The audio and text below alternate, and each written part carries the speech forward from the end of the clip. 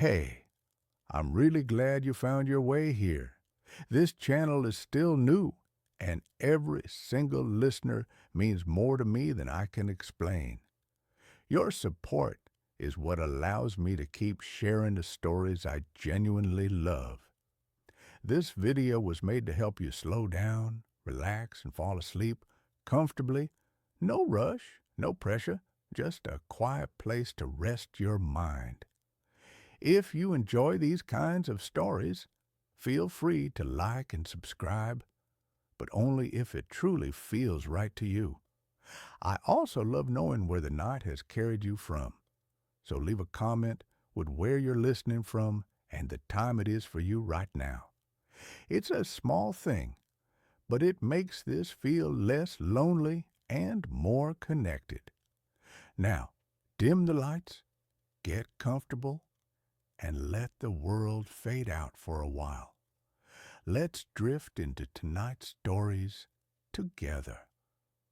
Story 1. I rented a room in a house where the owner asked me not to lock the door. I moved to a new city for work, the kind of move you don't plan for long. 1 week, you're normal. The next, you're packing everything you own into your car and hoping things work out. I needed a place fast, something cheap, something temporary. I found the listing on a local forum, not even a real rental site, just a post with no pictures. Room for rent, quiet house, short or long term, cash only. I messaged the number and got a reply almost right away. The man said the room was still available and asked when I could come see it. I told him that night. He sent the address and added one strange line at the end. Please don't lock your door at night. I assumed it was a joke or some old person rule. I ignored it. The house was in a normal neighborhood. That was the first thing that made me feel okay about it. Other houses nearby, cars and driveways, porch lights on. The place itself was older but not abandoned. White paint, 2 floors, small front porch, 1 light on inside. The owner opened the door before I knocked. He was tall, thin, maybe late 60s, clean clothes, calm voice. He smiled like someone who practiced it a lot. You must be here about the room, he said. Inside, the house was very quiet. No TV, no radio, no ticking clocks. The air felt cold even though it wasn't winter. Everything was clean but plain, no photos, no decorations, just furniture and walls. The room he showed me was upstairs. Small bed, desk, closet, window facing the backyard. Nothing strange about it at all. The price was low, very low. I asked him why. He paused for a second and said, I prefer short stays. That was fine with me. When I agreed, he handed me the key and repeated the rule. Please don't lock your door at night. It makes things worse. I smiled and said, okay, even though I had no plan to follow that. The first night was quiet. The second night, I heard footsteps. They were upstairs in the hallway. Slow steps, bare feet by the sound of them. I assumed it was the owner walking around. Then I realized the steps stopped right outside my door. They stayed there for a long time. I didn't hear breathing. I didn't hear movement. Just the feeling of someone standing very close to the door, facing it. Eventually, the steps moved away. The next morning, I asked the owner if he walked around at night. He looked confused. I don't go upstairs, he said. That night, I locked my door. Around 2 a.m., I woke up to a soft sound. Scratching, not at the door, on the wall next to my bed. Slow, steady scratches like fingernails dragging across wood from the inside. I turned on the lamp. The sound stopped. When I turned the light off, it started again. I stayed awake until morning. The next day, I noticed something new in the hallway. The carpet outside my door was pressed down like Someone had been standing there for a long time. That night, I didn't lock the door. The footsteps came back. They walked up and down the hall, sometimes stopping at other doors, sometimes stopping at mine. At one point, something gently pushed my door open, just a few inches. I stared at the dark gap, my heart pounding. Nothing came in. The door slowly closed again. The owner wasn't home the next day. That night, things got worse. The footsteps were louder, faster, more than one set. I heard whispering too, low and unclear, like people talking in another room. Then I heard my name, very clearly.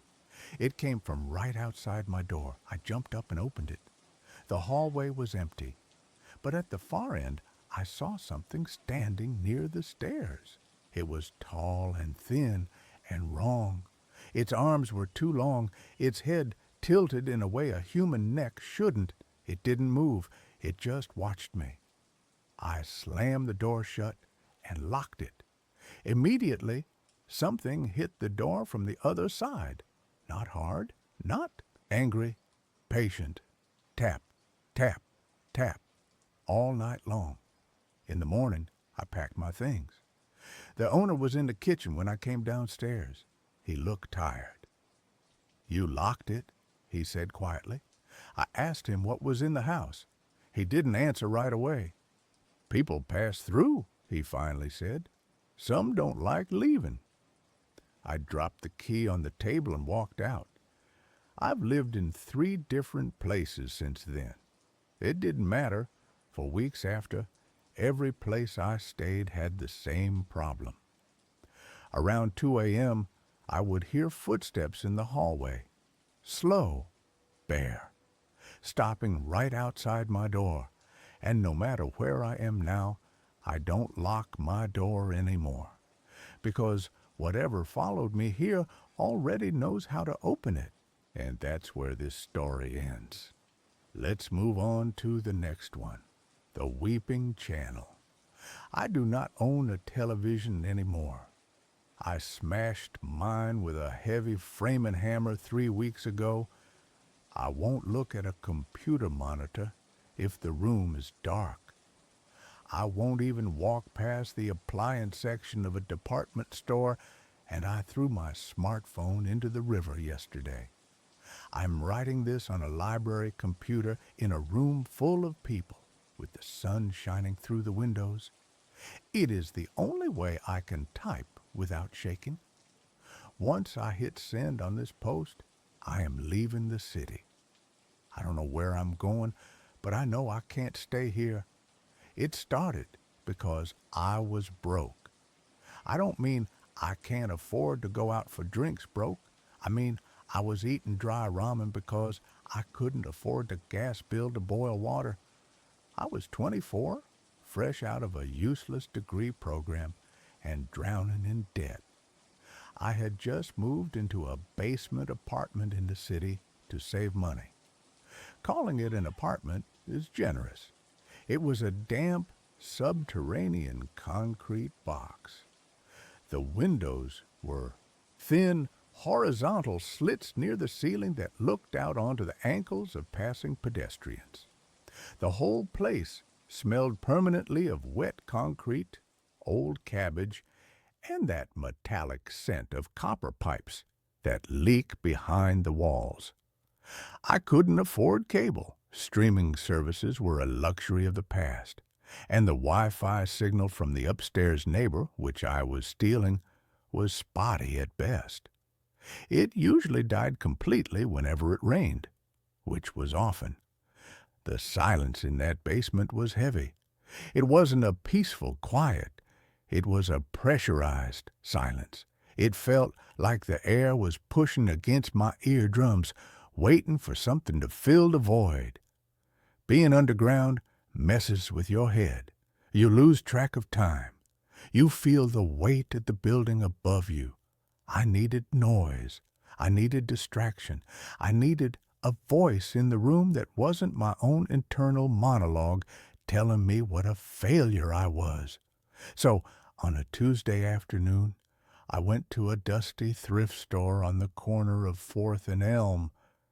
It was one of those places that smells like mothballs and other people's memories. I walked past the rows of stained shirts and chipped mugs to the electronics section in the back. There it was, an old CRT television. You know the kind, big, heavy, with a curved glass screen that gathers static electricity so you can feel it on the hair of your arms. It had a plastic casing that stuck out 2 feet in the back. It had a built-in VCR slot that looked like a hungry mouth and rabbit ear antennas wrapped in tin foil. It was ugly, it was heavy, it was perfect. "How much?" I asked the guy at the counter. He looked at it like it was a bag of trash.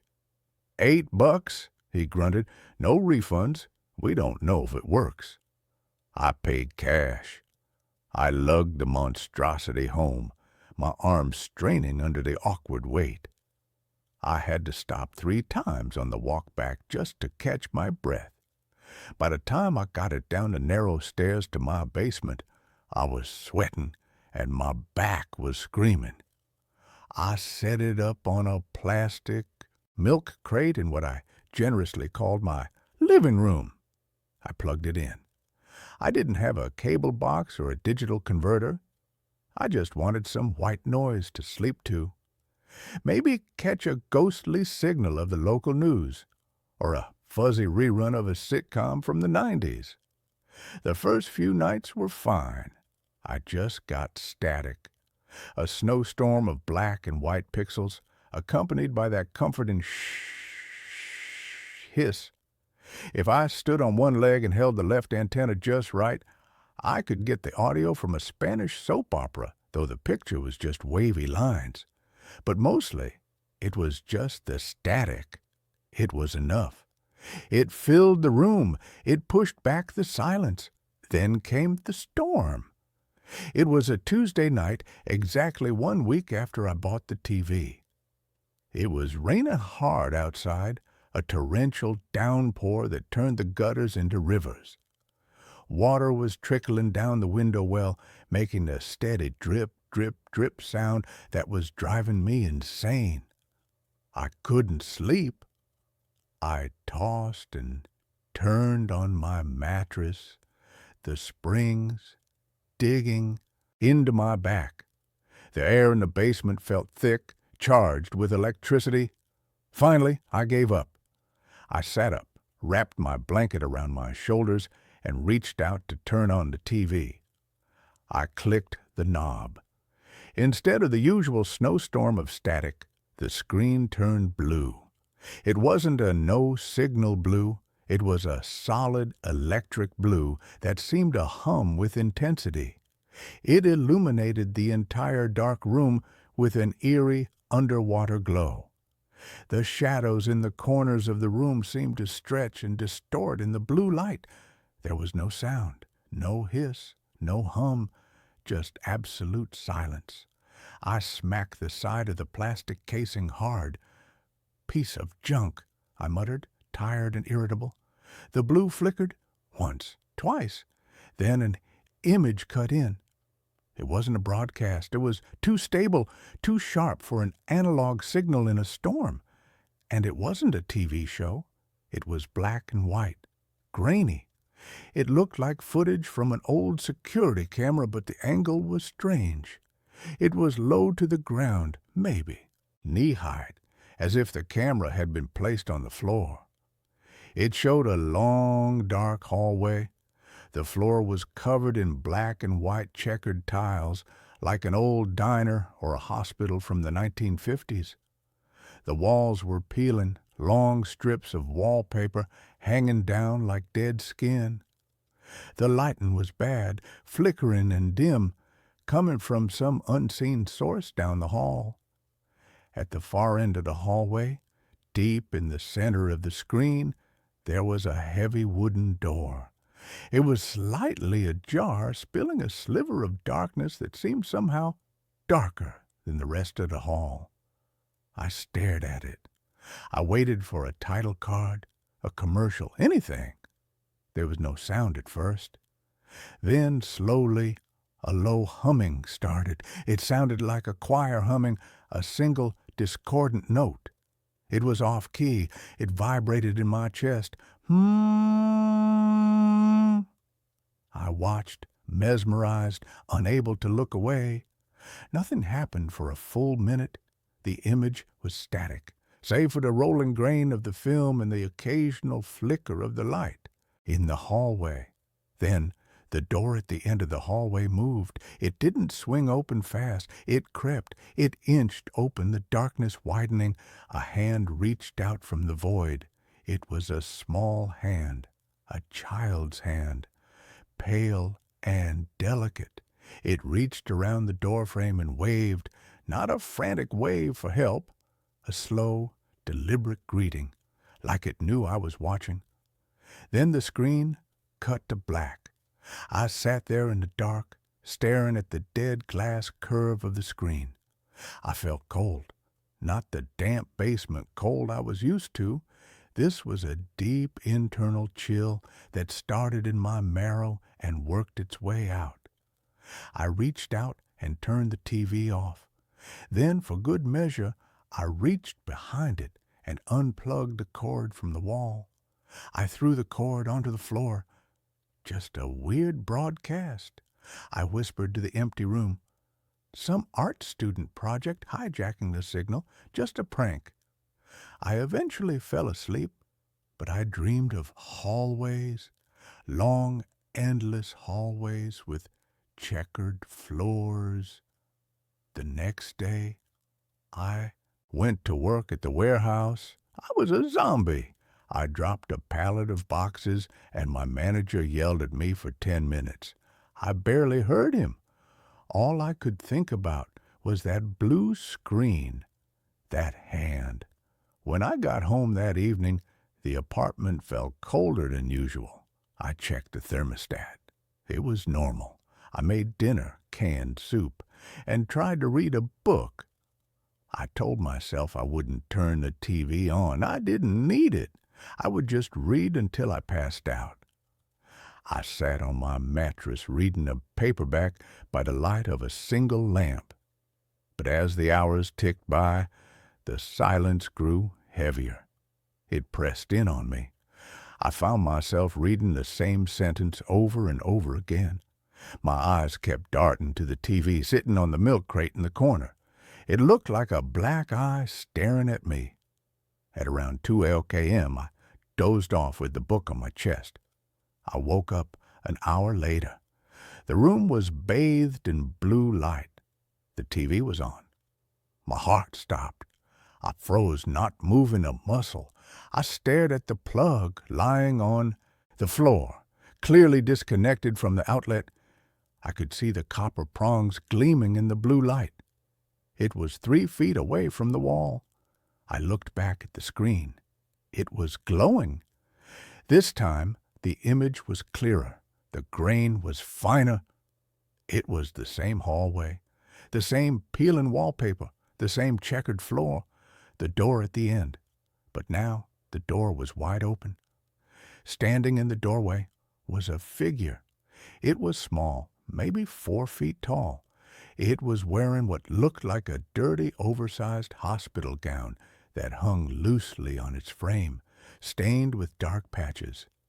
Its feet were bare and gray, but it was the head that made my breath catch in my throat. Its head was completely covered in bandages. Thick white gauze wrapped around its entire skull, layer upon layer, covering its eyes, its nose, its mouth. No features were visible, just a blank, wrapped sphere of dirty cloth. The humming sound was louder now, and it had changed. It wasn't just humming anymore, it was weeping. Sob, gasp, sob. It sounded wet, gurgling, like someone crying through a mouthful of water or blood. The sound filled the room, coming from the mono speaker of the TV, but sounding like it was right next to my ear. "Hello?" I whispered. My voice trembled so bad it barely came out. I felt insane talking to a television set that wasn't plugged in. "Who are you?" The figure on the screen twitched. It took a step forward into the hallway. Its movements were jerky, unnatural, like a stop-motion puppet that was missing a few frames of animation. Then it raised a hand, the same small, pale hand I had seen the night before, and pointed. It didn't point at me. It pointed at the floor right in front of the camera lens. The camera angle shifted down smoothly, mechanically, as if someone was operating it.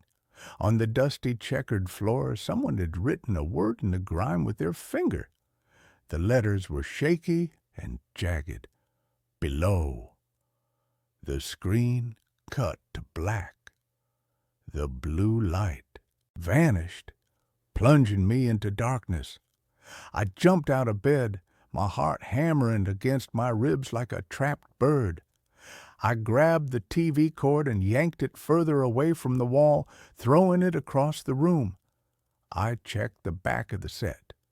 Maybe there were batteries, a backup power source, some kind of prank device installed inside. I grabbed a screwdriver from my kitchen drawer and frantically unscrewed the back casing. I ripped the plastic off. Inside, it was just dust, wires, and the glass tube. No batteries, no hidden computer, just old analog trash. I threw a heavy wool blanket over the TV, blocking out the dark screen. I turned on every light in the apartment, the bathroom light, the kitchen light, the floor lamp. I didn't sleep the rest of the night. I sat in the corner of the room, clutching a kitchen knife, watching the blanket-covered shape. Every creak of the floorboards upstairs made me jump. Every drip of water from the pipes sounded like a footstep. The third night was the end. I worked a double shift at the warehouse just to avoid going home. I stayed until the manager kicked me out. I wandered the streets for an hour, drinking coffee, delaying the inevitable. But eventually, I had to go back. I had nowhere else to go. I got home at almost 3:00 a.m. I was exhausted, my body aching, my mind numb from lack of sleep. I unlocked the door, my hands shaking. I walked into the apartment, dropped my keys on the counter, and froze. The blanket I had thrown over the TV was on the floor in a heap. The TV was on, and the volume was all the way up. The sound was deafening. It hit me like a physical blow, screaming, high-pitched, distorted screaming that sounded like metal tearing or a fox dying in a trap. It filled the small concrete box of a room, bouncing off the walls, vibrating in my teeth. I dropped my bag and covered my ears, wincing in pain. I ran to the TV to smash it, to stop the noise, to kill it. The image on the screen stopped me dead in my tracks. It was a face, extreme close-up. It was the bandaged face. The camera was inches away from it. The gauze was stained brown and red, wet and glistening around where the mouth should be. The texture of the fabric was so clear I could see the individual threads and the dirt trapped between them. As my hand hovered over the power button, the screaming stopped. Instantly. Absolute silence. The transition was so abrupt it made my ears ring. The figure on the screen tilted its head to the side, a bird-like, twitchy movement. Then the bandages around the mouth area began to split. They tore open with a wet, raw-rip sound. Underneath the bandages, there were no lips. The mouth was sewn shut. Thick black thread crisscrossed the pale skin, pulling it tight. The skin around the stitches was red and angry. The stitches strained as the jaw tried to open. A voice came out of the TV speakers. It wasn't the screaming anymore. It was a whisper, a raspy, dry whisper that sounded like dead leaves skittering on pavement. It Here. I yanked the cord again, terrified, sobbing now. Nothing happened. The TV stayed on. The face stared at me. I grabbed the remote, which I hadn't even put batteries in, and smashed the power button repeatedly. Nothing. It is here, the voice whispered again, more urgent this time. The stitches on the screen began to bleed. Then I heard a sound from behind me. Creak! It came from the floor vent, the large metal heating grate in the corner of the room near the closet. It was the main intake for the building's furnace. I turned around slowly, dread pooling in my stomach like lead. The metal screw holding the grate in place popped out. It flew across the room and pinged against the opposite wall. The heavy metal grate lifted up, pushed from the inside. I watched in horror as long, pale fingers wrapped around the edge of the vent. It wasn't a child's hand. These fingers were impossibly long, skeletal, and gray. The nails were black, cracked, and curled like talons. A head pushed up through the opening. It was wrapped in bandages, dirty, brown-stained bandages. I screamed and backed away, tripping over the milk crate the TV sat on. The crate collapsed, sending the TV tumbling. It hit the floor with a crash, but the screen didn't break. It landed face up, the image of the sewn mouth still staring at the ceiling, glowing blue. The thing crawled out of the vent. It moved like a spider, limbs splayed out at wrong angles, joints popping and cracking with every movement. It pulled itself onto the concrete floor, wearing that same filthy hospital gown I had seen on the screen. It stood up. It was small, hunched over. It crawled toward me on its hands and knees. I scrambled backward, crab walking on my hands and feet until my back hit the cold concrete wall. I had nowhere to go.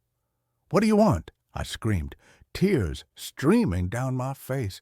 "Leave me alone, please." The thing stopped halfway across the room. It sat up on its knees. It looked at me with its bandaged face. It didn't attack. It didn't lunge. It raised a hand and pointed. It pointed at the TV lying on the floor. I looked at the screen. The image had changed. It was no longer the close-up of the face. It was my apartment. It was a live feed of my living room, shot from a high angle from the corner of the ceiling where the shadows were deepest. The picture was crisp and clear. I could see myself cowering against the wall, looking pathetic and small. I could see the bandaged monster kneeling in the center of the room, pointing. But on the screen, there was something else. Standing directly behind me, in the shadow of the doorway to the kitchen, was a tall, dark figure. It was a shadow person, a silhouette of pure vantablack darkness, 7 feet tall, its edges blurring into smoke. It had no features, no face, except for 2 points of burning red light where its eyes should be. I felt a cold breath on the back of my neck. It smelled of sulfur, ozone, and rotten meat. I didn't turn around. Every instinct in my body screamed that if I turned around, if I looked it in the eyes, I would die. The bandaged thing on the floor wasn't attacking me. It was warning me. "Run!" the bandaged thing hissed. The stitches on its sewn mouth tore open one by one. Pop, pop, pop. Blood dribbled down its chin onto the dirty gown. "Run!" I lunged to the side. I rolled away from the wall just as a massive black claw slashed the air where my head had been a second before. The claw gouged deep grooves into the drywall, sending white dust flying. I scrambled to my feet, slipping on the loose paper scattered on the floor. I sprinted for the door. The apartment shook. A low guttural roar filled the room. It sounded like the earth splitting open. The lights flickered and exploded, showering the room in glass and sparks. I fumbled with the locks in the dark. Deadbolt, chain, handle. My fingers felt like clumsy sausages. I couldn't get the chain to slide. I felt something grab the back of my shirt. Cold. So cold, it burned my skin through the fabric like dry ice. I ripped forward with everything I had. I heard the fabric tear. I heard the screech of the shadow thing. I burst out into the hallway of the building, slamming the door behind me. I heard a heavy thud against the door from the inside, then scratching, frantic, deep scratching that sounded like knives on wood. I ran up the stairs, two at a time, tripping, falling, skinning my knees, getting up again. I didn't stop until I burst out onto the street. It was raining again. I stood in the middle of the sidewalk, panting, shirtless, bleeding from a long scratch on my back, the rain mixing with the blood. I looked like a maniac. I didn't go back down there. I called the police from a 24-hour bodega down the block. I told them someone broke in. I sounded crazy, hysterical, rambling about bandages and shadows. When the cops arrived, two burly officers went downstairs with flashlights drawn and guns out. I waited at the top of the stairs, shivering in the rain. They came back up 10 minutes later, holstering their weapons. They looked annoyed. "Apartment's empty, son," the older officer said, clicking his pen. "No sign of a break-in. But you got a mess down there. TV's on the floor. Vent cover is unscrewed. Light bulbs are blown. Looks like you had a party." "Did you check the vent?" I asked, grabbing his arm. "Did you look inside?" He shook me off. "Yeah, it's just a heating duct. Goes to the furnace room. It's too small for a person to fit in. Maybe a rat, but not a person, and definitely not a 7-foot shadow." "I saw it," I said. "It came out of there. The bandaged thing came out of the vent. The shadow was behind me." The officer looked at me with pity. He wrote something in his notebook. I saw him circle the word mental. "Maybe you need to get checked out, kid," he said softly. "There's a lot of black mold in these old basements. Makes people hallucinate. Seen it before. Carbon monoxide, maybe. Go to the hospital." They left. I moved out the next day. I refused to go back inside alone. I hired a moving company to grab my boxes, but I left the TV. I told them to leave it on the floor. I left my deposit. I didn't care about money anymore. I stayed on a friend's couch for a week, unable to sleep without the lights on. I flinched at every shadow. Then I found a new place, a third-floor apartment in a newer building across town. No basement, lots of windows, electric baseboard heating, no vents. I thought I was safe. I really did. I thought the signal was stuck in that basement, bound to that cursed TV. But yesterday, I was walking past an electronics store downtown. It was a high-end place with a huge wall of flat-screen TVs in the window, all playing the same 24-hour news channel. As I walked by, the hairs on my arms stood up. Every single TV screen flickered in unison. The news anchor's face distorted, stretched, and disappeared. The screens turned blue. 50 shades of electric blue staring at me from behind the glass. Then the grainy black and white image appeared on all 50 screens. The passers-by didn't seem to notice. They kept walking, eyes on their phones, ignoring the glitch. The hallway, the checkered floor, the bandaged figure stood in the center. Its gown was tattered now, hanging in shreds. It stepped closer to the camera. It raised a long, bony finger and pointed directly at the camera lens, directly at me. Then text appeared on the screen, written in jagged white letters that looked like scratches on the film. "We are still below." I ran. I ran until my lungs burned and my legs gave out. I locked myself in my new apartment. I have covered the electrical outlets with duct tape. I have piled furniture against the door. I threw my phone in the sink filled with water. But it's getting quiet in here. Too? Quiet. And 5 minutes ago, my laptop, which was closed and powered down on the coffee table, turned on. The lid didn't open. The screen just illuminated, shining blue light through the gap between the keyboard and the screen. Then the speakers crackled.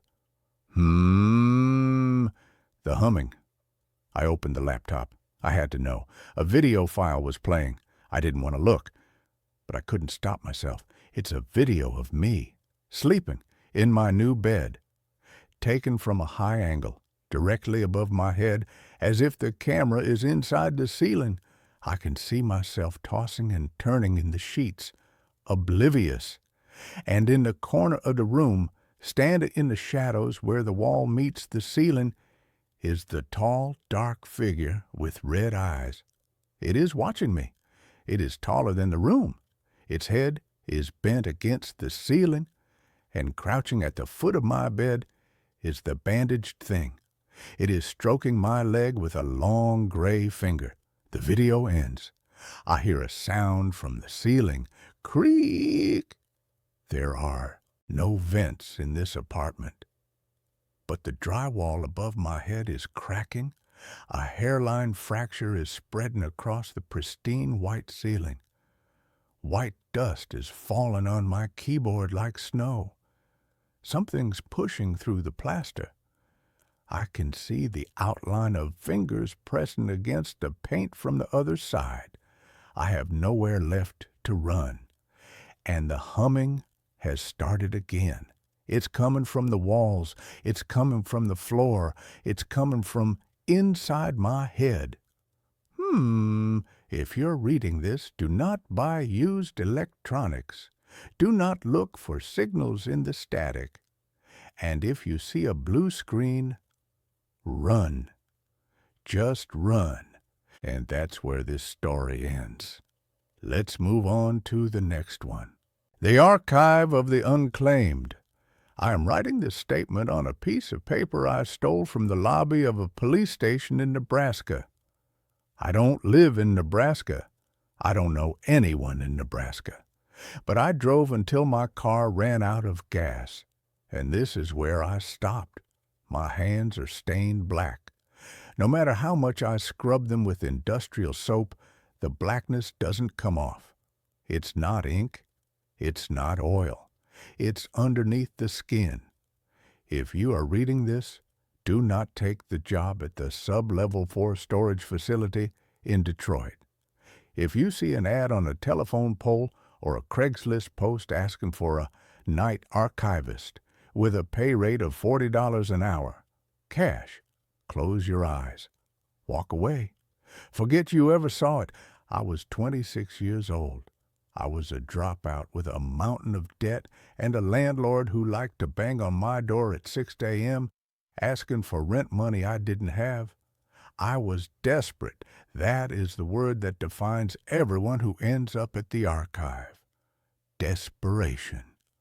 I met the hiring manager, a man named Mr. Calloway, in a portable office trailer sitting in the middle of a fenced-off concrete lot. He was a small man, bald with glasses so thick his eyes looked like tiny black beads swimming in water. He didn't ask for a resume. He didn't ask for a background check. "Can you lift 50 pounds?" he asked. His voice was dry like sandpaper rubbing together. "Yes," I said. "Are you claustrophobic?" "No." "Do you have family that checks on you daily?" "No," I lied. I had a mom in Ohio, but we hadn't talked in months. Good, Calloway said. He stamped a piece of paper. You start tonight, 8 p.m. to 4 a.m. Your job is simple. You walk the rows. You check for moisture.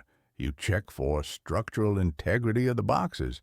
And you never, under any circumstances, open a box marked with a red tag. What's in the boxes with red tags? I asked.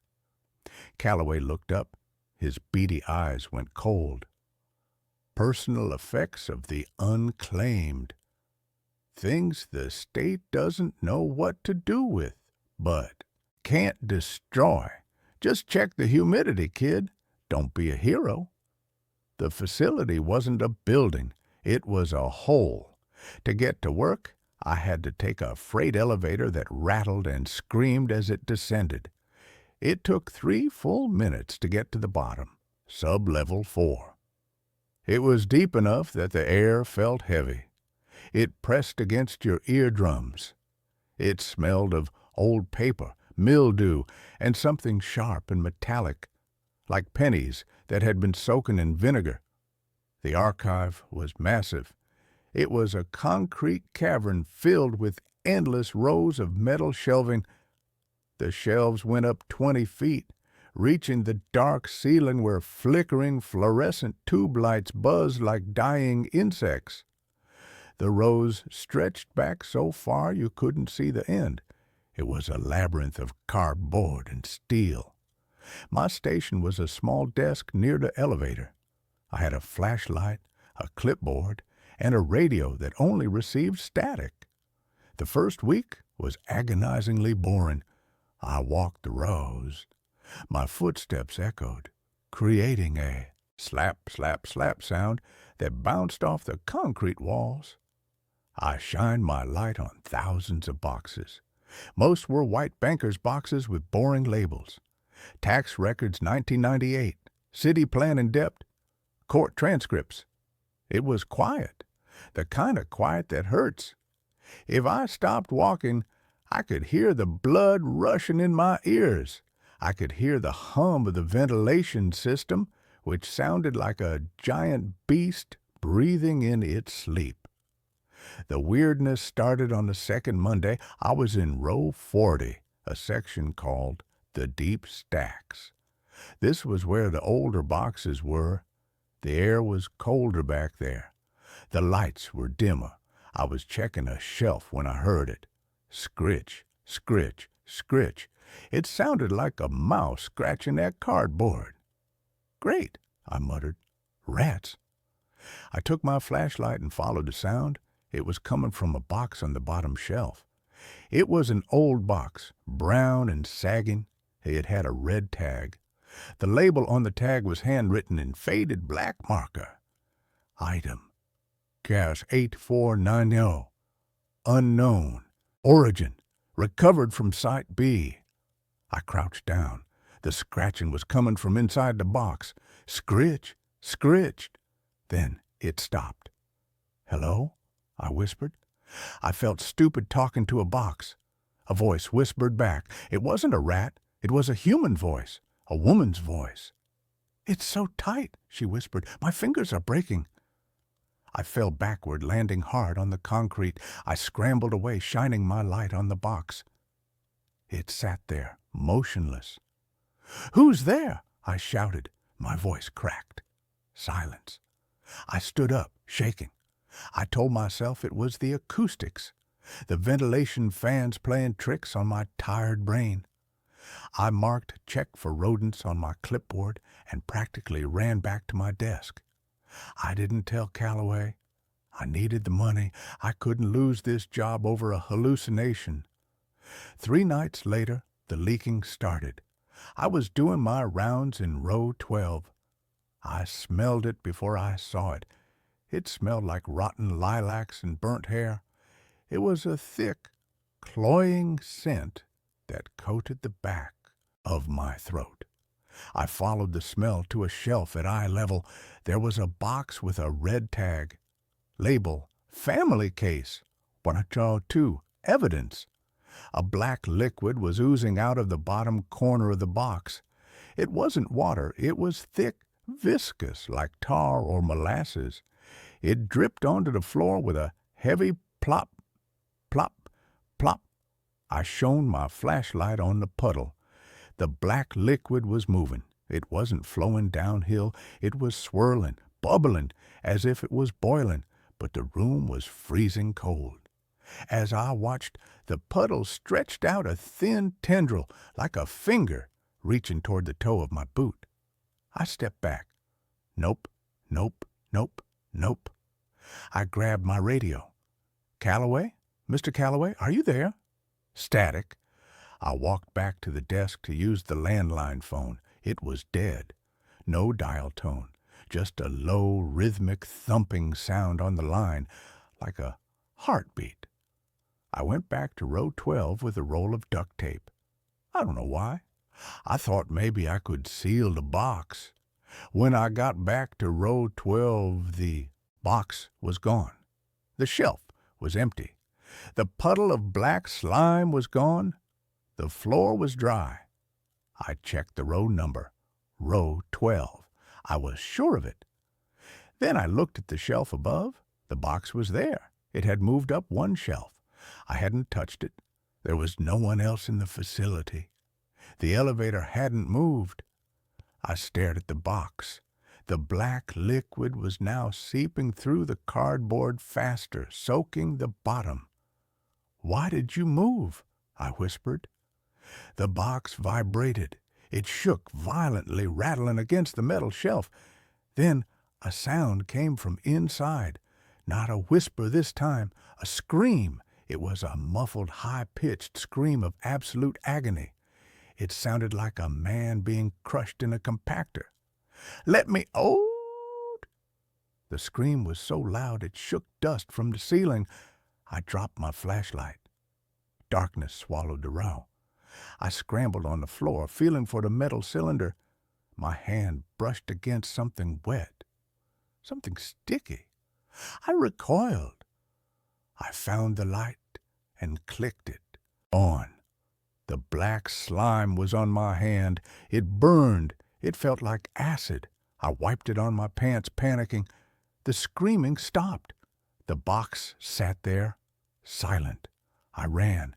I ran all the way to the elevator and hit the button. I stood there shivering, waiting for the slow, agonizing descent of the cage. When it finally arrived, I took it up to the surface and sat in my car until sunrise. I should have quit then. I really should have. But I checked my bank account balance on my phone. Negative $40. Rent was due in 2 days. I went back. God help me, I went back. That was night 7, the last night. When I arrived, Calloway wasn't in the trailer. The door was unlocked. His coffee cup was on the desk, mold growing in the cold liquid. A note was taped to the monitor. "Check row 99. Urgent!" I'd never been to row 99. The facility supposedly ended at row 80. I took the elevator down. The air was different tonight. It was hot, humid. The smell of rotten lilacs was everywhere, overpowering. I walked past rows, 10, 20, 50. The lights were buzzing louder, popping and flickering. Shadows seemed to dance in the corners of my vision. I reached row 80. Behind it, there was a heavy plastic tarp hanging from the ceiling, painted with a warning, "Do not enter. Structural instability." I pulled the tarp back. There was a tunnel. It wasn't concrete anymore. The walls were rough-hewn rock, braced with old rotting wood beams. Shelves had been hammered directly into the rock.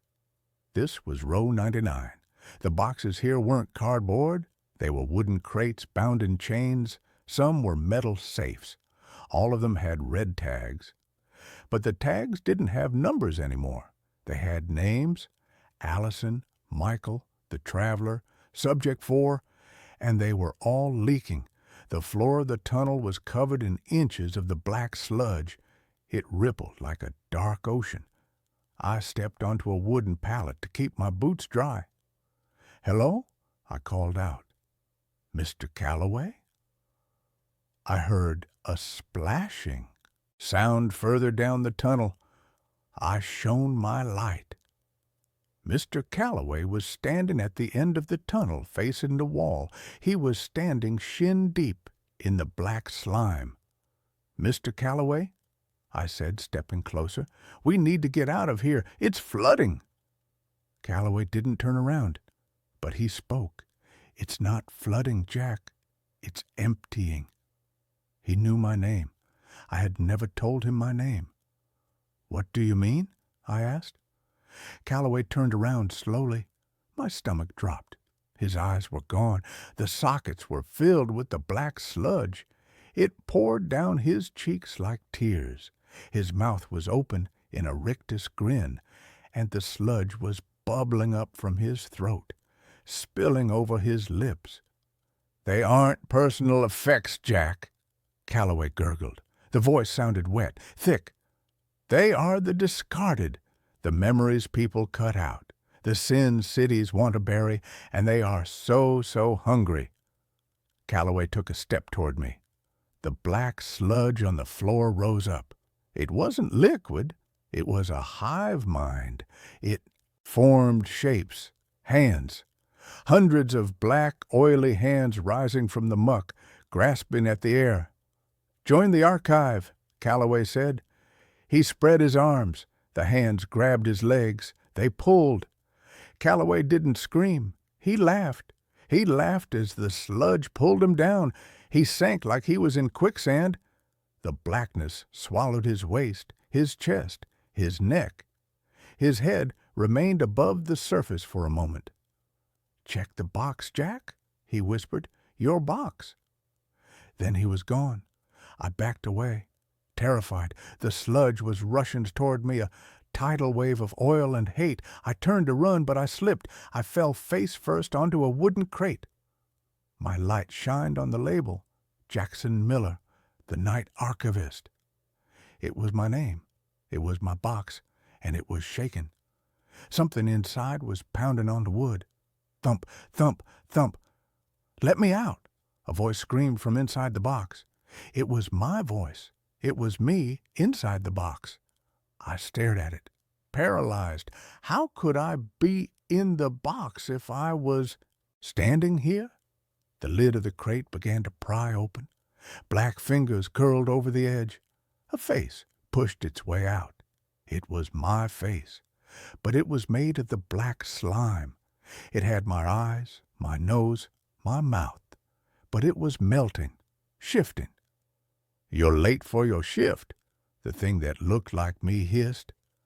I scrambled backward. The sludge on the floor grabbed my boot. It burned. It felt like it was eating through the leather. I kicked my foot loose, leaving the boot behind. I ran. I ran back through the tunnel, past the tarp, into the concrete section.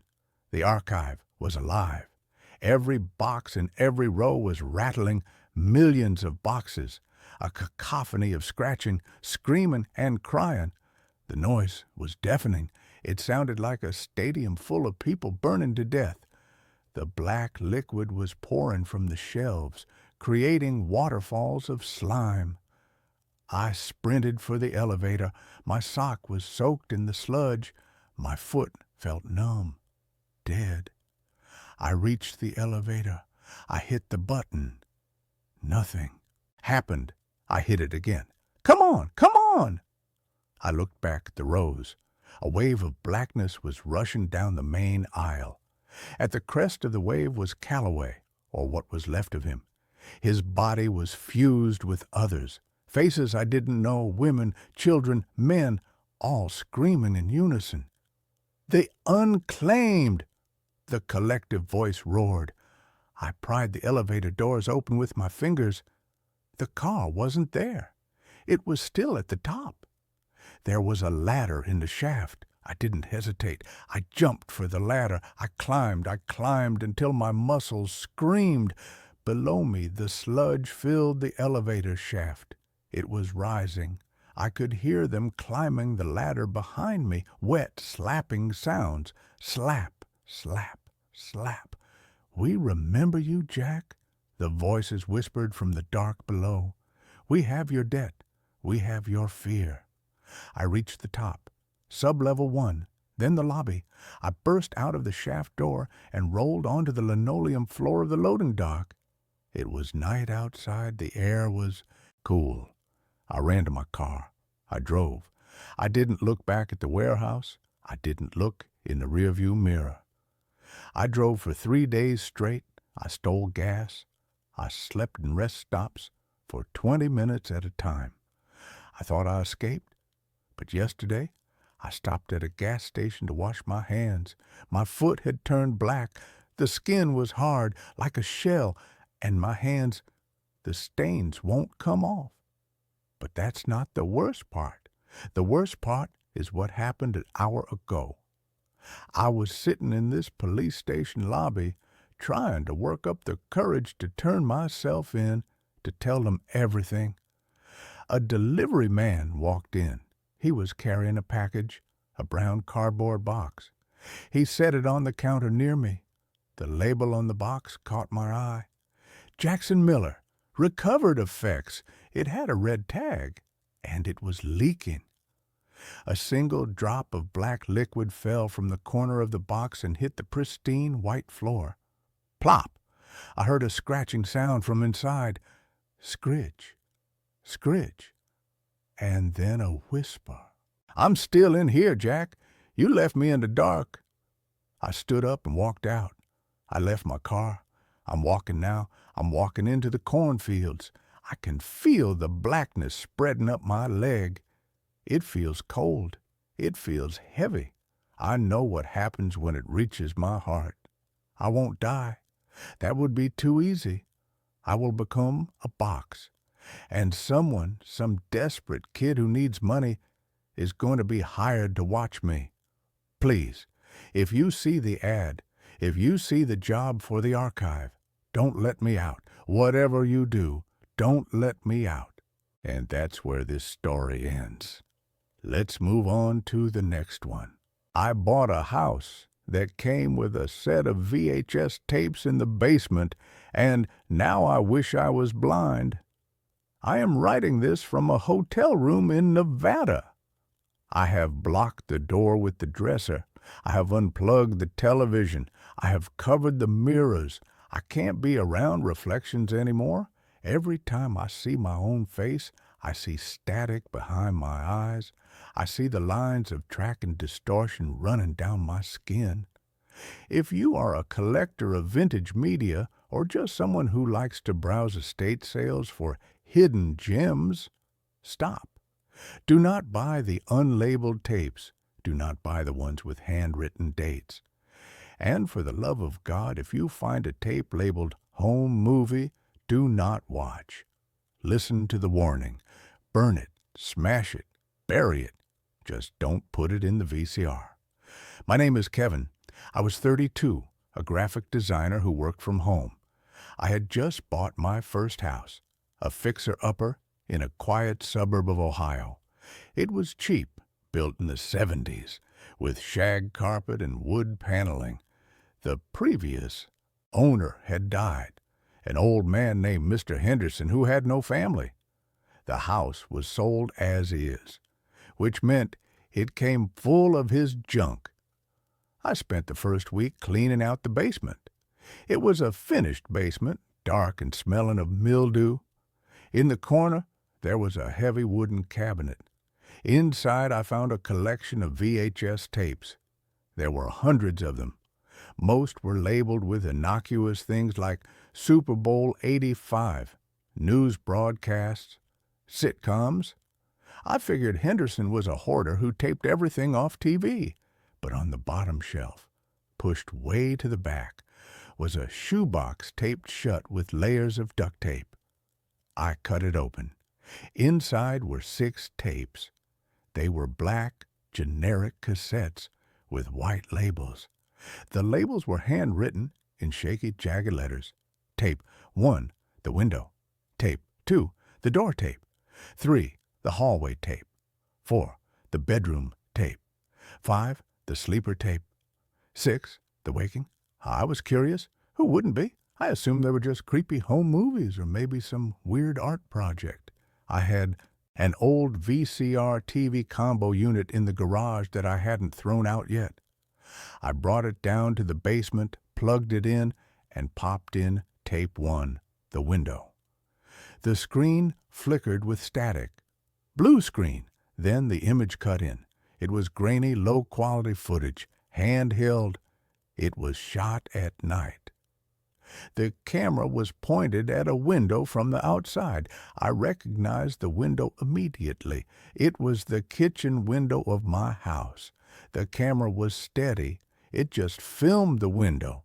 Inside, I could see Mr. Henderson sitting at the kitchen table eating soup. He looked younger, maybe in his 50s. He was oblivious. The tape ran for an hour. Just footage of a man eating, reading the paper, washing dishes. It was boring, but unsettling. Someone had been stalking him. I ejected it and put in tape 2, The Door. This one was shot from inside the house. The camera was set up on a tripod in the living room facing the front door. It was night again. The lights were off. Nothing happened for 20 minutes. Then the mail slot on the door opened. A long, thin metal rod slid through. It wiggled around, feeling for the lock. It failed. The rod retracted. Then a face appeared in the mail slot. Just an eye. A wide, unblinking eye staring into the living room. It looked around, scanning. Then the tape cut to static. I was creeped out. I should have called the police then. But I told myself this was old footage, decades old. The stalker was probably dead or in jail. I put in tape 3, The Hallway. This footage was different. It wasn't static. The camera was moving. It was being held by someone walking through the house. The camera moved silently down the hallway. It paused at photos on the wall. It paused at a mirror. In the mirror, I saw the cameraman, or rather, I saw what he was wearing. He was dressed in a full-body black spandex suit, like a morph suit, but thicker. No face, no skin showing, just a black silhouette. He waved at the mirror, a slow, mocking wave.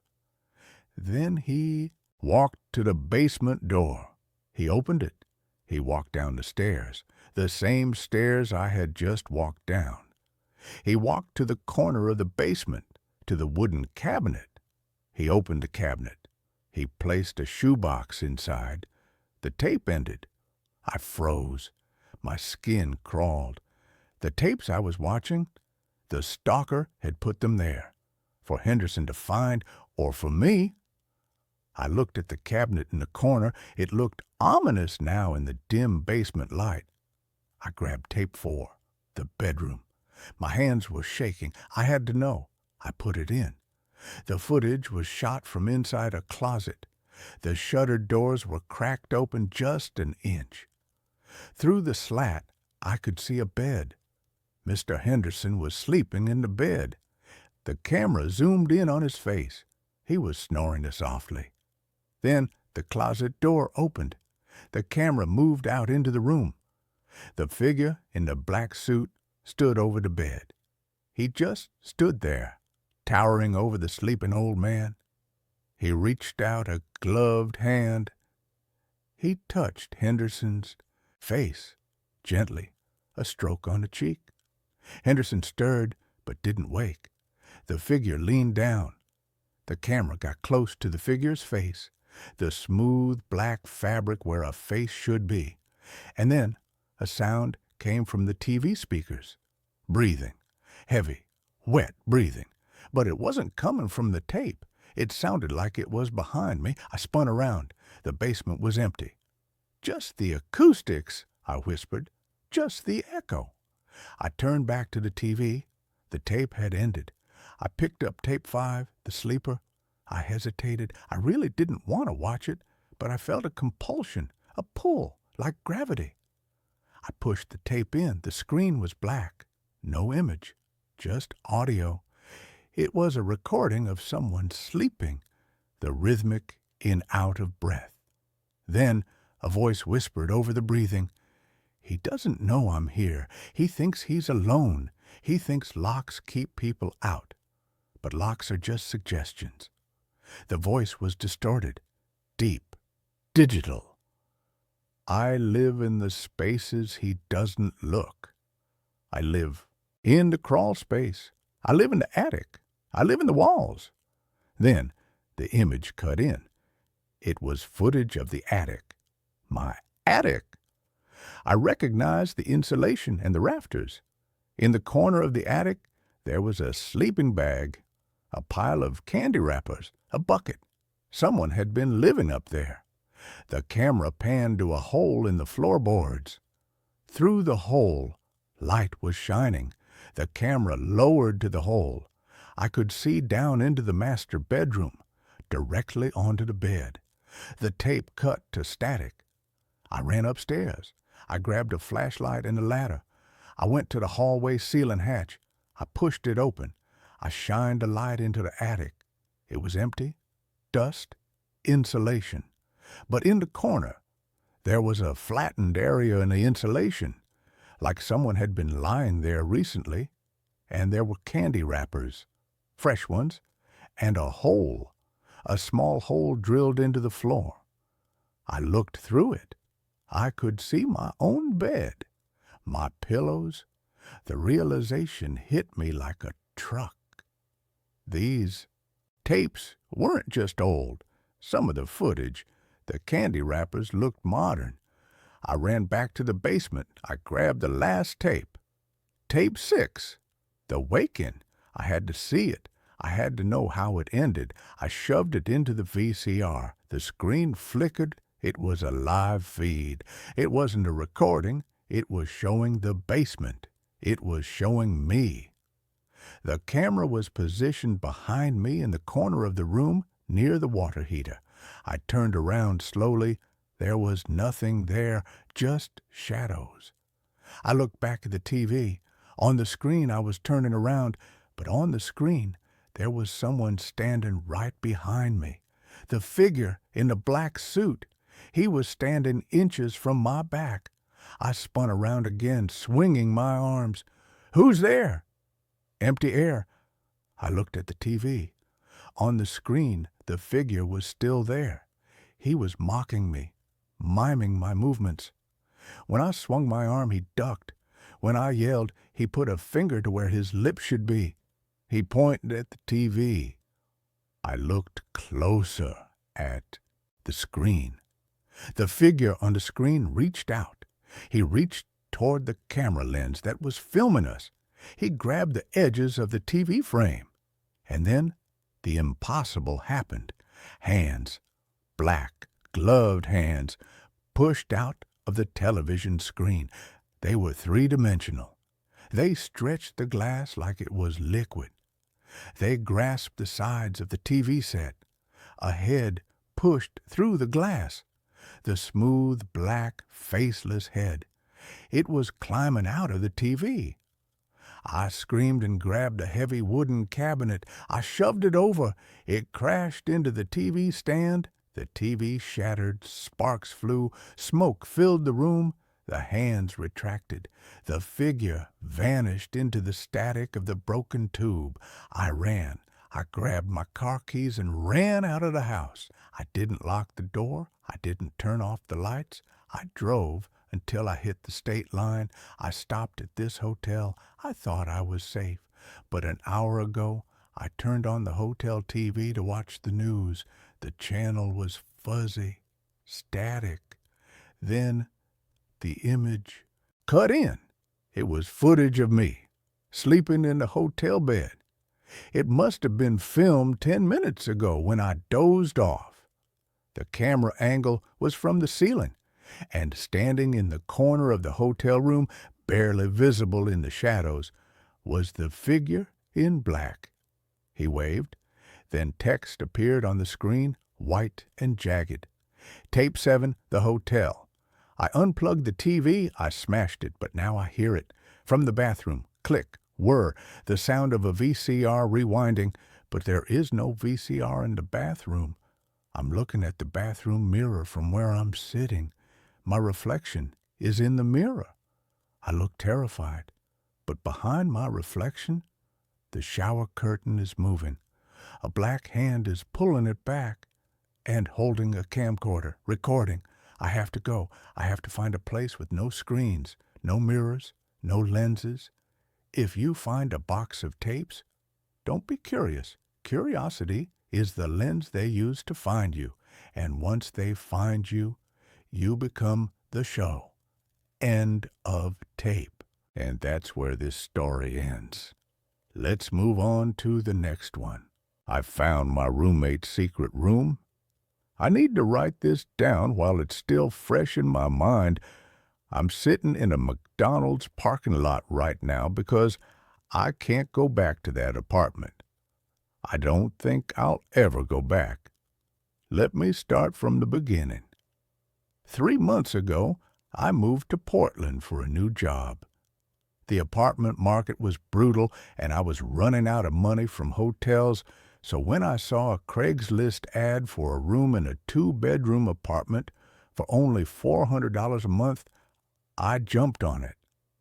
The ad said the current tenant was looking for a quiet roommate who kept to themselves. That was perfect for me since I'm pretty introverted anyway. The guy's name was Marcus.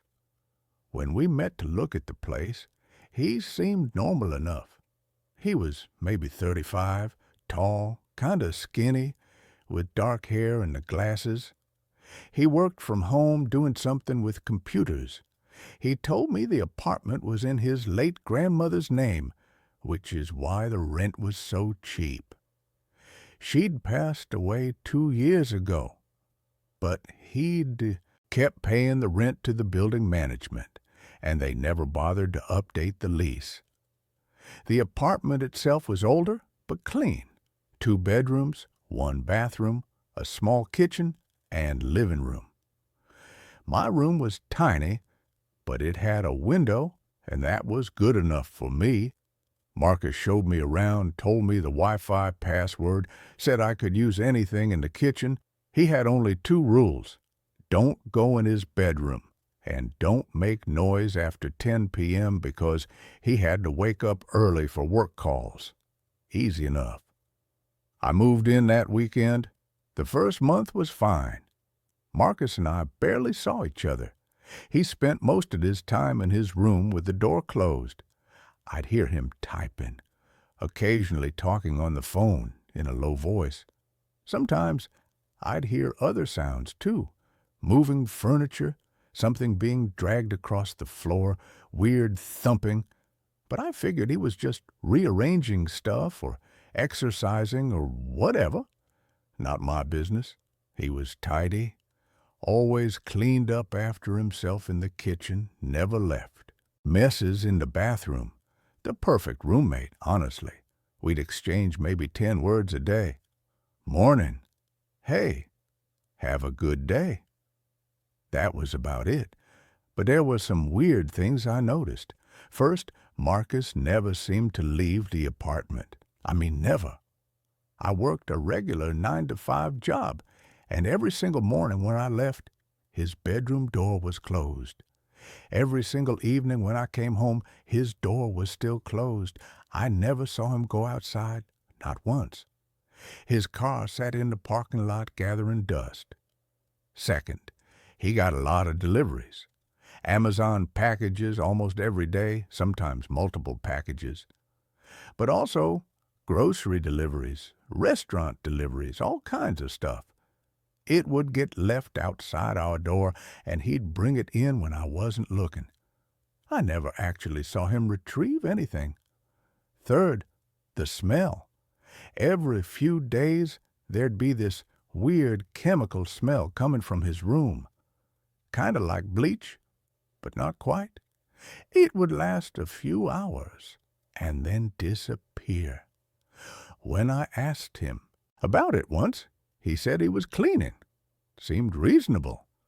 The really weird stuff started about 6 weeks after I moved in.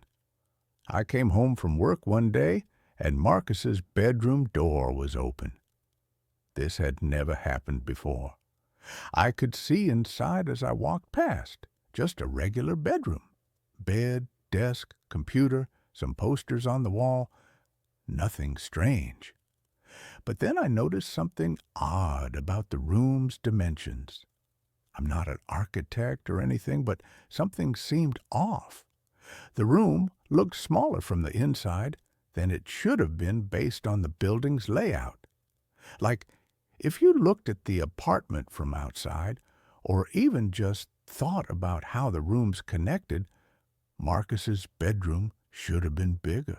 There was space missing. I didn't think too much about it at the time. Old buildings are weird, walls get built in strange places, whatever. But then I couldn't stop thinking about it. That night, I couldn't sleep. I kept thinking about that room, about the space that didn't add up. Around 2 a.m., I got up to get water, and I noticed light coming from under Marcus's door. I could hear him moving around, that dragging sound again, and then silence. I went back to bed, but I couldn't shake the feeling that something was wrong.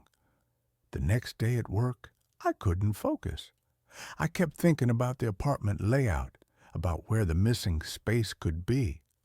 When I got home, Marcus's door was closed as usual. I made dinner, watched some TV, tried to act normal. But around 11 p.m., I heard Marcus leave his room and go into the bathroom. I heard the shower start, and I did something I'm not proud of. I went to his bedroom door and tried the handle. It was unlocked. I knew I shouldn't. I knew it was a huge violation of privacy and crossing every boundary. But my hand was already turning the knob, and I was already pushing the door open. The room looked the same as before. Bed, desk, computer. But now I was looking for something specific. I walked around the room, checking the walls. And that's when I found it. On the wall behind his desk, there was a poster of some movie I didn't recognize. But when I touched the wall around it, I could feel a draft of air. I pulled the poster aside and found a door. Not a regular door, more like a small hatch, maybe 3 feet tall and 2 feet wide. It was painted the same color as the wall, almost invisible if you weren't looking for it. My heart was pounding. I could still hear the shower running. I knew I had maybe 5 more minutes before Marcus came back. I opened the hatch. Behind it was darkness and a smell, that chemical smell, but stronger. I turned on my phone flashlight and looked inside. It was a room, a hidden room, maybe 10 feet by 10 feet, with a low ceiling. I had to crouch to fit through the hatch. The room was full of stuff. And by stuff, I mean disturbing stuff. There were photographs covering every wall, hundreds of them. They were all of people, different people, all ages, all types. But they weren't normal photos. They were surveillance photos, pictures of people walking down the street, sitting in cafes, getting into their cars, pictures taken through windows, pictures of people sleeping. In the corner was a desk with 3 computer monitors. They were all on, showing what looked like security camera feeds. I recognized some of the locations. They were around our neighborhood. The coffee shop on the corner, the bus stop 2 blocks away, the parking lot of our building. There were filing cabinets against one wall. I opened one and found folders, each labeled with a name and date. I pulled out a random one. Inside were more photos of a woman I didn't recognize, along with printed documents. What looked like her work schedule, her home address, her daily routine, all written out in detail. There were pages and pages of notes about her life. I felt sick. I opened another cabinet. This one had different stuff. There were driver's licenses, credit cards, keys, All sorts of personal items that clearly belonged to other people. Everything was organized in plastic bags with labels. The shower had stopped. Panic hit me. I ducked back through the hatch, pulled the poster back in place, and got out of Marcus's room as quickly and quietly as I could. I made it back to my room and closed the door just as I heard the bathroom door open. I sat on my bed, shaking. My mind was racing. What the hell had I just seen? Was Marcus stalking people? Was he stealing from them? What was he doing with all that information? I didn't sleep that night. I kept my door locked and a chair pushed against it. Every sound from the apartment made me jump. In the morning, I called in sick to work. I needed to figure out what to do. Should I call the police? But what would I say? That I broke into my roommate's room and found a hidden room full of creepy stuff?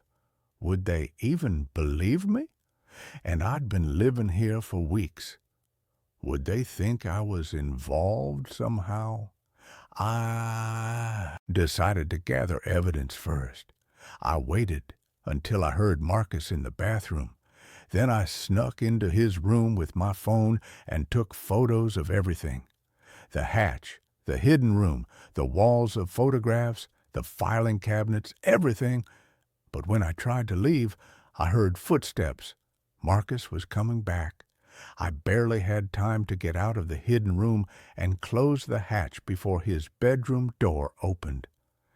I was still crouched behind his desk when he walked in. We made eye contact. For a few seconds, neither of us moved. His face was completely blank, expressionless.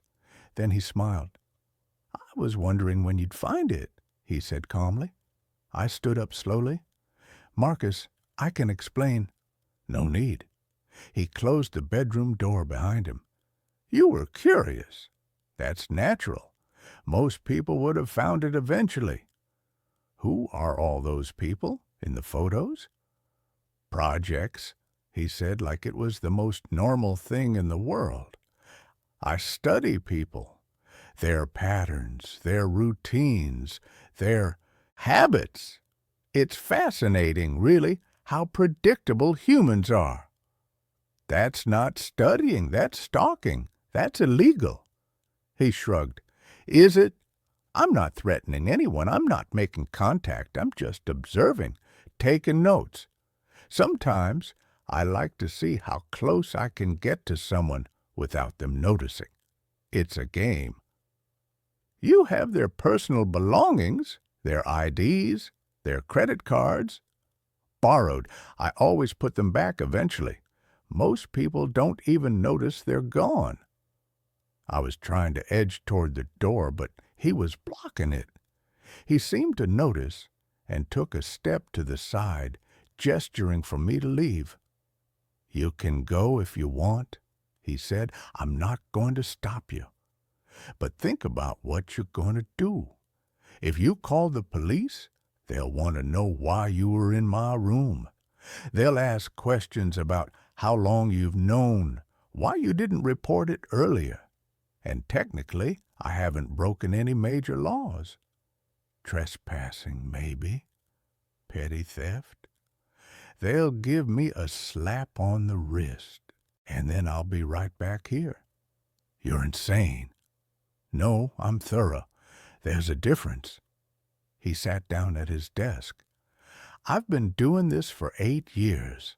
I'm very good at it. I cover my tracks. And I'm very careful about choosing the roommates who won't cause problems."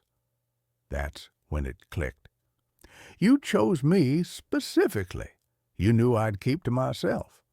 "Of course. You were perfect, quiet, introverted, working long hours, no local friends or family to visit.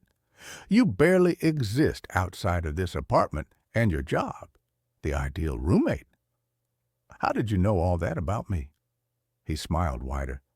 "The same way I know everything about everyone. Research." I felt my stomach drop. "You were watching me before I moved in." "I watch everyone. It's what I do." He turned to his computer and pulled up a folder. My name was on it. I have your whole life documented. Where you work, where you shop, what time you go to bed. I know you call your mother every Sunday at 6 p.m. I know you order Thai food every Friday. I know you're afraid of dogs because of something that happened when you were 7. How could you possibly know that?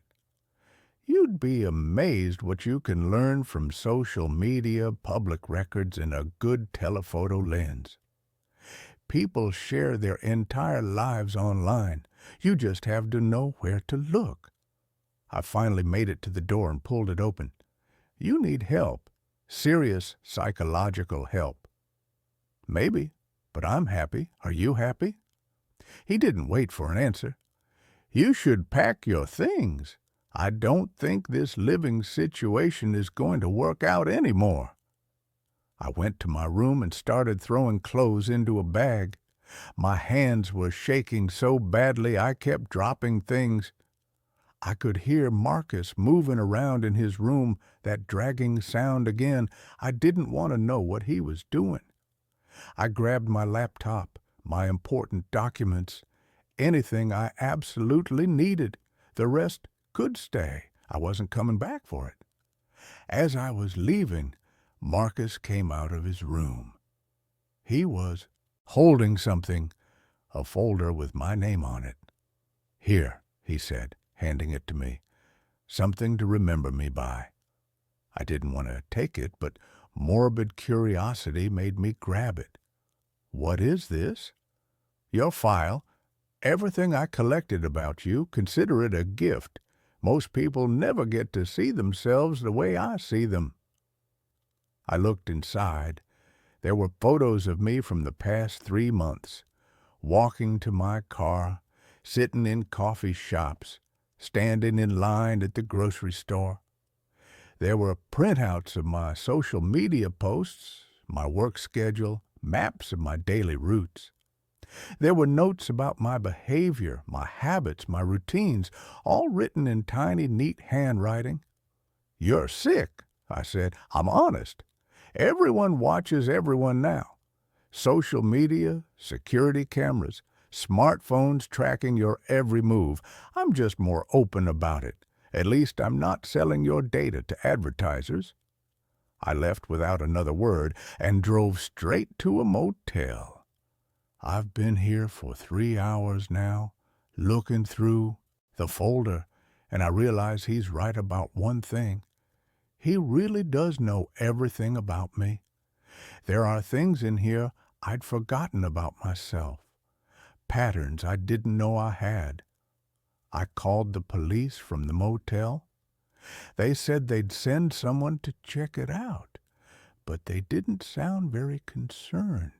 They asked me a bunch of questions about why I was in his room, whether anything was stolen, whether he'd threatened me. I tried to explain about the hidden room and the photographs, but I could tell they thought I was overreacting. A detective came by the motel an hour later. He took my statement and the photos I'd taken with my phone. He said they'd investigate. But he also warned me that what Marcus was doing might not technically be illegal. Creepy, yes. Wrong, definitely. But the law isn't always clear on this stuff. The photos of people in public places, that's usually legal, the detective explained. The surveillance cameras might be a violation, depending on where they're pointed, but that's more of a civil matter.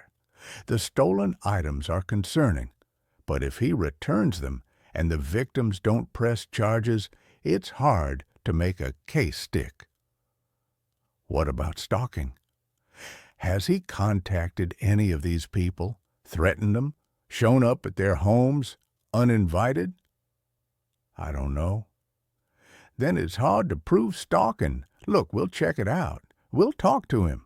But I want you to be prepared for the possibility that we might not be able to charge him with anything serious. That was 3 hours ago. I haven't heard back from them yet. I've been sitting here in this McDonald's parking lot looking through Marcus's file on me, and I'm realizing something terrifying. I moved to Portland 3 months ago, but some of these photos are older. There's a picture of me from 6 months ago, back when I was still living in Seattle. I'm walking out of my old apartment building. He'd been watching me for at least 6 months before I moved in, which means he didn't just find me on Craigslist. He planned this. He chose me specifically and then somehow engineered the situation so I'd see his ad and move in. But why? Why go through all that trouble? I'm nobody. I'm just a regular person with a boring job and a boring life. Unless that's exactly why. Maybe he wanted a roommate who wouldn't notice things, wouldn't ask questions, wouldn't interfere with his projects. Someone who'd be so focused on their own life that they wouldn't pay attention to his. I just realized something else. In all the time I lived there, I never once saw Marcus's bedroom light turned off. Not once. Now I'm wondering if he ever slept, or if he spent every night in that hidden room watching his cameras, organizing his files, planning whatever it is he was planning. My phone just buzzed. It's a text from an unknown number. You forgot your toothbrush. I'll mail it to you. It's him. It has to be. But how does he have my phone number? I never gave it to him. We only communicated through email when I was looking at the apartment. Another text. Also, you should know that Detective Morrison has a gambling problem. He owes $15,000 to a bookie in southeast Portland. He won't take your complaint seriously. How the hell does he know who I talk to? Is he listening somehow? Does he have my phone bugged? Another text. Don't bother changing your number. I have other ways of reaching you. I just wanted you to know. This isn't over. You're still one of my projects. You'll always be one of my projects. Have a nice life. I'm leaving Portland. Tonight. I'm going to drive to my mom's house in California and figure out what to do from there.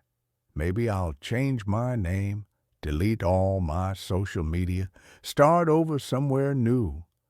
But I know it won't matter. He'll find me. He's been doing this for 8 years, and he's good at it. He knows how to watch people without being seen. He knows how to collect information, how to stay invisible. And the worst part is, he's right. We're all being watched all the time. Security cameras, social media, data collection, smartphones. We've normalized surveillance to the point where someone like Marcus can hide in plain sight, doing what everyone else is doing, just being more honest about it. I keep thinking about all those files in his cabinet, all those people living their lives completely unaware that someone is documenting their every move. Should I try to warn them? But how? I don't know who they are, and even if I did, what would I say? Hey, a stranger has been watching you for months and knows everything about your life. They'd think I was crazy. The detective just called. They went to the apartment. Marcus was gone. The bedroom door was locked, and they couldn't get a warrant to break it down without more evidence. They're treating it as a wellness check gone nowhere, basically. The detective said he'd follow up if they locate Marcus, but I could tell he was already moving on to other cases. I asked him about the surveillance cameras, the stolen items, everything I'd seen. We couldn't verify any of that without accessing the apartment, he said, and your roommate has a right to privacy. Without clear evidence of a crime in progress, our hands are tied. So that's it? He just gets away with it? I didn't say that. We have your report on file. If anyone else comes forward with similar complaints, that will help build a case. But right now, it's your word against his, and you admitted to entering his room without permission. So I'm on my own. I've started looking over my shoulder everywhere I go. Every car that follows me for more than 2 blocks, I think it's him. Every person who looks at me too long, I wonder if they're working for him. Is he watching me right now? Does he have cameras in this parking lot? Did he bug my car? I checked my car. I didn't find anything, but that doesn't mean there's nothing there. These devices can be tiny, hidden anywhere. Another text. You're parked outside the McDonald's on 82nd Avenue. You've been there for 4 hours. You should probably move soon. The manager is getting suspicious. I dropped my phone. My hands are shaking again. He's watching me right now. Right this second. I looked around the parking lot, but I don't see anyone. There's a few other cars, some people inside the restaurant, but no one paying attention to me. Where is he? How is he doing this? Unless he's not here. Unless he's just tracking my phone's location. That's possible, right? There are apps for that. I turned off my phone's location services, then I turned off the phone completely and removed the battery. I need to think. I need to figure out what to do. Option 1, keep running. Change everything about my life. Become a ghost. Option 2, go to the media. Tell my story. Maybe public pressure will force the police to take this seriously. Option 3, confront Marcus. Find him and make him stop. Option 4, do nothing. Let him watch. He said himself he's not threatening anyone, not making contact. Maybe if I just ignore it, he'll lose interest and move on to someone else. That last option feels like giving up. But I'm so tired. I haven't slept in over 24 hours. I can't think straight anymore. I just want my normal, boring life back. I want to go to work and come home and watch TV and not worry about someone documenting my every move. I want to feel safe in my own home. But I don't think that's possible anymore. Even if Marcus leaves me alone, even if I never hear from him again, I'll always know he's out there. I'll always be looking over my shoulder. I'll always wonder if that person across the street is just a stranger or someone with a camera adding me to their files. Maybe that's his real goal, not to harm anyone, but to make them aware, to show them that privacy is an illusion, that we're all being watched all the time, and there's nothing we can do about it. If that's the case, then he's won. Because I'll never feel safe again. I'm going to drive to California now.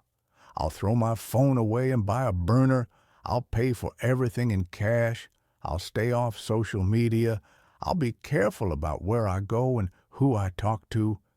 And maybe, if I'm lucky, he'll get bored and find a new project. But I doubt it. Because, like he said, I'll always be one of his projects. And there's nothing I can do to stop him. Update.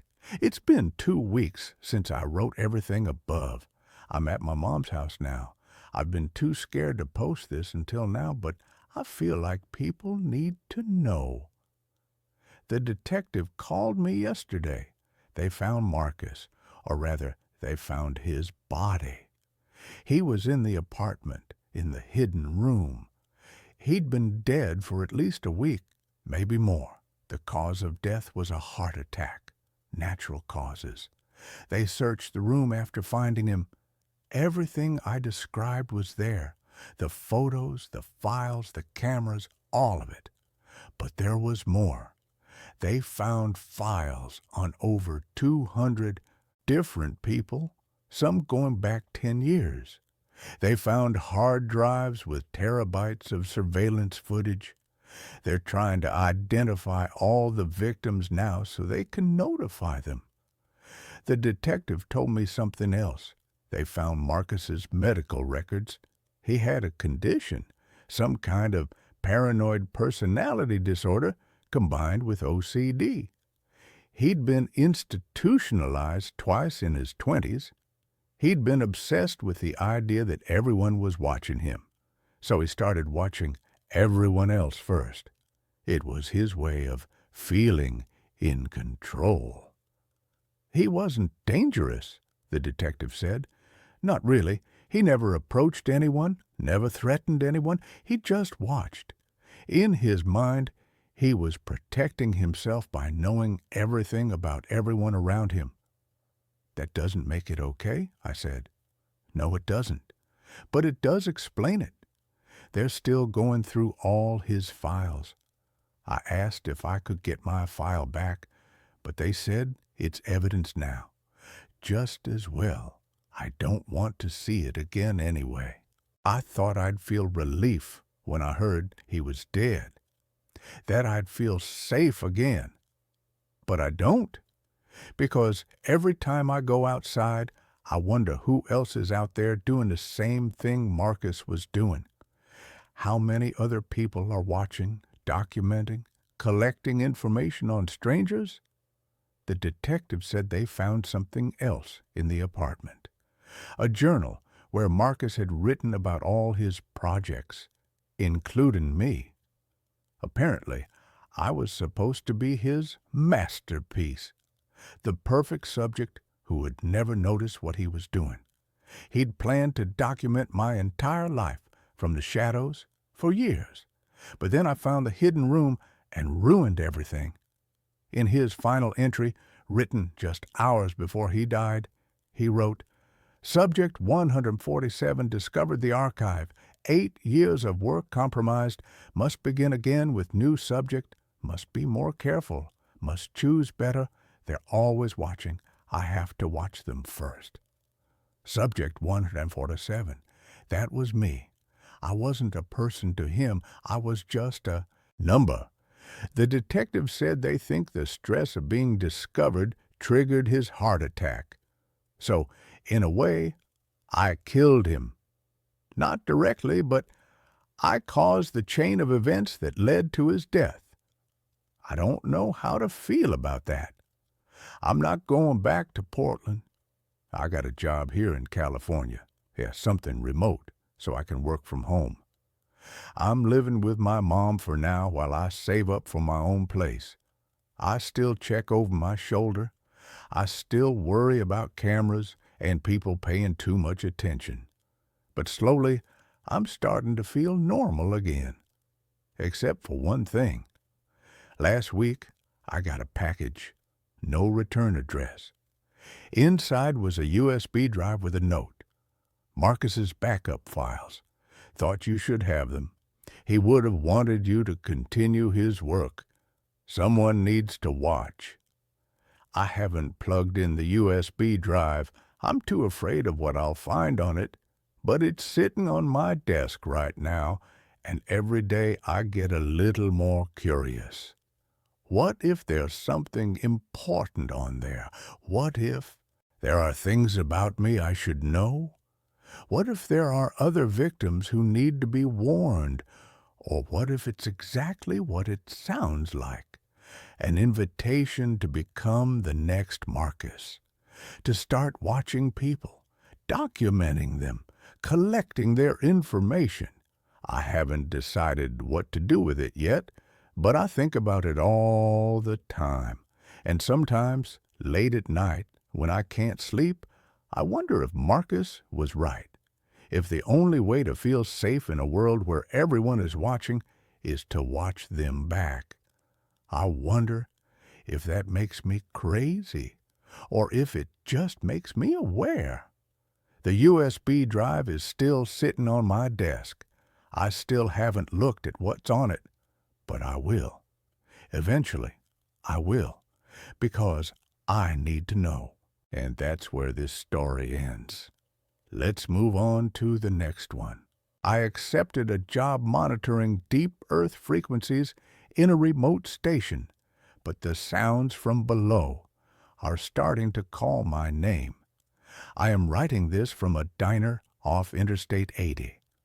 My hands are shaking so bad I can barely hold the pen, and I keep spilling the coffee on the table. The waitress looks at me like I'm a junkie, but I don't care.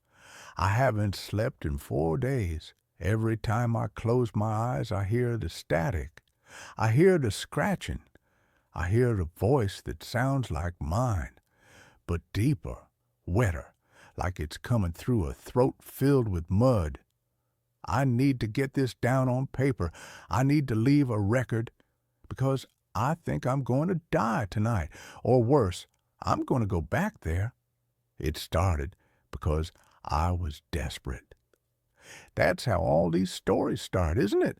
Nobody takes a job in the middle of nowhere for minimum wage unless they have no other choice. I had lost my job at the factory. My girlfriend had kicked me out, and I was living in my 2004 Toyota Corolla. I was scrolling through job boards on my phone, using the free Wi-Fi at a library, when I saw it. Position, seismic monitor. Location, Outpost 4, Blackwood Ridge. Duties, monitor automated systems, log frequency data, maintain equipment. Pay, $2,000 a week. Cash, $2,000 a week. For sitting in a room and watching the computer screen. It sounded too good to be true. I called the number. A man answered on the first ring. His voice was dry, cracking like stepping on autumn leaves. "Can you handle silence?" he asked. "No hello? No company name?" "Yes," I said. "Can you stay awake for 12 hours at a time?" "Yes." "Do you have family who will miss you if you are out of cell service for a month?" "No." "Be at the trailhead of Blackwood Ridge at 5 a.m. tomorrow. Don't bring a phone, don't bring a computer. Analog only. We provide the rest." I should have said no. I should have hung up. But I looked at my bank account balance, 12.45, and I said yes. I met the man the next morning. He was driving a black Jeep with no license plates. He was old, maybe 70, with skin that looked like leather and eyes that didn't blink enough. He handed me a duffel bag and a set of keys. "The hike is 4 miles up," he said, pointing to a narrow dirt path disappearing into the dense pine forest. "The station is at the top. It's a concrete bunker. You can't miss it. There is a manual on the desk. Follow the instructions exactly. Do not deviate. I will come back in 30 days with your money." "Wait," I said. "What exactly am I monitoring? Earthquakes?" He looked at me, and for a second I saw genuine fear in his eyes. "We are listening to the tectonic plates," he said, "to make sure they don't shift. Just listen to the needles, kid. If they go into the red, you press the button. That's it." He drove away before I could ask what the button did. I hiked up. The woods were quiet. Too quiet. No birds, no crickets, just the sound of my boots on the dry earth and the wind hissing through the pine needles. The station was ugly. It was a gray concrete block half buried in the side of the mountain. It looked like a World War II bunker. There was a heavy steel door with a wheel lock like a submarine. I unlocked it and stepped inside. The smell hit me first. It smelled of ozone, old copper, and stale coffee. The room was one large space. In the center, there was a massive console of equipment that looked like it was from the 1970s. Oscilloscopes with glowing green lines, reel-to-reel tape decks, and a wall of speakers. In the corner, there was a cot and a small kitchenette with a stack of canned beans and a manual can opener. But the most disturbing thing was the hole. In the back of the room, Behind a thick pane of plexiglass, there was a hole in the floor. It was a borehole, maybe 3 feet wide, going straight down into the earth. There were cables running down into it, thick black cables that pulsed slightly as if liquid was being pumped through them. I settled in. The first 3 days were boring. I read the manual. It was simple. Protocol: wear the headphones at all times during your shift, 6 p.m. to 6 a.m.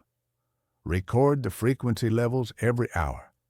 If the frequency drops below 10 hertz, turn up the gain.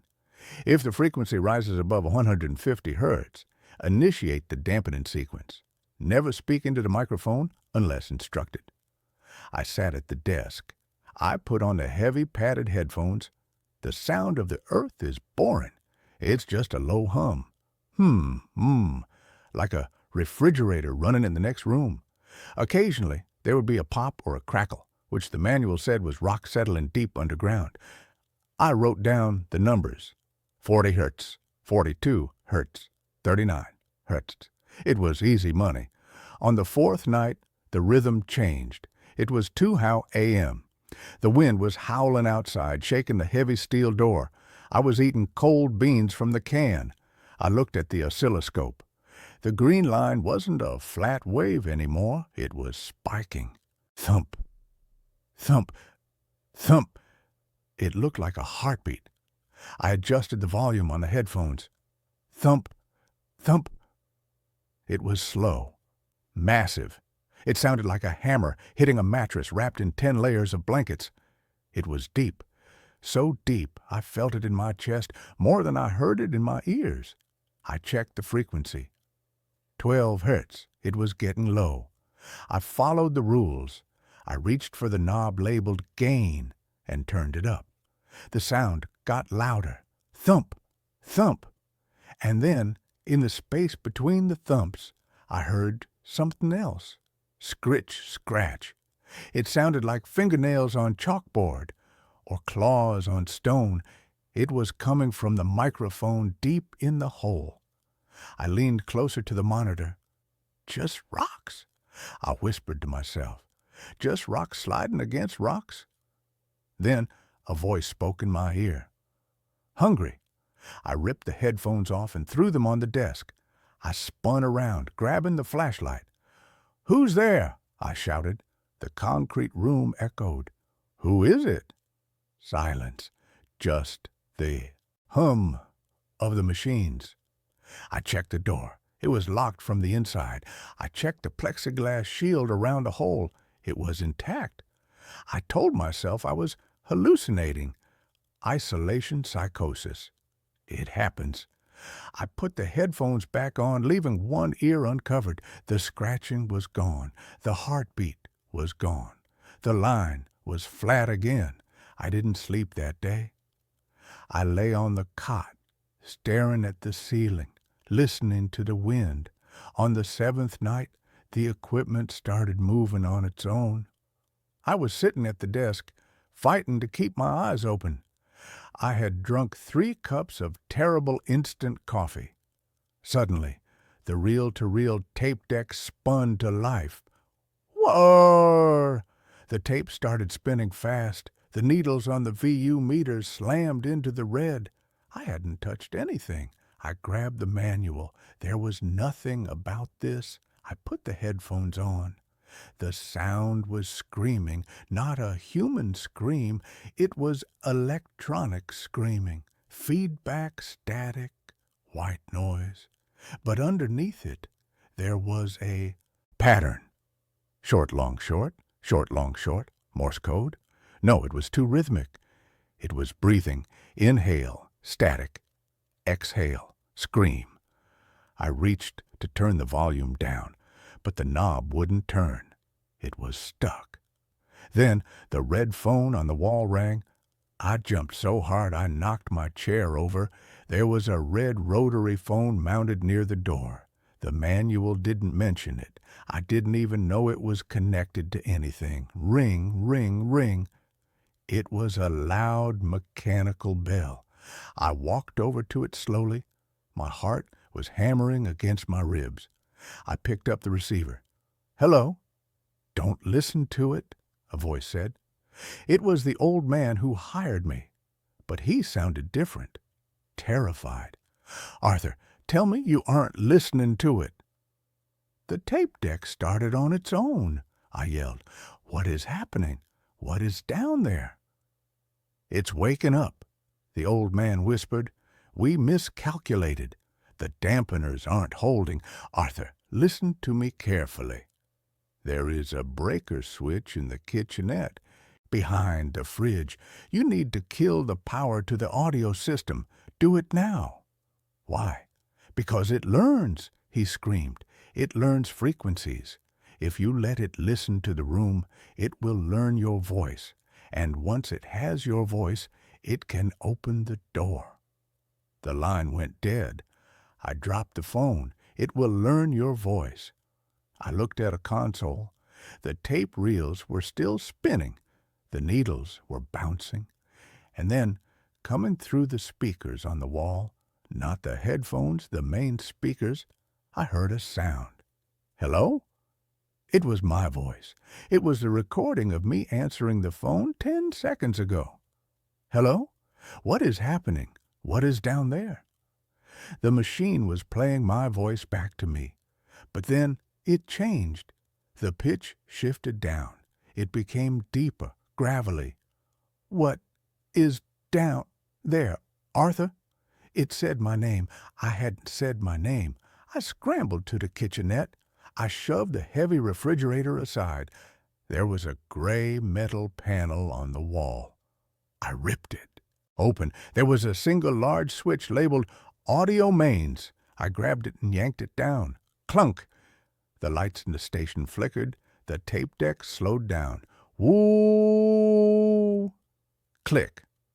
The speakers went silent. The room was dead quiet. I stood there, panting, sweating. I was safe. I had killed the power. Then, from the hole in the back of the room behind the plexiglass, I heard a sound. Knock, knock, knock. 3 distinct knocks on the glass from the inside.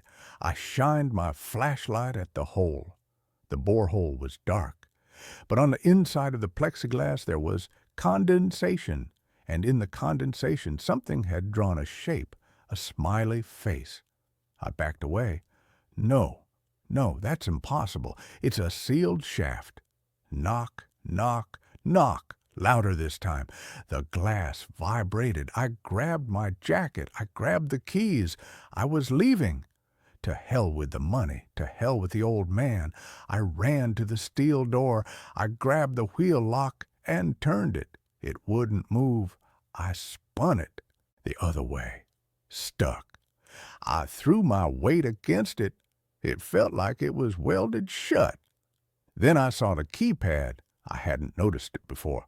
A digital keypad next to the door. The screen was lit up red. Lockdown initiated. Containment breach. "Open!" I screamed, banging on the steel. "Let me out!" From the speakers, which should have been dead, a voice crackled. "Let me out!" It was mocking me. I looked at the console. The power switch I had pulled. It was physically pushed back up into the on position. I hadn't touched it. The tape reel started spinning again. I ran to the corner of the room, grabbing the heavy metal can opener as a weapon. I huddled on the cot. "What do you want?" I whispered. The speakers crackled. "Arthur, hungry." I spent the next 3 days in that corner. I didn't sleep. I didn't eat. I just watched the hole. Every hour the sounds got worse. First it was scratching. Then it was screaming. Then it was singing. It sang nursery rhymes. Mary had a little lamb. But the voice was distorted, like a choir of drowning children. Then, on the 10th night, the visual feed turned on. There was a small green monitor on the console labeled Bore Cam. I had never looked at it because the manual said the camera was broken. It flickered to life. The image was grainy, black and white. It showed the rock walls of the shaft, deep underground. The camera was moving. It was being pulled up. I watched, paralyzed. The camera passed layers of rock, granite, shale. Then it passed something else, flesh. The walls of the shaft were pulsing. They were lined with a thick gray material that looked like skin. Veins throbbed in the rock. The camera kept coming up. 500 feet, 400 feet. It passed a nest. Carved into the side of the rock wall was a cavity, and inside the cavity were things that looked like eggs. Translucent, gelatinous sacs the size of beach balls. Inside them, dark shapes writhed. The camera kept coming. 200 feet, 100 feet. I could hear the physical sound now, not through the speakers, through the air, slithering, wet, heavy, sliding sounds coming from the shaft. I looked at the plexiglass. It was fogging up. Heat was radiating from the hole. The camera feed reached the top. On the screen, I saw the underside of the plexiglass cover, and then I saw a face. It pressed against the camera lens. It didn't have eyes. It had holes. Dozens of small, perfectly round holes where a face should be. And they were all opening and closing, whistling. It was made of holes. And then the plexiglass cracked. Crack. A spiderweb fracture appeared in the center of the shield. I knew I had seconds. I looked around the room. The door was sealed. The phone was dead. The ventilation ducked. Above the kitchenette there was a square vent. It was small, maybe 18 inches wide, but I was skinny. I dragged the table over. I climbed up. I used the can opener to unscrew the bolts. My fingers were bleeding. Crash! The plexiglass shattered. The sound of the explosion deafened me. A smell filled the room. Sulfur, rot, and old blood. I pulled the vent cover off. I squeezed my head and shoulders in. Behind me, I heard the thing pull itself out of the hole. Squelch, thud. It sounded heavy, wet. "Arthur," it hissed. It wasn't coming from the speakers. It was in the room. "Where are you going?" I kicked my leg, shoving myself deeper into the duct. It was tight. The metal pressed against my chest. I couldn't breathe. I crawled. I crawled through the dark, dusty metal tube. I heard the creature tearing the room apart. I heard the metal console being ripped from the floor. I heard the cot being smashed. Then I heard it sniffing. Sniff, sniff. It was sniffing the air, tracking me. I heard a heavy thud against the wall below the vent. It knew where I was. I crawled faster. The duct went up at an angle. I pushed with my toes, scraping my skin raw. Screech! Metal tearing. It was peeling the vent open from the wall. I scrambled up, turning a corner in the ductwork. I saw moonlight ahead, a grate leading to the outside. I kicked the grate. It flew off. I fell out onto the dirt, rolling down the hill. The cool night air hit my face. I stood up and ran. I ran down the mountain trail in the dark. I fell over roots, smashed my face on branches, twisted my ankle. I didn't stop. Behind me, from the concrete bunker, I heard a sound that will haunt me forever. It wasn't a roar. It was a broadcast. The creature was projecting a sound so loud it shook the trees. It was the sound of a baby crying. Then the sound of a woman screaming for help. Then the sound of my own voice amplified 1,000 times. "Help me! Please, God, help me!" It was baiting me, trying to get me to turn around. I reached my car. I fumbled with the keys. I got inside and locked the doors. The engine sputtered, then started. I drove down that mountain road at 80 miles an hour. I almost went off the cliff 3 times. I drove until I hit the highway. I drove until the sun came up. I'm at the diner now. I tried to call the number of the man who hired me. The line is dead. I looked up the location on Google Maps. There is no Outpost 4. There is no Blackwood Ridge. The area is marked as a geological exclusion zone, danger, unstable soil. But here is the part that makes me shake. Here is why I am writing this. My hearing hasn't come back to normal. Everything sounds muffled. But 5 minutes ago, the jukebox in the diner started playing a song. It was an old country song. But halfway through, the lyrics changed. The singer's voice warped. It dropped in pitch. "Arthur," the jukebox sang, "I can taste you." The waitress didn't notice. The trucker in the corner didn't notice. Only I heard it. And now my phone is vibrating. I don't have the old man's number saved. It's coming up as unknown. But I know who it is. It's not the old man. I can hear the breathing through the phone before I even answer it. It's the frequency. It traveled with me. It's in the network now. I'm going to go to the bathroom and smash my phone. Then I'm going to steal a car that doesn't have a radio. If you read this, stay away from the mountains. Stay away from the quiet places. And if you hear a humming sound coming from the ground, run. Don't listen to it. Don't try to find where it's coming from. Because once it learns your name, it never stops calling. The waitress is walking over to me. She looks confused. "Sir?" she asks. "Your nose is bleeding." I wipe my face. My hand comes away red. "And, sir," she says, pointing to my coffee cup, "your coffee is vibrating." I look down. Ripples are forming in the black liquid. Thump, thump, thump. It's here. It traveled through the ground. I have to go.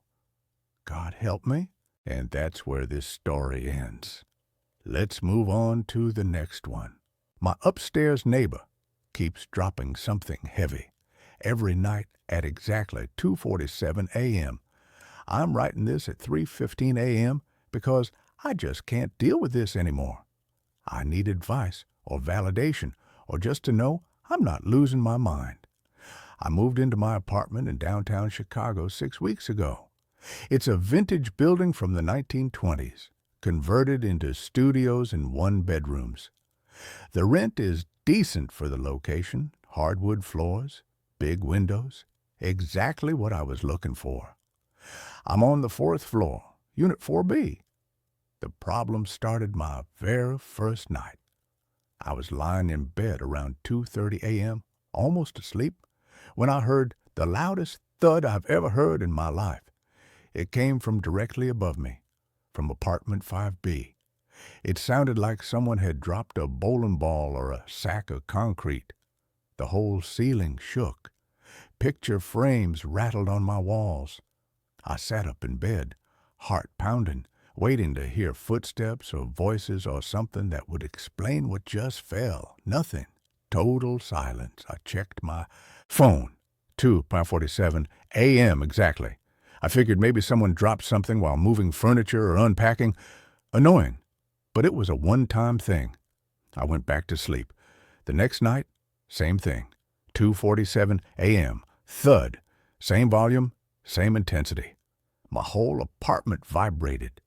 This time, I got out of bed and walked around.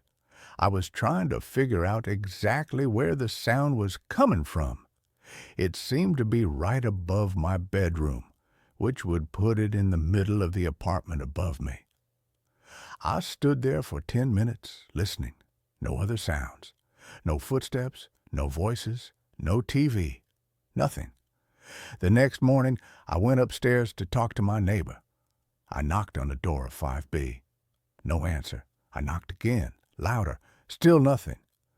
I tried the building manager. Her name is Carol, and she's probably 70 years old, been managing this building for 30 years. I asked her about the tenant in 5B.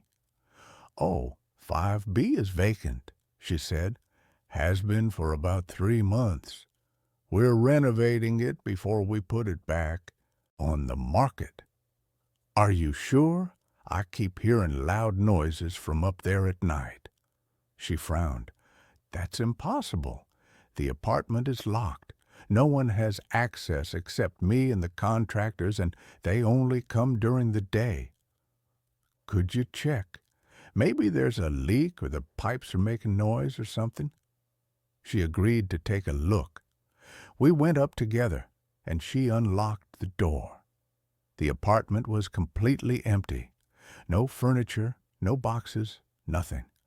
The floors were covered in dust. You could see our footprints in it, and there were no other footprints anywhere. No one had been in this apartment recently. Carol checked every room, bedroom, bathroom, kitchen, closets, all empty. She checked the pipes, the radiator, the windows. Everything looked fine. "I don't know what to tell you," she said. "There's nothing here that could make a loud noise. Maybe it's coming from a different apartment, and the sound is traveling funny through the building. Old buildings do that." That made sense, I guess. Sound can be weird in old buildings. I thanked her and went back to my apartment. That night, 2:47 a.m. Thud. I grabbed my phone and opened the recording app. I wanted to document this. The next night, same thing. I recorded it. When I played it back, you could clearly hear the thud. It was loud, deep, and it was definitely coming from above. I started keeping a log. Every single night, without fail, at exactly 2:47 a.m., the thud happened. Not 2:46, not 2:48, exactly 2:47. After a week of this, I was exhausted. I wasn't sleeping well. I'd lie awake from about 2:30 onwards, tensed up, waiting for it. Even when I tried to fall asleep earlier, I'd wake up right before it happened, like my body was anticipating it. I posted about it on Reddit, on a subreddit for apartment living. Most people said it was probably pipes, or the building settling, or maybe an animal in the walls. A few people suggested it might be a prank. Someone with access to the empty apartment messing with me. That got me thinking.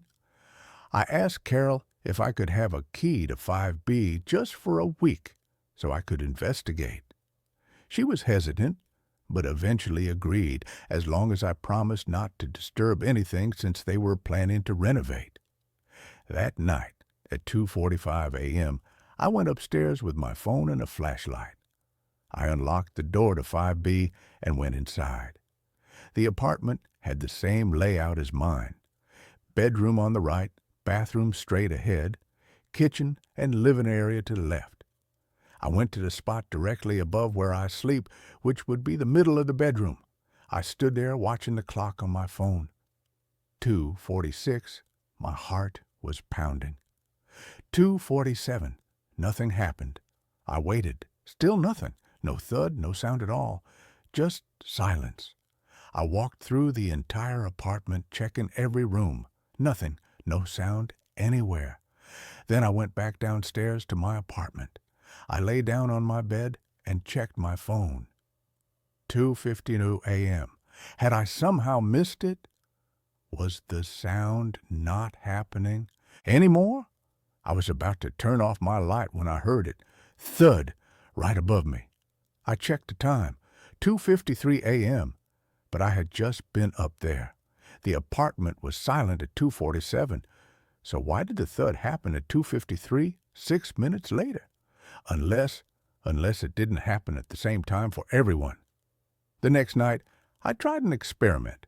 I set up my phone to record in my bedroom, then went upstairs to 5B at 2:45. I recorded on my laptop up there too. At 2:47, nothing happened in 5B. I stayed until 2:55, then went back downstairs. I checked my phone recording. At 2:47, you could hear the thud, clear as day. But on the laptop recording from 5B, There was nothing. Complete silence. The sound was only happening in my apartment, or at least only I could hear it. That should have made me feel crazy, but actually it made me more convinced something was really wrong. Because my phone recordings proved the sound was real. It wasn't in my head. It was actually happening. I started researching the building's history. It was built in 1924, originally a hotel. In 1952, it was converted to apartments. I found old newspaper articles, building permits, historical society records. Then I found something interesting. An article from 1976, Tragedy at Riverside Apartments. A woman named Dorothy Kelvin had lived in apartment 5B. She was 34 years old, worked as a nurse. One night, she'd fallen in her apartment and hit her head on a corner of her dresser. She died from the head injury. Her body wasn't found for 3 days. The article said she was estimated to have died around 3 a.m. based on the coroner's report. I kept digging. I found Dorothy's obituary. There was a photo. A woman with dark curly hair smiling at the camera. She looked kind. The obituary said she was survived by her mother and a sister. I tried to find more details about how she died, but there wasn't much. Just that she'd fallen, hit her head, and died alone in her apartment. I thought about it. If she fell around 3 a.m. and I was hearing a thud at 2:47 a.m., that was 13 minutes before. Maybe the clocks were off in 1976? Or maybe I had the time wrong. I went back through all my recordings. Every single one was at 2:47 a.m. exactly. Then I had another thought. What if it wasn't when she fell? What if it was something else? I started having dreams. Weird, vivid dreams. I'd be in my apartment, but it would look different. The walls were a different color. The furniture was old-fashioned. I'd hear footsteps above me, pacing back and forth. Then a door would open, and the footsteps would come downstairs. In the dream, I'd get out of bed and walk to my door. I'd open it and look out into the hallway. There'd be a woman standing there, dark curly hair, wearing a nurse's uniform. She'd look at me and put her finger to her lips. Shh. Then I'd wake up, always at exactly 2:47 a.m., right as the thud happened. After 2 weeks of this, I was barely functioning. I was calling in sick to work, sleeping during the day, avoiding my apartment at night. My friends were worried about me. One suggested I see a doctor, maybe get sleeping pills. I decided to try one more thing. I went to the library and looked through the archives of old newspapers on microfiche. I was searching for anything else about Dorothy Kelvin or apartment 5B. I found something. An article from 3 weeks before Dorothy died. It was small, just a few paragraphs buried in the crime section. Police are investigating a suspicious person reported in the Riverside Apartments building. Multiple residents have reported seeing a man in the hallways late at night who does not live in the building. The man is described as tall, wearing dark clothing. Anyone with information is asked to contact police. 3 weeks later, Dorothy was dead. The police ruled it an accident. But what if it wasn't? I started thinking about the timing. 2:47 a.m., what if that wasn't when she fell? What if that was when someone broke into her apartment? I imagined the scenario, Dorothy asleep in 5B. A sound wakes her at 2:47 a.m. Heavy footsteps, someone coming into her apartment. She gets up startled.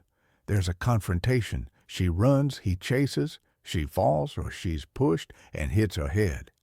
The thud I was hearing wasn't her falling. It was the moment of the break-in. The moment everything went wrong. But why was I hearing it? Why was it repeating every night? I called Carol again and asked if I could see any records from 1976, anything about Dorothy Kelvin's death or the investigation afterward. She said she didn't have anything that old, but she gave me the number of the building's owner, a property management company. I called them. The woman who answered said she'd have to check their archives. A week later, she called me back. They did have some files from 1976. She could send me copies. When the copies arrived, I went through everything. Maintenance records, tenant complaints, police reports. Most of it was routine stuff. But there was one police report from April 1976, a month after Dorothy died. A tenant in 4B, my apartment, had reported that someone had tried to break into their apartment in the middle of the night. They heard someone trying the doorknob, then footsteps running away. Police investigated, but found no signs of forced entry and no suspects. The tenant moved out 2 weeks later. I felt cold. Someone had tried to break into 4B. The same night Dorothy died, or around the same time, someone had been targeting apartments on the 4th floor. I looked at the tenant's name on the police report, Sarah Chin. I tried to find Sarah Chin. It took me days of searching, but I finally found an obituary. Sarah Chin had died in 1982, at age 56. The obituary mentioned she was survived by a daughter, Lisa Chin, living in Evanston. I found Lisa on Facebook. I sent her a message explaining who I was and why I was contacting her. I asked if her mother had ever talked about living at Riverside Apartments. She responded the next day. Yes, her mother had lived there briefly in the 1970s. She'd moved out suddenly and never wanted to talk about why. But Lisa remembered her mother having nightmares for years afterward. She'd wake up screaming about a man in the hallway, a man trying to get into the apartment. I asked if her mother had ever mentioned the woman who died upstairs. Lisa said yes. Her mother felt guilty about it. She'd heard noises from upstairs the night Dorothy died, heavy footsteps, thumping sounds, but she thought it was just Dorothy moving furniture or something. She didn't call the police or check on her. If she had, maybe Dorothy would have survived. After Dorothy's death, Sarah started hearing the sounds every night, a thud at the same time. She thought it was her imagination, guilt manifesting as auditory hallucinations, but it drove her out of the apartment. I thanked Lisa and ended the conversation. I sat in my apartment, trying to process everything. Dorothy Kelvin died in 5B in 1976. Someone had broken in or tried to break in. Maybe he killed her. Maybe she fell while trying to escape. Either way, she died. Sarah Chin, living in 4B, heard it happen. She heard the moment the intruder broke in, the heavy thud of a door being forced, or a body hitting the floor, or something else. And she did nothing. After Dorothy died, Sarah started hearing the sound every night, the same thud at the same time, a reminder of what she'd heard and ignored. Now, almost 50 years later, I was living in 4B, and I was hearing it too. But why? I didn't even know Dorothy. I had nothing to do with what happened to her. Unless that's not how it works, unless the sound isn't about guilt. It's about the space. The apartment itself holds the memory of that night, and anyone who lives in 4B hears it over and over the moment when Dorothy's life ended. I decided to test a theory. I asked Carol if anyone else had lived in 4B between 1976 and now. She pulled up the records, 4 tenants between Sarah Chin and me. None of them stayed longer than 6 months. I asked if she knew why they left. She said she didn't have details, but she remembered the last tenant before me complained about noise from upstairs. They broke their lease early. It wasn't just me. It wasn't just Sarah. Everyone who lived in 4B heard it. I had to make a decision. I could break my lease and leave like everyone else. Or I could try to do something about it. I know this sounds crazy, but I felt like I owed it to Dorothy. She died alone, possibly murdered, and no one did anything. Sarah heard it happening and didn't help. The police ruled it an accident and moved on. For almost 50 years, she's been forgotten, except for this sound. This nightly reminder that something terrible happened and no one cared enough to find out the truth. I went back to the police records. Dorothy's case was closed decades ago, but I wanted to know if there was anything else. I filed a FOIA request for any investigation records related to her death. It took 3 weeks, but I got a response. They sent me copies of the original police report, the coroner's report, and the investigation notes. The police had investigated it as a possible homicide initially. Dorothy had defensive wounds on her hands. There were signs of a struggle, but there were no witnesses, no suspects, and no forensic evidence that could prove someone else had been there. Eventually, they ruled it an accidental death due to lack of evidence. But one detective's notes stood out. He'd written, "Victim's neighbor in 4B reported hearing disturbance around 2:45, 3 a.m., but did not investigate. Could not definitively establish if disturbance was related to victim's death. No other witnesses." Sarah had told the police she heard something, but she didn't check, and the police couldn't prove it mattered. There was also a note about a suspect. Person of interest, building maintenance worker, Thomas Alvin, 28. Multiple tenants reported Alvin had made inappropriate comments to female residents. Alvin quit job 3 days after victim's death, unable to locate for interview. Thomas Alvin, a maintenance worker who had access to all the apartments, who'd been creeping out female tenants, who disappeared right after Dorothy died. I searched for Thomas Alvin. I found a record of him in the Illinois Criminal Database. He'd been arrested in 1978, 2 years after Dorothy's death, for breaking and entering. He served 3 years in prison. After that, the record went cold. I searched for obituaries, death records, anything. I finally found a death certificate. Thomas Alvin died in 2003, age 55, in Indiana. Cause of death: liver failure. He was dead.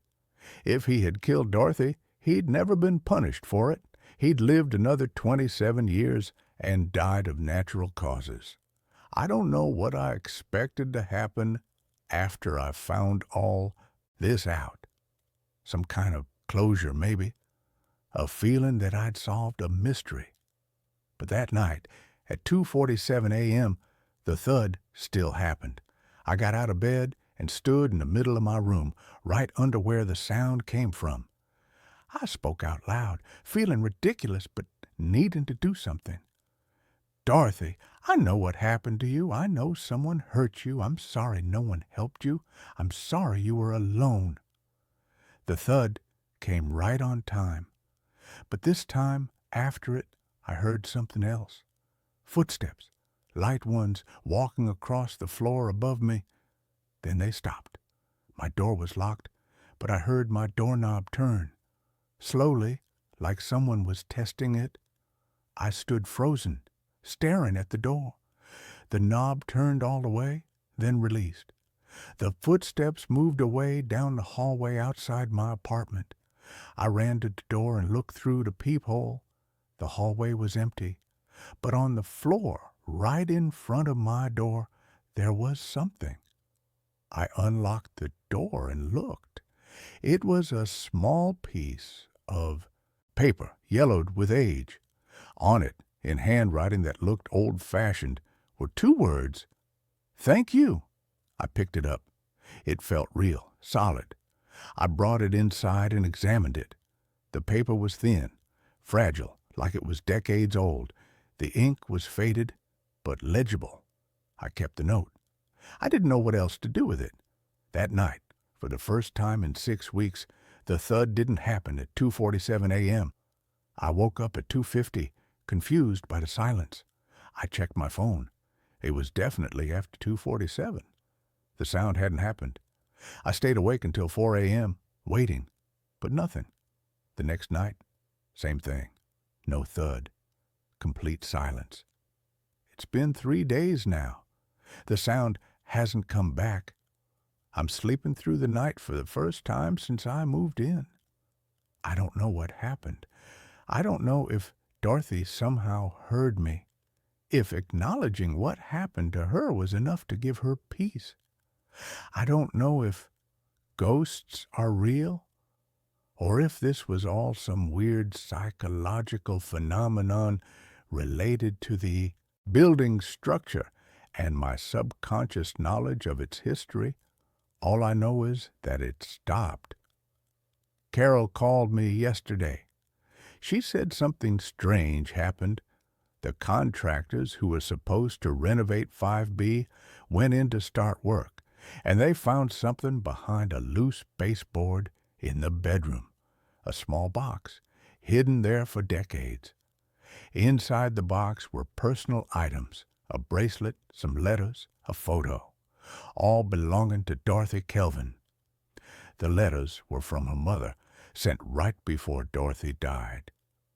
One of them mentioned that Dorothy had been scared recently, that she'd told her mother she felt like someone was watching her. Carol asked if I wanted to see the items before she turned them over to the Historical Society. I said yes. The photo showed Dorothy smiling in her nurse's uniform. On the back, in the same handwriting from the note, it said, "First day at County Hospital, 1975. It was definitely her handwriting, which means the note I found was real. Somehow, impossibly, Dorothy had left me a thank you note. I gave everything to the Historical Society, along with all the research I'd done about her death. They're going to create a small exhibit about her life. It's not much, but at least she'll be remembered for more than just how she died. Last night, I had another dream. I was in my apartment, and I heard footsteps above me, but this time they were light, peaceful. I looked up at the ceiling, and I felt calm. When I woke up, I found another note on my bedside table. Same paper, same handwriting. I can rest now. I'm not scared anymore. I don't know if Dorothy's still here or if she's moved on. But I think she knows someone finally cared about what happened to her. Someone tried to find the truth. The building manager told me yesterday that they're going to put up a small plaque in the lobby mentioning Dorothy and other long-term residents who made the building their home. It's a small gesture, but it means something. I'm staying in the apartment. I signed a lease extension. 4B doesn't scare me anymore. If anything, it feels peaceful now, like a weight has been lifted. Sometimes at night, I think I hear light footsteps above me, but they're not heavy or menacing. They're just someone walking around their home. Finally, at peace. And I sleep through the night, every night, without any interruptions. Whatever happened, whatever was causing that sound, it's over now. Dorothy can rest, and so can I. And that's where this story ends. Let's move on to the next one. The house that remembers. I am writing this from a borrowed laptop in a library in Duluth, Minnesota. I don't have a phone anymore. I don't have a car. I walked here in the snow wearing boots that aren't mine. If you're reading this and you see a listing on Airbnb for a secluded historic manor in the Blackwoods with a host named Mrs. Gable, do not book it. Do not even look at the photos. The photos are a lie, but not in the way you think. The photos show the house as it wants to be seen. They don't show what it keeps in the walls. My name is Sarah. I'm a freelance photographer, or I was. I specialize in architectural photography, abandoned places, ruins, the kind of decay porn that gets likes on Instagram. I was broke, my camera gear was pawned, and I needed a gig. When I got the email from a private client offering me $5,000 to document a family estate before it was demolished, I jumped at it. The client, a lawyer named Mr. Sterling, was vague. "The house has history," he said on the phone. His voice was tinny, like he was speaking from inside a metal box.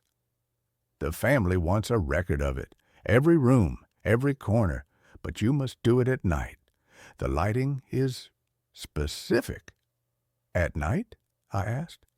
"Yes, the house wakes up at night. The architecture changes with the shadows. It's an aesthetic choice." I agreed. I rented a car, bought back my camera, and drove north.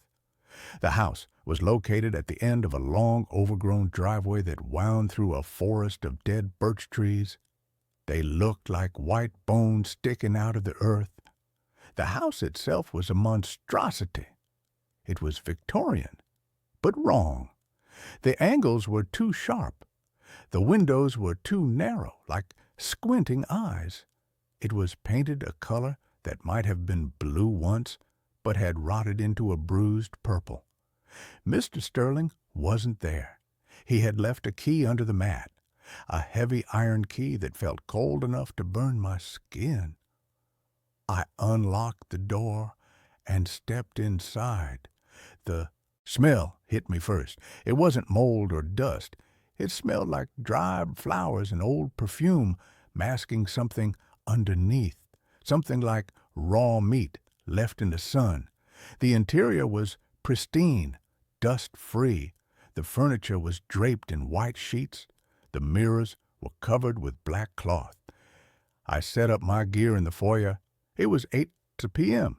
The sun was setting, casting long, bloody shadows across the floorboards. I started shooting. Click, flash, whir.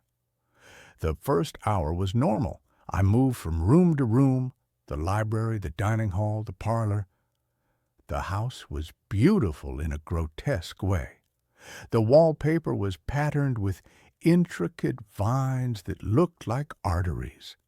The chandeliers were made of crystal drops that resembled tears. But as midnight approached, the house changed.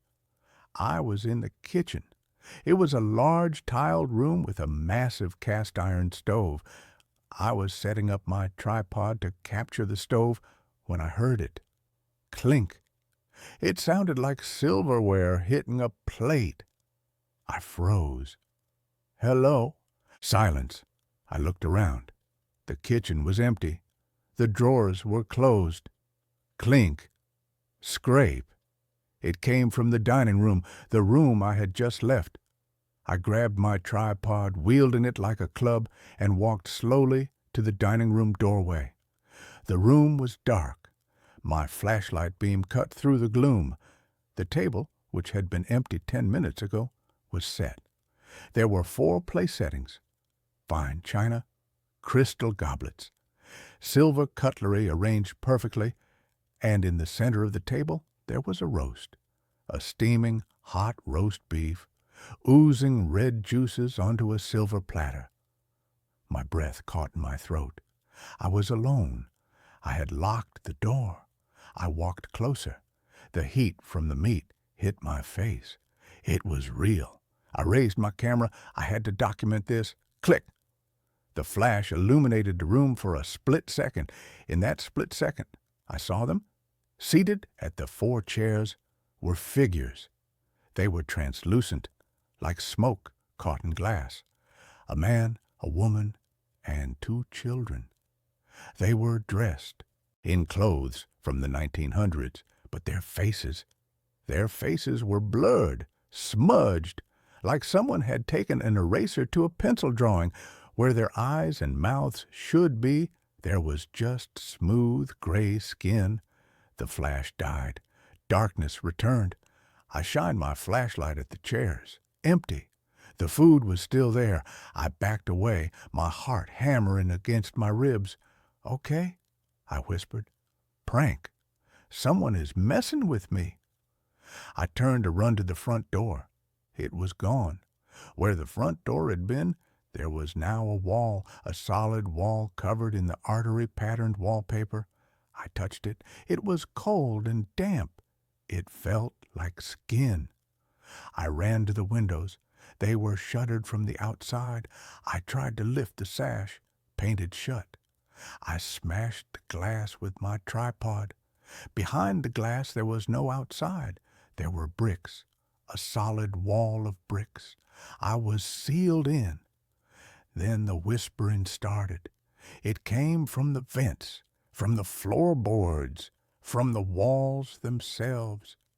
She sees us. She sees the dinner. Does she want a plate? She looks hungry. I ran up the stairs. Why? I don't know. Instinct. High ground. I barricaded myself in the master bedroom. It had a heavy oak door with a bolt lock. I slid the bolt home and pushed a dresser in front of it. I sat on the bed, shaking. I checked my photos on the camera's display screen. The photo of the dining room. In the picture, the chairs were empty, but the roast beef wasn't meat. It was a human head, a severed gray head on a platter, and it was screaming. I dropped the camera. It hit the floor and the lens shattered. I huddled in the corner. This isn't real. This isn't real. Knock, knock, knock. 3 polite taps on the bedroom door. "Room service," a voice called. It was a cheerful sing-song voice, a maid's voice. "Go away," I screamed. "But you didn't finish your dinner, miss," the voice said. "The master is offended." The doorknob rattled, slowly, then violently. The heavy dresser began to slide across the floor. Something with immense strength was pushing the door open. I looked around the room. There was a fireplace, a chimney. It was my only way out. I grabbed the fire poker and ran to the hearth. I looked up. It was dark, narrow, and smelled of soot. The bedroom door splintered. A hand reached through. It was gray, elongated, with fingers that had too many joints. I climbed into the fireplace. I pulled myself up onto the smoke shelf. I heard the door smash open. I heard heavy, wet footsteps enter the room. "Where is the little mouse?" a deep, guttural voice growled. "She went up the chimney, sir," the maid's voice giggled. "Smoke her out," the deep voice said. I heard the strike of a match, then the whoosh of flames. Heat surged up the chimney. Smoke billowed around me. I coughed, my eyes burning. I climbed. I clawed at the rough bricks, tearing my fingernails. The heat was scorching the soles of my boots. I climbed until I saw stars. I pulled myself out onto the roof. I collapsed on the cold slate tiles, gasping for air. The smoke poured out of the chimney next to me, thick and black. I looked down. It was a 30-foot drop to the ground. But the ground was moving. The lawn wasn't grass. It was a sea of hands. Thousands of gray, spectral hands reaching up from the earth, grasping at the air. "Jump," they whispered. "Join us." I looked around the roof.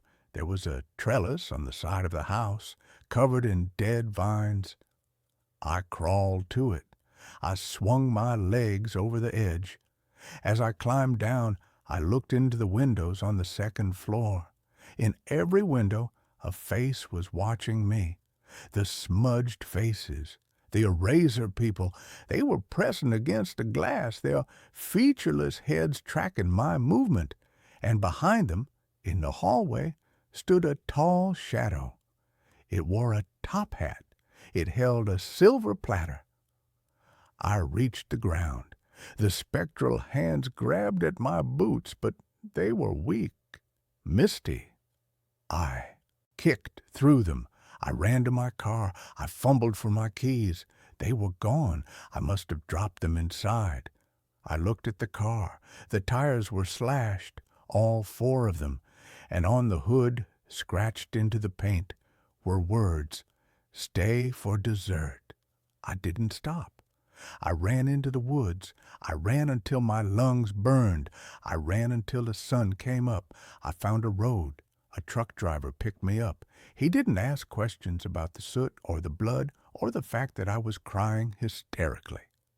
He dropped me off here in Duluth. I went to the police. I told them everything. They looked up the address I gave them. "Ma'am," the officer said gently, "there is no house at that location. That's the old Blackwood fire zone. A manor burned down there in 1922. Killed the whole family. They say the father went mad and poisoned them at dinner before setting the place alight." "I was there," I insisted. "I have photos." I reached for my camera bag. It was empty. The camera was gone. I had dropped it in the bedroom, but I found something else in the bag, a silver fork. It was heavy, tarnished antique silver, and engraved on the handle was a name, Sterling, the lawyer, the client.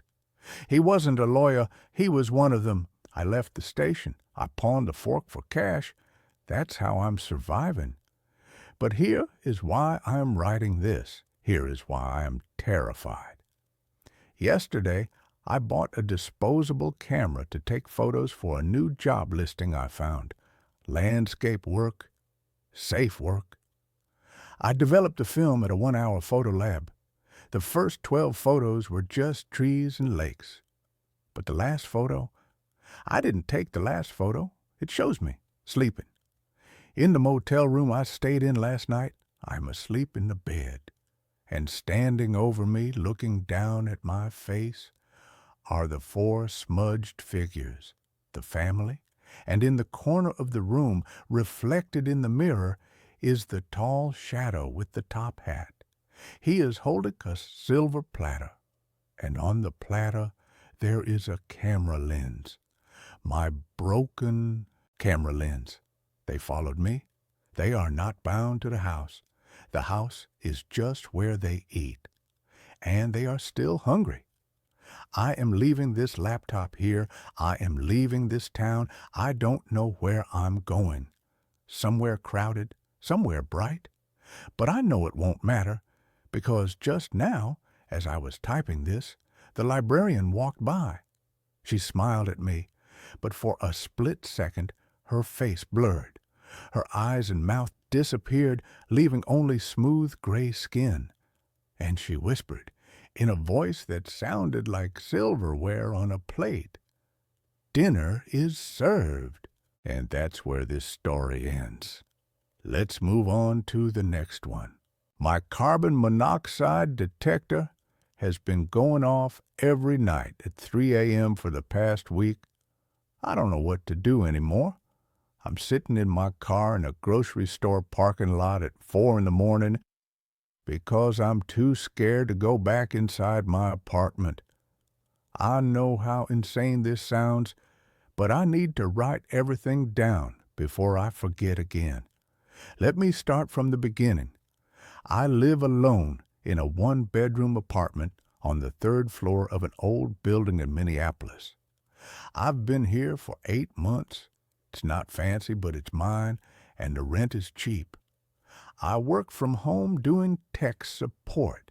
So I'm in the apartment pretty much all day, every day.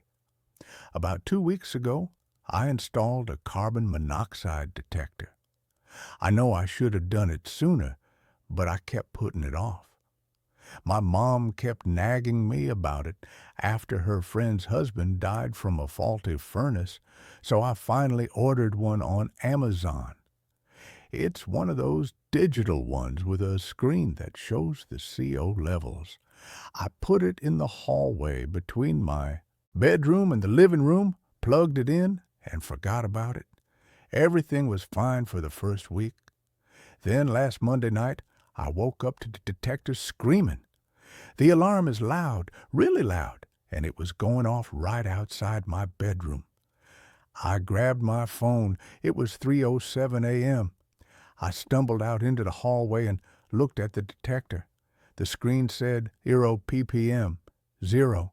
No carbon monoxide detected, but it was still blaring. I unplugged it thinking maybe it was malfunctioning. The alarm stopped. I stood there in the dark hallway for a minute listening, but everything was quiet. I plugged it back in. It beeped once to show it was working, displayed 0 ppm, and stayed quiet. I went back to bed. The next night, same thing. 3 a.m. exactly, the alarm started screaming. I checked it. 0 ppm.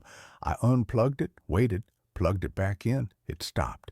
I figured the detector was defective. I was going to return it, but I got busy with work and forgot. Wednesday night, 3 a.m., the alarm went off. Again. This time, I was annoyed enough that I actually got out of bed faster. I unplugged the detector and brought it into my bedroom so the alarm wouldn't wake me up if it went off again. I left it on my dresser, unplugged. I went back to sleep. At 3:47 a.m., I woke up to the alarm going off again. The detector was still on my dresser, still unplugged, but the screen was lit up and the alarm was blaring and the screen said, 0 ppm. That's when I started to get scared. I took the batteries out. The detector is supposed to have a battery backup in case of power outages. I removed them completely. No power source at all. The alarm kept going. I stood there holding this dead detector in my hands while it screamed at me. The screen was still lit up, showing 0 ppm, even though there was no possible way it could be getting power. I threw it in my closet and shut the door. The alarm was muffled, but I could still hear it. I put a pillow over my head and eventually fell back asleep. In the morning, I opened the closet. The detector was silent, screen dark, completely dead. I looked at it for a long time. I thought about throwing it away, but part of me wanted to figure out what was happening. I posted about it on a tech support forum. People said it was probably a manufacturing defect, that sometimes electronics can hold a charge and do weird things. Someone suggested I get a replacement and also call my landlord to check the furnace.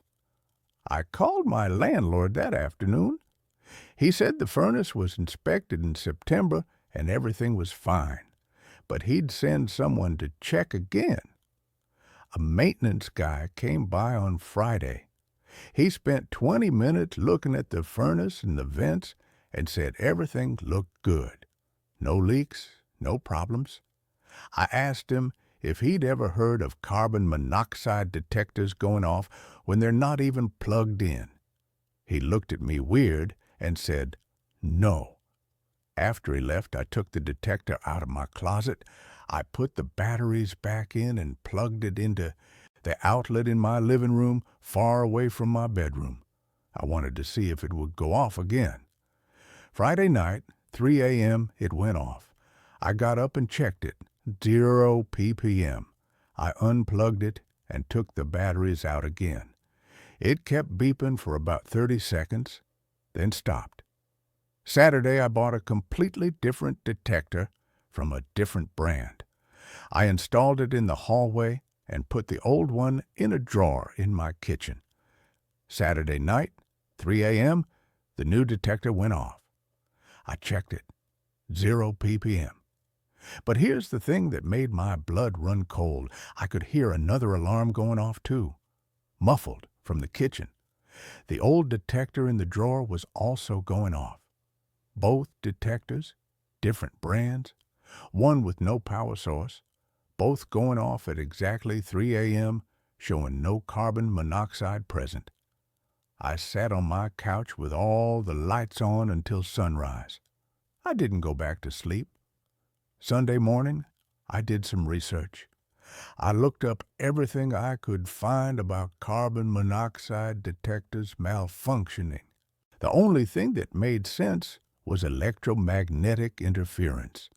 Sometimes power lines or other electronics can cause false alarms, but that wouldn't explain the detector going off with no power. I also looked up stories about carbon monoxide poisoning. The symptoms are headache, dizziness, confusion, nausea.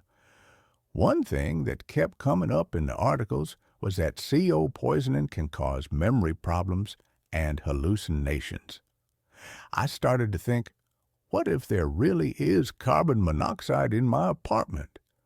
What if the detectors are malfunctioning and not showing the real levels? What if I'm slowly being poisoned, and that's why I'm seeing impossible things like unplugged detectors turning on? Sunday afternoon, I bought a third detector, a professional grade one that cost $200. The reviews said it was the most accurate on the market. I also bought a pack of those disposable CO badges that change color if they detect gas. I put badges in every room. I installed the new detector. I opened all my windows, even though it was freezing outside. Sunday night, I didn't sleep. I stayed up watching the detector. At 2:55 a.m., I was staring right at it. At exactly 3 a.m., all three detectors started going off. The new one in the hallway, the one in the living room, and the one in the kitchen drawer. All of them, simultaneously, all of them showing 0 ppm. I checked the CO badges. None of them had changed color. No carbon monoxide. The alarms kept going for about 5 minutes. Then they all stopped at the same time. Just stopped, mid-beep. Total silence. I sat on my couch in the dark, shaking. That's when I noticed something.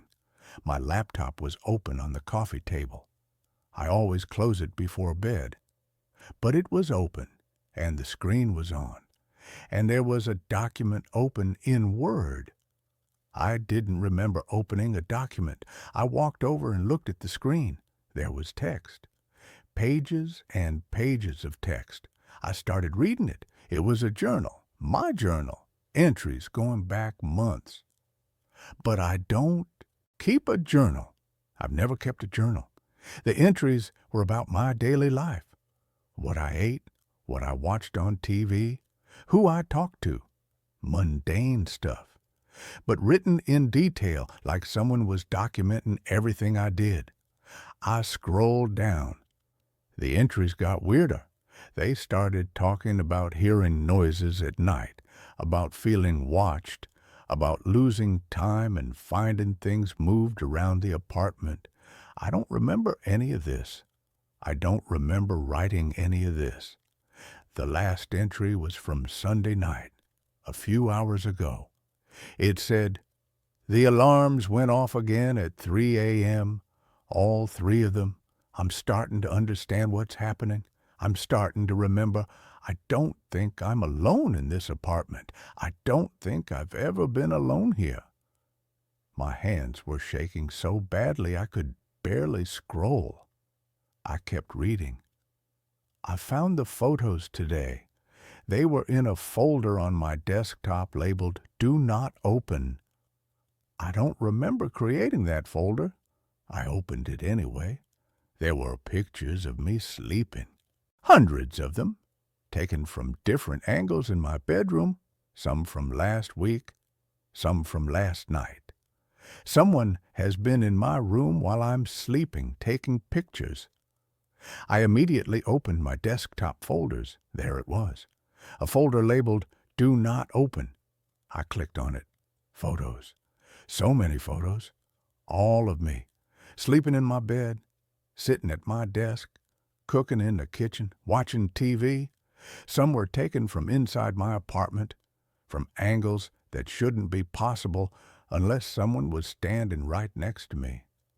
Others were taken through my window from outside, from the building across the street. There were photos from tonight, from an hour ago.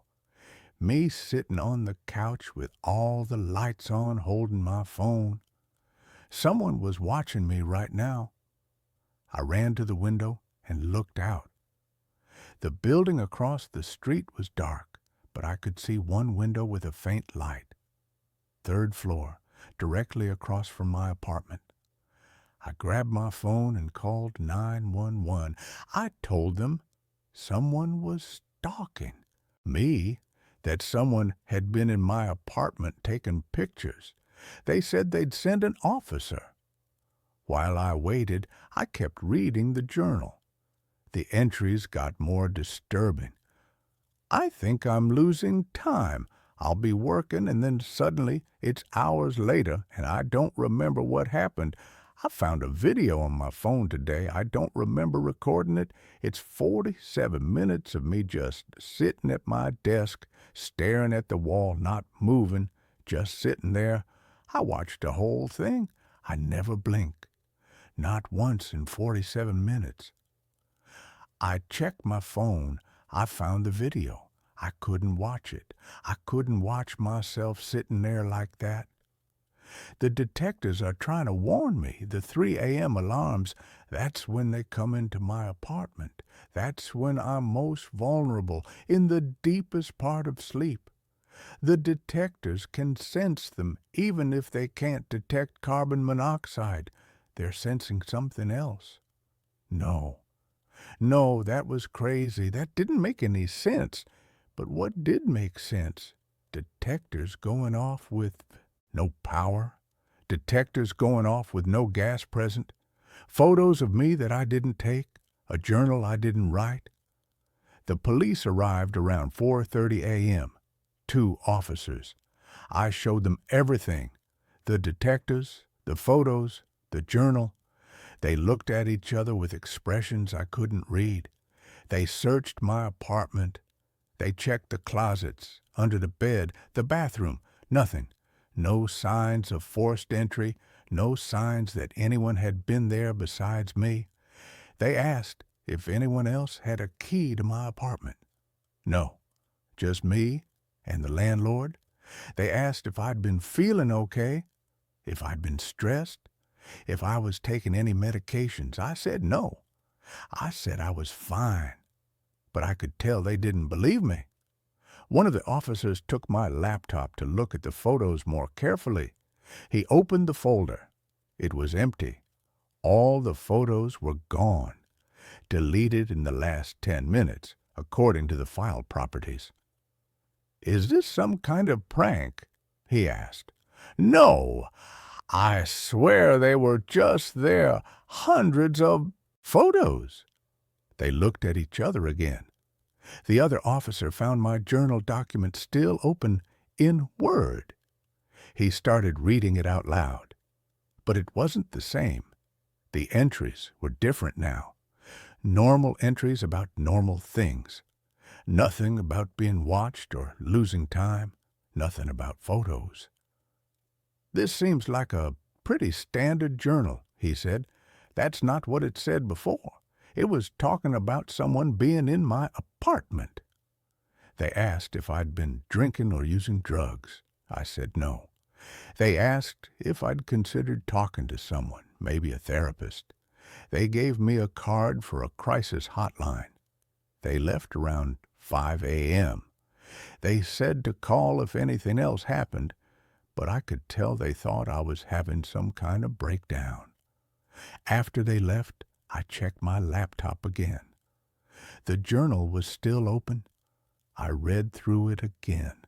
just to make sure I wasn't crazy. It was different. It had been changed. Someone had changed it while the police were here. I checked the folder of photos. Still empty, but the deleted files, I could recover those. I downloaded a recovery program and started scanning my hard drive. It found fragments, pieces of the photos that had been deleted. Not enough to see full images, but enough to see parts. A piece of my bedroom, a corner of my face, a timestamp showing they were taken last night. Someone had been in my apartment. Someone had taken these photos. And then they deleted the evidence while the police were here, which meant they were either still in my apartment somewhere or they had remote access to my computer. I slammed my laptop shut. I grabbed my phone, my wallet, and my keys. I left the apartment and went to my car. That's where I am now. It's 6 a.m. The sun is starting to come up. I've been sitting here trying to make sense of everything. I keep coming back to the carbon monoxide detectors. Why 3 a.m.? Why do they all go off at exactly 3 a.m. showing 0 ppm? I looked it up. 3 a.m. is called the witching hour. But that's just superstition. But it's also the time when your body is in the deepest sleep, when your REM cycle is at its peak. It's when you're most vulnerable to sleepwalking, night terrors, sleep paralysis. What if I'm doing this to myself? What if I'm sleepwalking and taking photos of myself and writing in the journal and I don't remember it? What if the carbon monoxide detectors are going off because I'm somehow triggering them in my sleep? But that doesn't explain how the detector went off with no power. That doesn't explain the photos taken from outside my window, unless I'm not sleepwalking, unless there's something else wrong with me. I called my mom. It's early, but she always wakes up at 5:30. I told her everything. She was quiet for a long time after I finished. "Honey," she said carefully, "I think you need to see a doctor." "I'm not crazy." "I didn't say you were crazy, but what you're describing, the memory problems, the lost time, finding things you don't remember, creating, those could be symptoms of something medical, a brain tumor or seizures or even just extreme stress. What about the detectors? What about them going off with no power?" She didn't have an answer for that. I told her I was going to get a hotel room for a few days just until I figured things out. She said that was a good idea. She asked me to promise I'd see a doctor. I promised. I'm about to drive to a hotel. But I needed to write all this down first, while I still remember it clearly, because I'm starting to worry that I'll forget again, that whatever is happening to me will make me forget, like it's made me forget before. If you're reading this and I've forgotten, here's what you need to know. 1. The carbon monoxide detectors go off at 3 a.m. every night. 2. There are photos on my computer that I didn't take. 3. There's a journal on my computer that I didn't write. 4. Someone has been in my apartment while I sleep. 5. I'm losing time and I don't know what I'm doing. During those gaps, I'm going to the hotel now. I'll update when I can. Update. 2 p.m. Same day. I checked into a hotel around 7 a.m. and immediately fell asleep. I woke up at noon feeling better, more clear-headed. I decided to look at my phone. I had a dozen texts from my landlord. The first one was from 8 a.m. "Your neighbor below you called. She said your alarm has been going off all morning. Please turn it off." The rest were increasingly angry messages about the noise and threatening to enter my apartment if I didn't respond. I called him. I'm not in the apartment. I've been at a hotel since 6 a.m. Well, something is making noise in there. I'm going in. I told him to go ahead. I wanted him to check anyway to see if anyone was in there. He called me back 20 minutes later. I went in. Your carbon monoxide detectors were all going off. I unplugged them. You really need to get those checked out. They're defective. Was anyone else in the apartment? What? No, it's empty. Why would someone be in your apartment? I explained about the photos and the journal. He was silent for a long time. Look, he said finally, I don't want to overstep, but have you been feeling okay? Like mentally okay? Everyone keeps asking me that. I'm fine. Can you just check the windows? Make sure they're all locked from the inside? He checked, all locked. No signs anyone had broken in. After we hung up, I opened my laptop. I wanted to look at the journal again to see if it had changed again. The document was gone. Completely gone. Not in my recent files, not anywhere on my computer. I searched for it. Nothing. I checked my browser history to see what I'd been looking at last night. The history had been cleared. All of it. Wiped completely. Then I noticed my webcam light was on. The little green light that shows when the camera is active. I haven't used my webcam in months. I opened my webcam software. It was recording. It had been recording since I opened my laptop at the hotel. Recording me sitting here, reading, typing. I checked the saved videos folder. There were hours of footage. Days of footage. Videos of me in my apartment, working, sleeping, walking around. The timestamps went back weeks. My webcam had been recording me this entire time without my knowledge. I slammed the laptop shut and covered the webcam with tape. My heart was racing. Someone had accessed my computer remotely and turned on my webcam. They'd been watching me for weeks, maybe months. I called the police again. This time I told them about the webcam, about the remote access, about someone hacking my computer. They said they'd send someone from their cyber crimes unit. While I waited, I did something I should have done days ago. I called my doctor and made an emergency appointment because my mom was right. Even if someone is stalking me and hacking my computer, the memory loss and lost time isn't normal. Something is wrong with me medically. The appointment is tomorrow morning. The cyber crimes detective showed up at my hotel around 3 p.m. She took my laptop to examine it. She said if someone really was accessing it remotely, they'd be able to find evidence.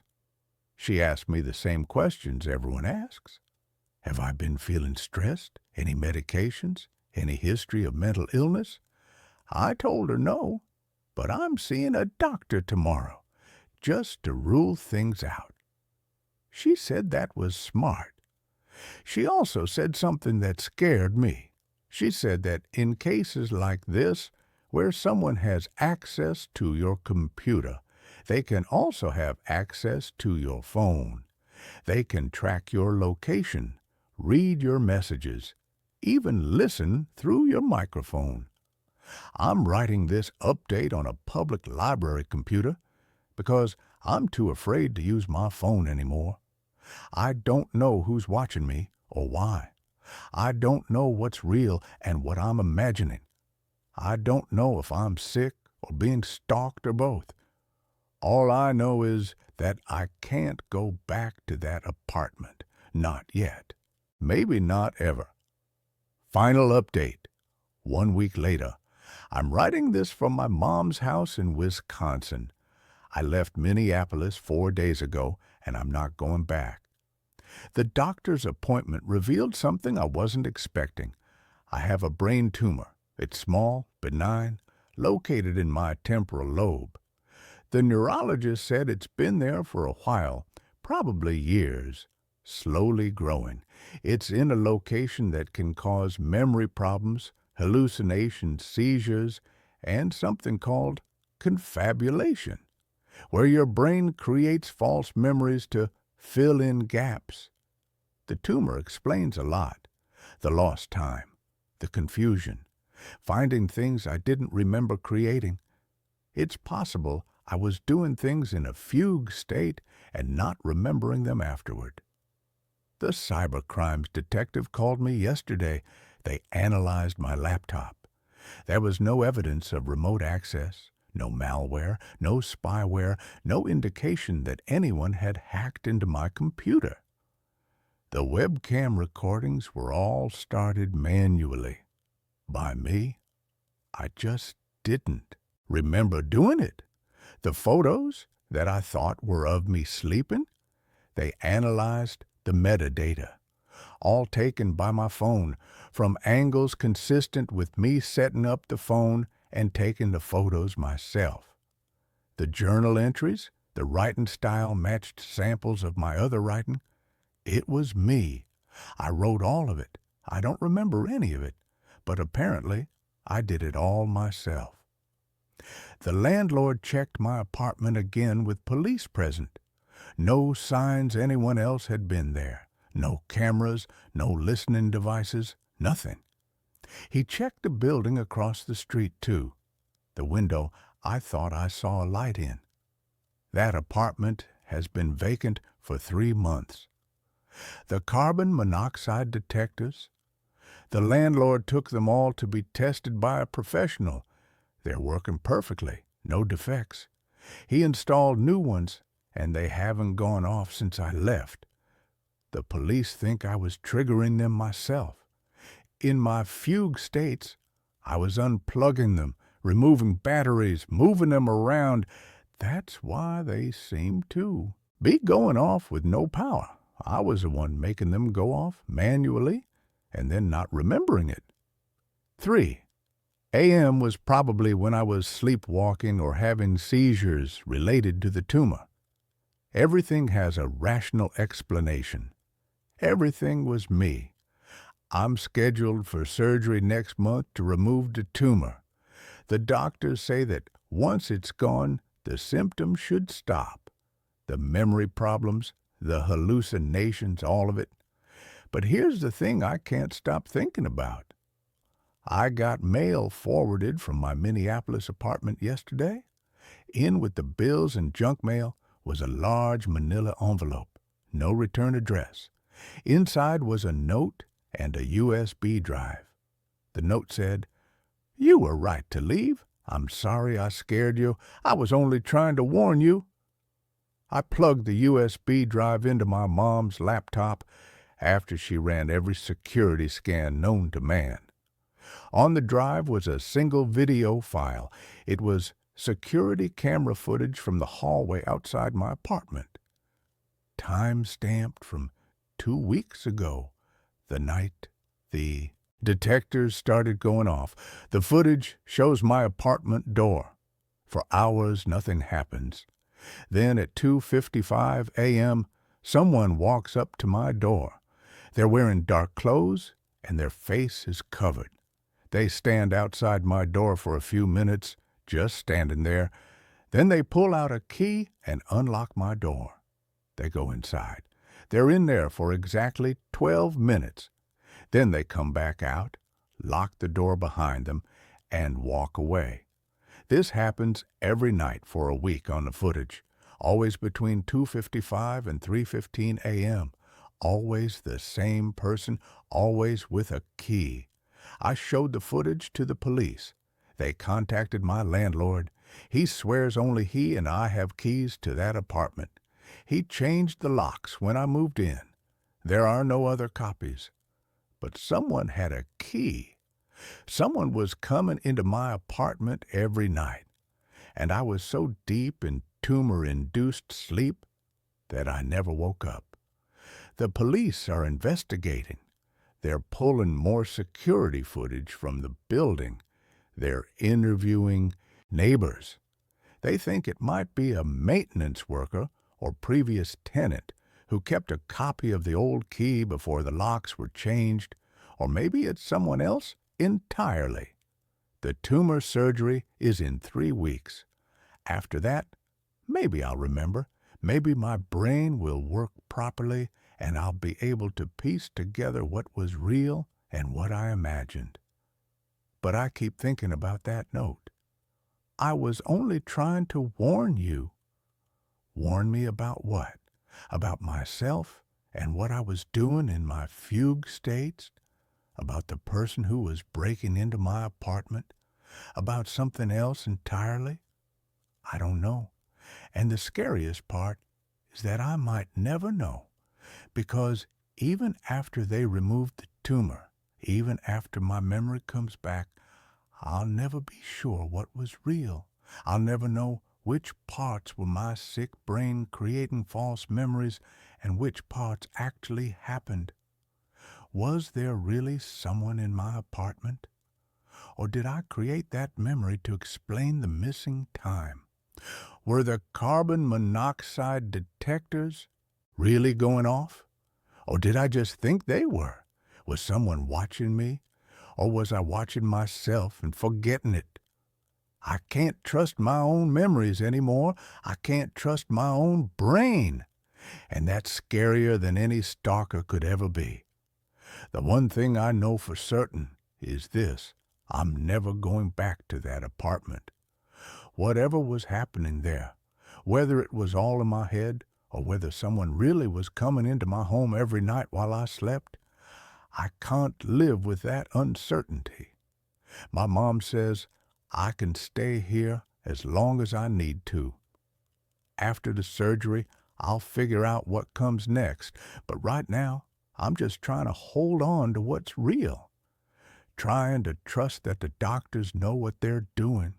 Trying to believe that once the tumor is gone, I'll be myself again, if I ever really knew who that was.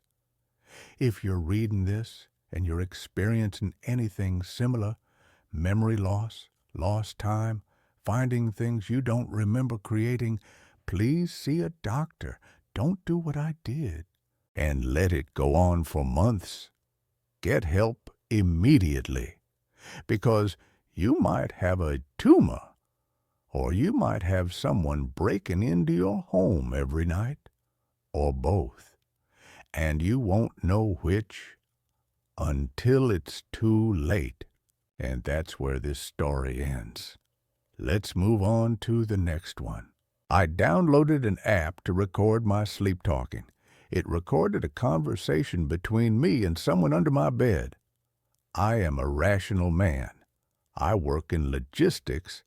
I deal with spreadsheets, shipping containers, and hard data.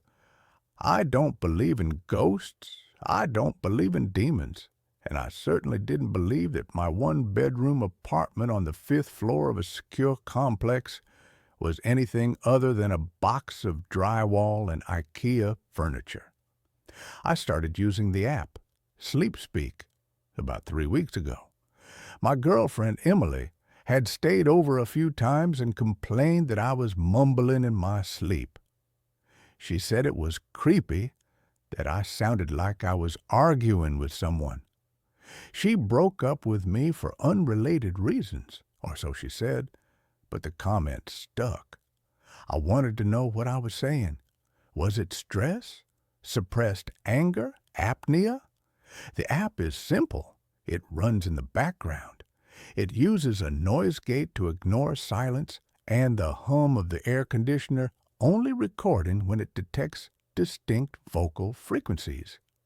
In the morning, it gives you a list of events with timestamps. Night 1 to 3 were uneventful. A few recordings of me snoring. One recording of me groaning and shifting the duvet. I felt silly for even using it. Night 4 was when it started. I woke up on Tuesday morning feeling drained, like I'd run a marathon in my sleep. I grabbed my phone and saw the notification. 4 new events detected. I clicked the first one. 2:03 a.m. Me, muffled. No, the red one. Just nonsense, dream gibberish. I clicked the second one. 3:15 a.m. Me. Put it back. Still normal. I clicked the third one. 3:45 a.m. The waveform on the screen was different. Usually my voice showed up as a jagged blue block of sound. This recording had that, but intertwined with it was a second, much thinner, sharper red spike. I pressed play. Me, groggy. It's too tight. Silence for 3 seconds. Voice B, it has to be tight, or it won't fit. I dropped the phone on my duvet. My heart did a somersault in my chest.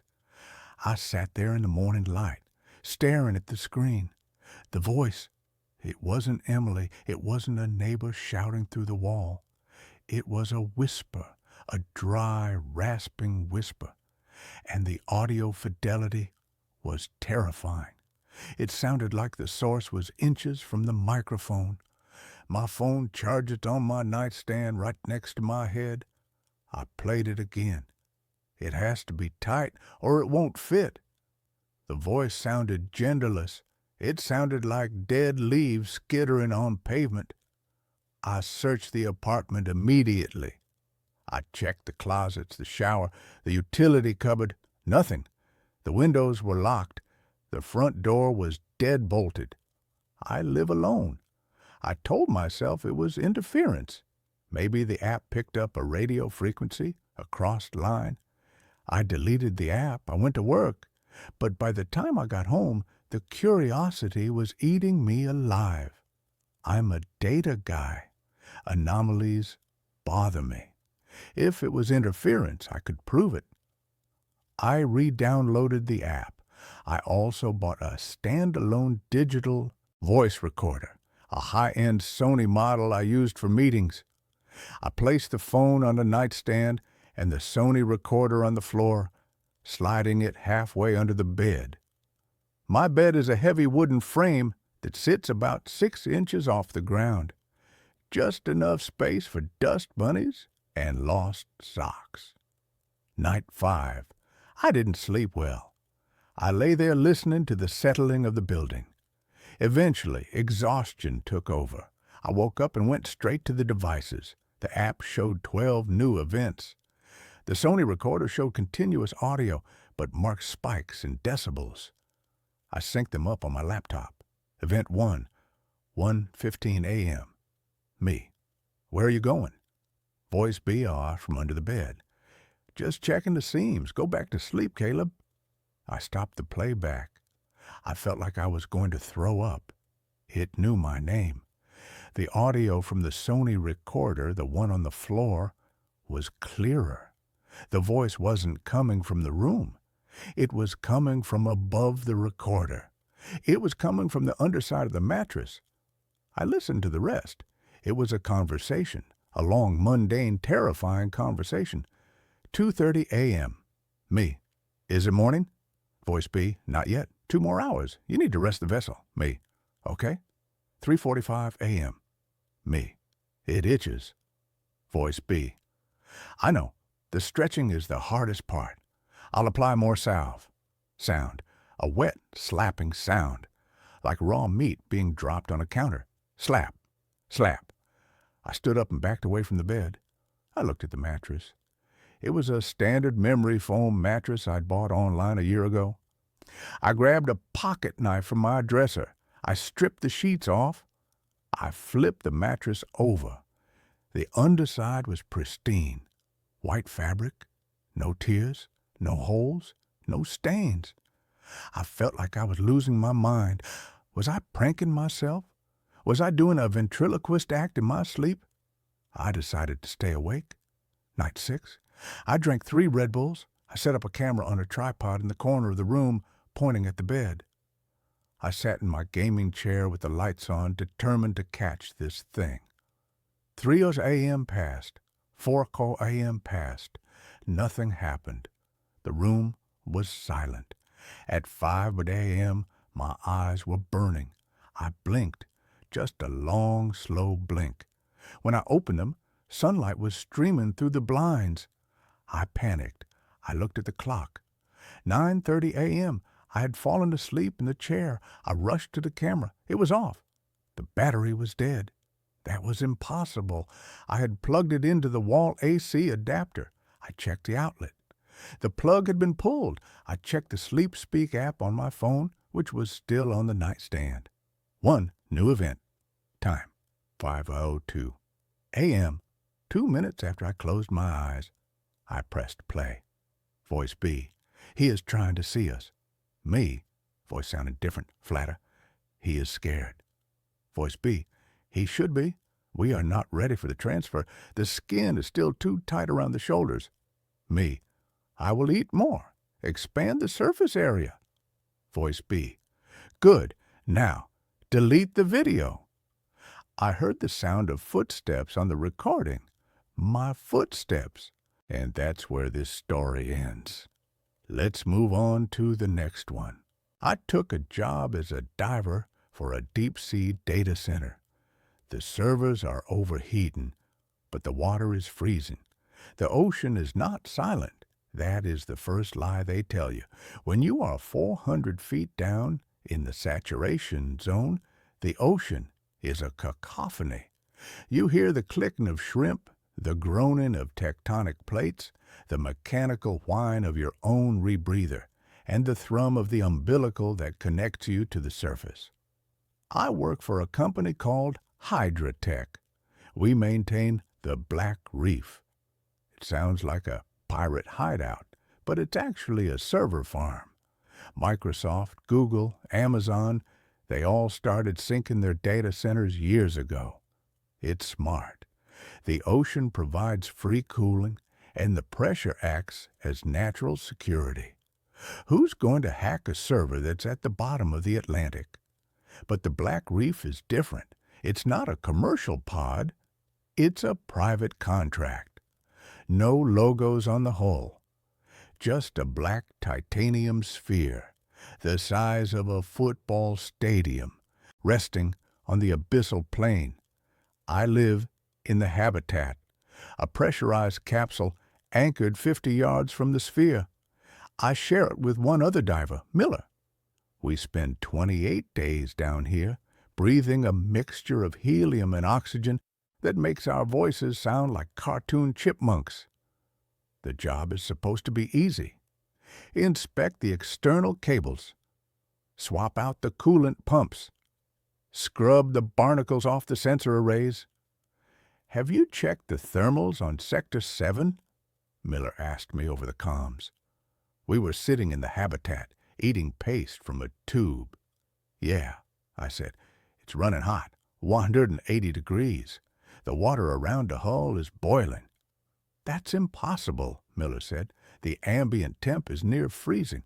The pumps are running at 100%. What are they processing in there? Bitcoin mining for God? I don't ask, I said. I just changed the filters. The next shift, I went EVA. I suited up in the hard suit, a mechanized exoskeleton that protects me from the crushing pressure. I stepped out of the airlock and dropped into the black. The lights of the Black Reef loomed ahead. It was massive, a silent, sleeping giant. But as I got closer to Sector 7, I saw the distortion. The water was shimmering, heat haze. I checked my HUD. Warning, external temp 200F. I jetted over to the maintenance hatch. My job was to manually open the emergency intake valve to flush the system with seawater.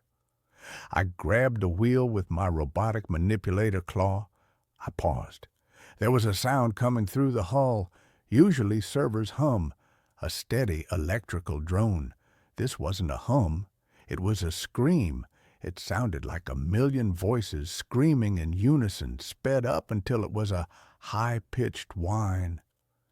Miller, I said into the comms, are you getting audio on the hull sensors? Negative, Miller cracked back. Just static. I put my helmet against the titanium shell. Help us. Burning. Delete. Save. Words. Millions of words per second. It's data, I whispered. I'm hearing the data. I turned the wheel. The valve groaned and opened. A jet of superheated water shot out, bubbling violently, but something else came out with it. Debris. I shone my lights on the cloud of silt. It wasn't silt. It was biological matter. Gray chunks, like brain matter. "Miller," I said, my voice rising, "the server is leaking. Meat." "What? Check your CO2 levels, man. You're losing it." "I'm serious. I'm taking a sample." I used the suction tube to grab a piece of the debris. I sealed it in a canister. I finished the flush and went back to the habitat. We put the sample under the microscope. It was organic tissue, neural tissue. "It's a biocomputer," Miller whispered, his face pale. "They aren't using silicon chips. They're using brains, grown brains. That's illegal. That's monstrous." "It's efficient," Miller said.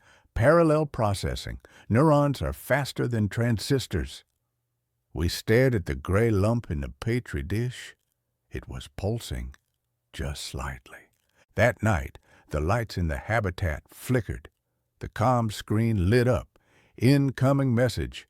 Black Reef admin. We didn't have a line to the admin inside the sphere. The admin was supposed to be an AI. The text scrolled across the screen. "Intake valve open. Cooling insufficient. Deploying maintenance unit." "We are the maintenance unit," I said. Outside the porthole, we saw movement. The airlock of the giant sphere opened. Something came out. It wasn't a diver. It wasn't a drone. It was a humanoid shape, but it was huge. 12 feet tall. It didn't have a suit. It was made of the gray matter. A golem of neural tissue held together by fiber optic cables that glowed blue. It swam through the water without jets. It moved with terrifying grace. It came to the window of our habitat.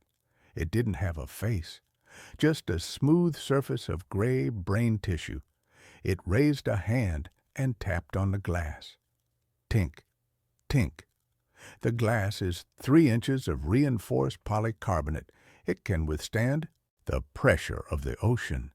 But under the tap of the gray finger, a crack appeared. "Miller, get to the escape pod," I yelled. "We can't," Miller screamed. "We can't decompress. If we go to the surface now, the bends will kill us instantly. Our blood will boil."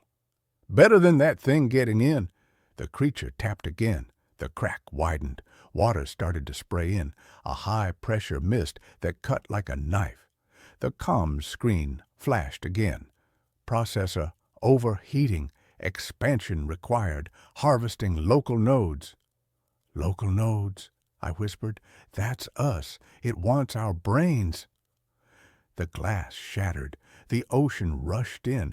I was swept against a back wall. The pressure hit me like a hammer. My eardrums burst. I saw Miller. The water hit him. He didn't explode. The gray creature grabbed him. It held him gently, and then I watched as Miller unraveled. His skin dissolved. His bones softened. He was pulled apart, turned into a stream of gray slurry that flowed into the creature's chest. He was integrated. The creature turned to me. I scrambled into the airlock of the escape pod. I slammed the inner door. The creature grabbed the door handle. The metal groaned. I hit the launch button. The pod detached. It shot upward. The ascent was agony. The pressure change tore at my insides. I screamed until I passed out. I woke up in a hyperbaric chamber on a Navy ship. They told me there had been an accident, a catastrophic failure of the habitat. Miller was dead. I tried to tell them about the biocomputer, about the gray man. They nodded, they smiled, they sedated me. "Deep water psychosis," the doctor said. "Very common." I was discharged. I lost my license. I work in a library now. It's quiet, dry, but I can't use computers. Every time I touch a keyboard, I feel it, the heat. And yesterday, I got an email. Subject, Hello, Node. There was no text, just an attachment. It was a photo of me, sleeping in my bed in the library apartment, taken from the ceiling, and in the corner of the photo, standing in the shadows, a gray figure. It followed me up. Or maybe I didn't make it up. Maybe I'm still down there. Maybe this reality is just a simulation running on a new node. I just checked my wrist. There is a small blue fiber optic cable sticking out of my vein. It's glowing, and I can hear the ocean. And that's where this story ends. Let's move on to the next one. I answered a late-night room rental ad that I still can't forget. I wasn't looking for something permanent. That's important. If I had been trying to settle, I might have been more careful. But I only needed a place for a month, maybe 2. Somewhere cheap, somewhere quiet, somewhere I could sleep. I had just started a night shift job at a warehouse on the edge of the city. The pay was decent, but the hours were brutal, and most landlords didn't like the idea of someone coming and going at odd times. Hotels were too expensive, friends' couches were already worn thin, so I searched online, scrolling through local listings at 3 in the morning, eyes dry, brain half off. That's when I saw the post. No photos, no description really. Room for rent, private, quiet house, close to transit, cheap, call only. It had been reposted several times over the past few weeks. No comments, no replies underneath. That should have bothered me more than it did. I called. The man answered after the second ring. His voice was calm, steady, and oddly awake for the hour. "Yes," he said before I could speak. "The room is still available." We set a time for me to come by later that day. He gave me the address. Before hanging up, he said something that stuck with me. "I don't usually rent to night workers," he said, "but you might be a good fit." I didn't ask what he meant.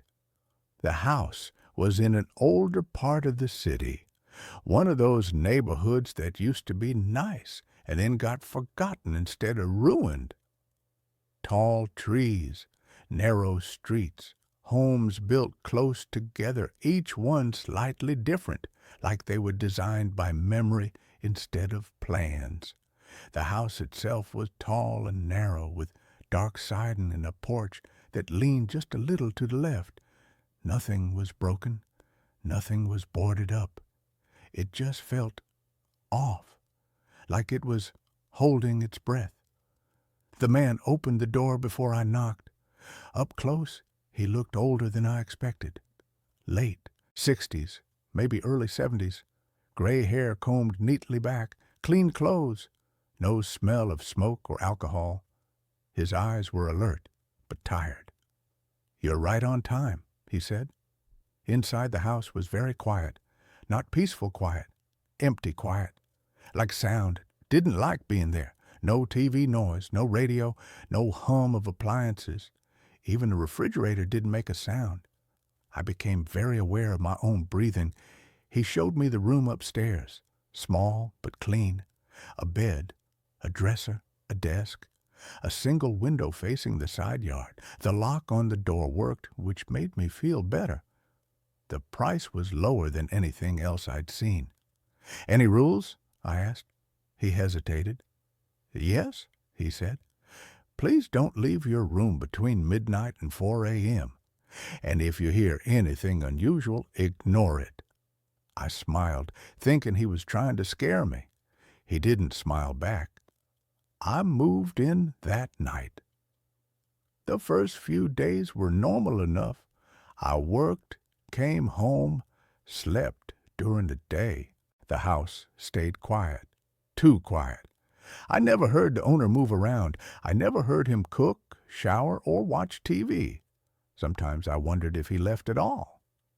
On the 4th night, I came home early. My shift ended sooner than usual, and I arrived around 11:30 p.m. The house was dark. I unlocked the front door and stepped inside.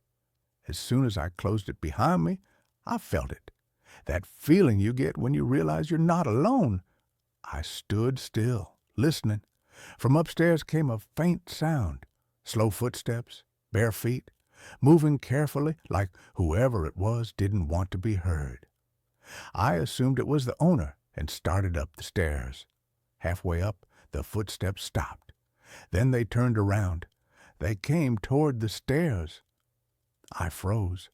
A shape appeared at the top step, tall, thin, just a shadow against the darker hallway behind it. "Hello?" I said. The shape didn't move. Then slowly it stepped back out of sight. I waited a full minute before going up the rest of the way. The hallway was empty. All the doors were closed. I didn't sleep much that night. After that, things started to change. I began hearing sounds during the day, light tapping from inside the walls, soft dragging noises above the ceiling. Once, I heard what sounded like someone quietly crying from the room next to mine, even though I knew for a fact no one lived there. I asked the owner about it. He looked at me for a long moment, then said, "The house settles." I asked him if anyone else stayed there before me. "Yes," he said. "Where are they now?" "Not here," he replied.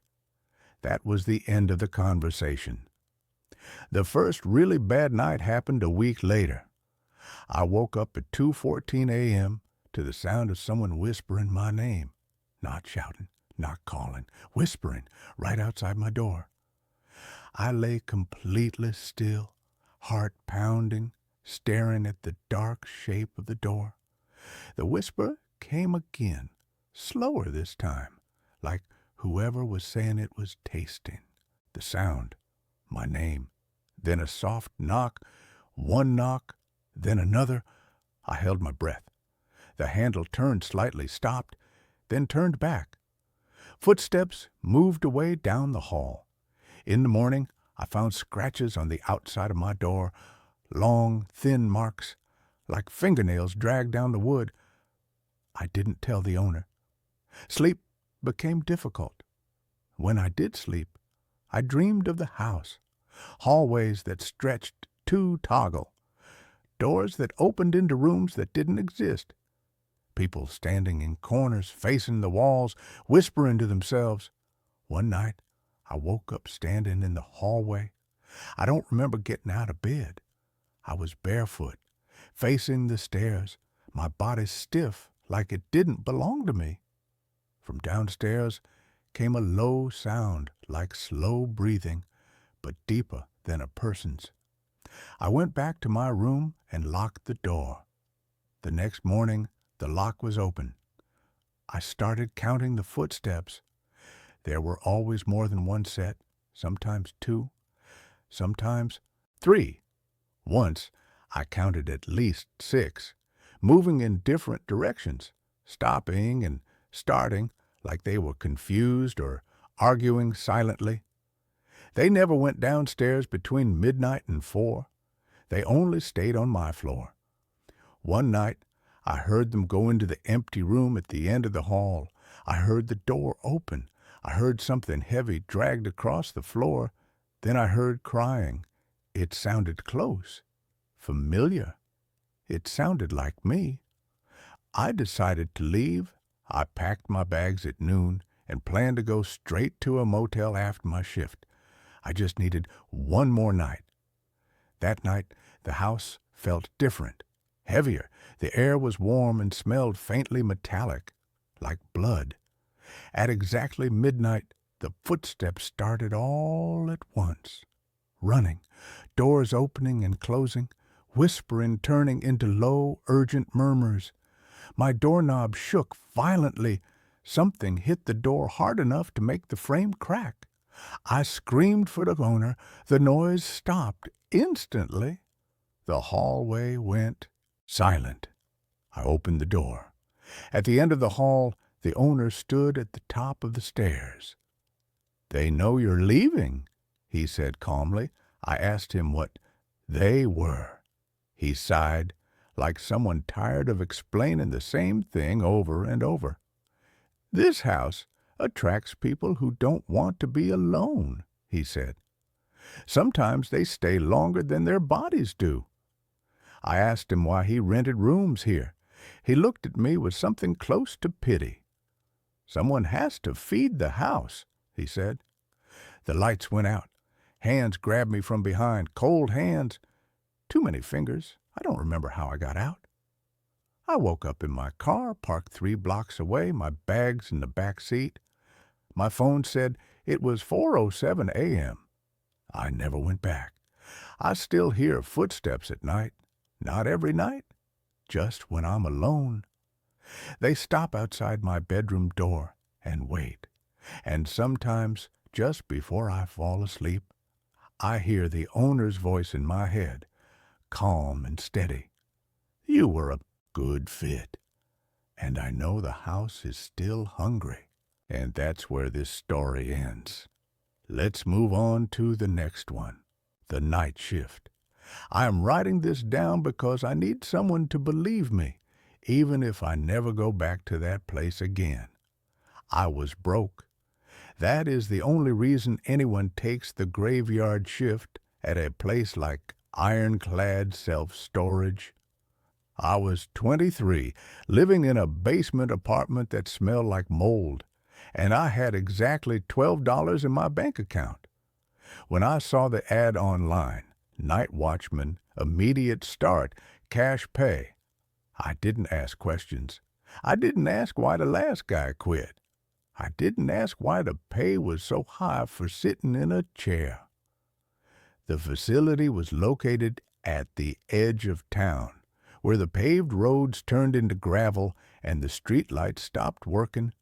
It was huge. Imagine a city made of metal. There were hundreds of shipping containers arranged in long, straight rows. Some were new and blue, others were old, rusted, and brown. They were stacked too high, creating narrow alleys that felt like tunnels.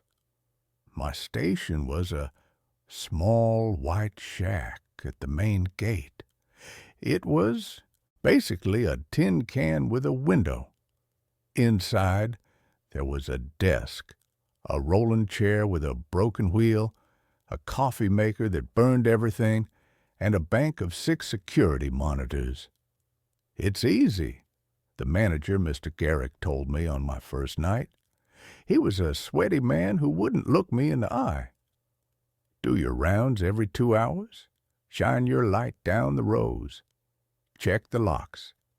If you see kids, call the cops. If you see anything else, just stay in the booth and lock the door. What do you mean, anything else? I asked. He didn't answer. He just handed me a heavy ring of keys and walked to his truck. Don't fall asleep, kid, he said, and then he was gone. The first week was boring. It was so quiet out there. The only sound was the wind humming through the gaps between the containers. It made a low, mournful, whistling sound, like someone blowing over the top of a glass bottle. But on the second Tuesday, the weirdness began. I was doing my 2 a.m. round. I was walking down row C. The gravel crunched loudly under my heavy boots. I was shining my flashlight on the padlocks, checking to make sure they were secure. Then I heard a radio. It was faint. It sounded like static mixed with a voice. It was coming from inside a container halfway down the row, Unit C-14. I stopped. I put my ear against the cold corrugated metal. Help! Please! Cold! It was a woman's voice. She sounded terrified. Hello? I yelled, banging on the door with my fist. Is someone in there? The voice stopped immediately. I grabbed my radio to call the police, but then I looked at the lock on the door. It was rusted solid. A thick layer of orange rust covered the latch. There were spider webs connecting the lock to the door handle, thick, dusty webs that had not been broken in years. Nobody had opened that door in a long time. "Hello?" I called again. Silence. I told myself it was just interference. Maybe a truck driver on the highway nearby using a CB radio, and the metal container picked up the signal. I walked back to the booth, but I kept looking over my shoulder. The next night, the weather turned bad. A heavy storm rolled in from the coast. The rain didn't just fall, it hammered down. It sounded like thousands of rocks hitting the metal roofs of the containers. The noise was deafening. I was sitting in the booth, watching the monitors. The rain made the cameras blurry.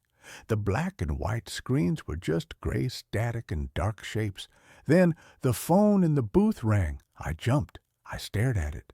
It was an old landline phone. Nobody called the booth. I picked it up. "Ironclad storage. This is Evans." "Open the gate," a voice said. It was my voice. I almost dropped the phone. It wasn't just similar. It was my voice.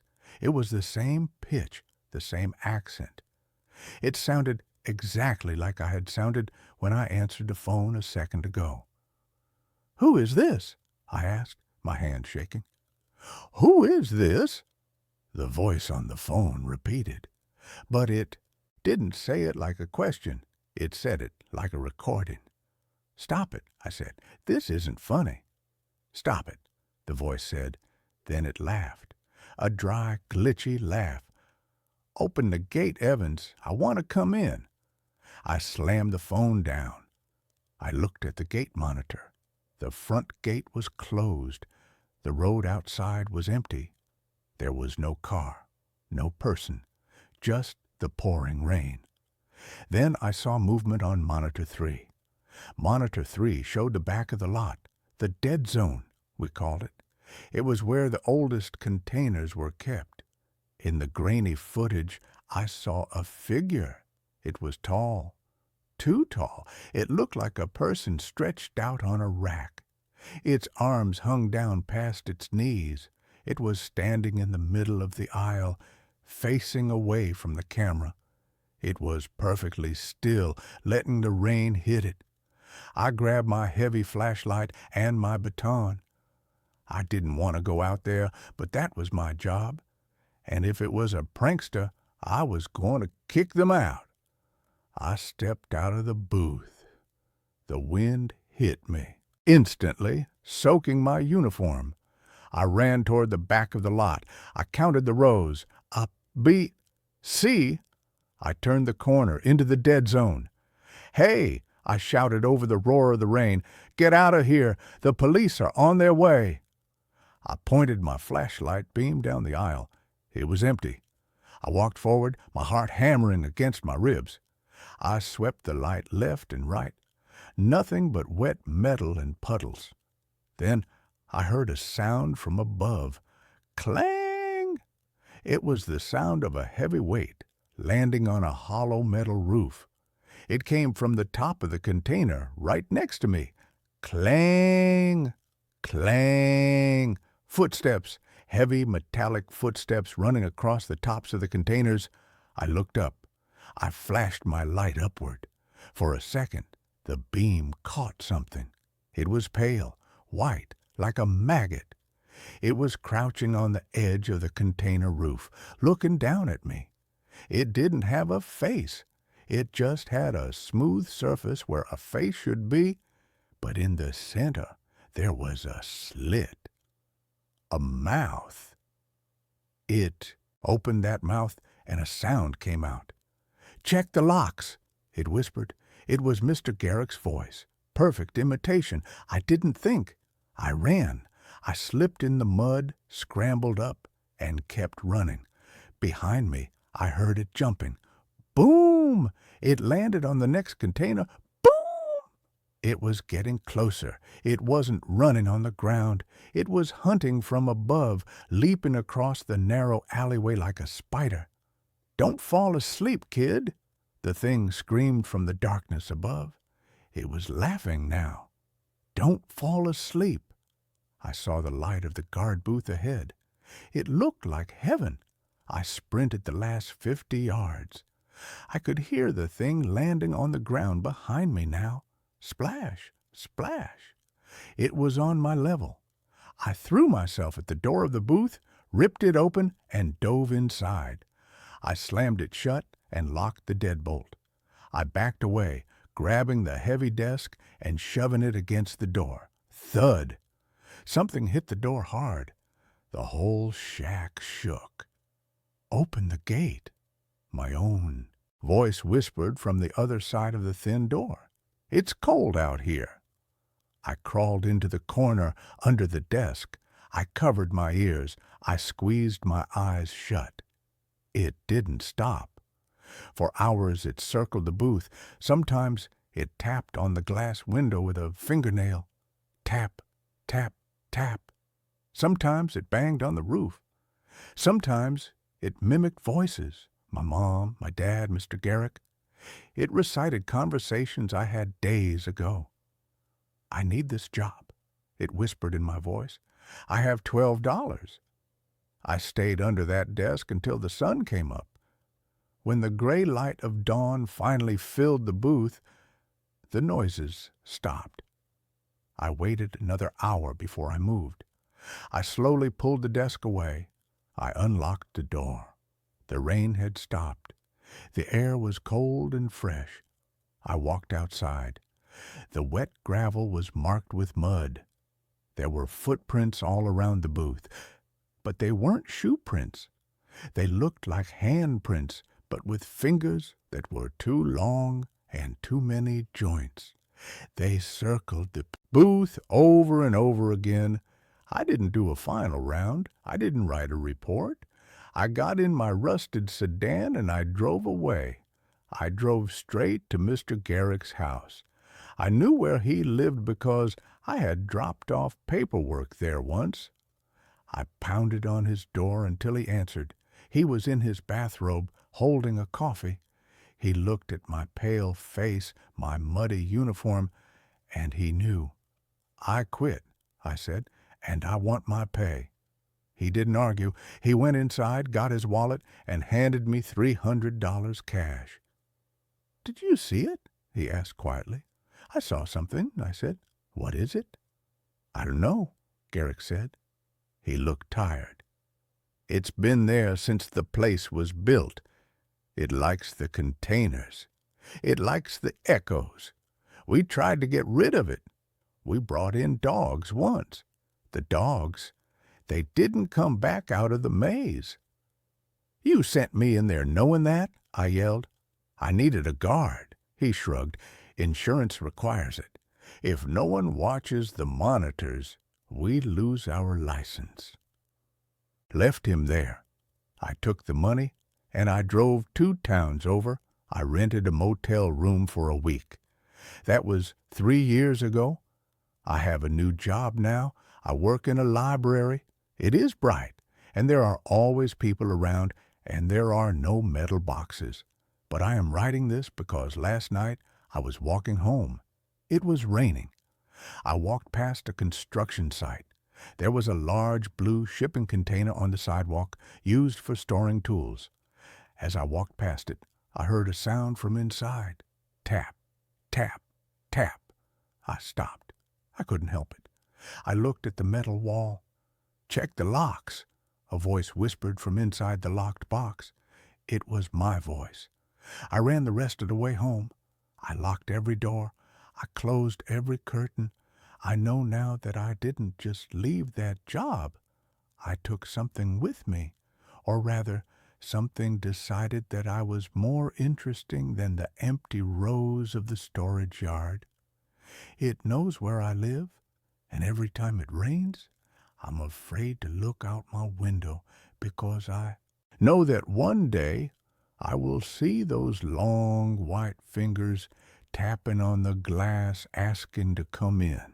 And that's where this story ends. Let's move on to the next one.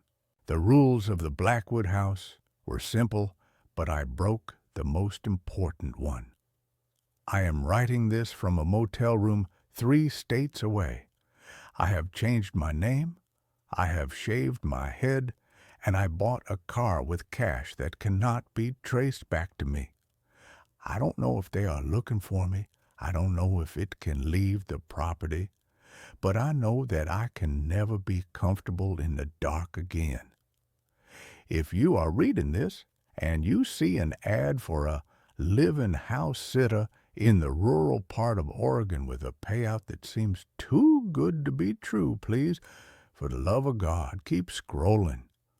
I was 25, drowning in credit card debt, and fresh out of a bad breakup. I needed to get away, and I needed money. When I found the listing on a niche job board for high-end domestic staff, it felt like a lifeline. House sitter wanted. 30 days, remote location, $10,000 upon completion. Duties, basic maintenance, security presence, pet care, 10 grand for a month of sitting in a house. I applied immediately.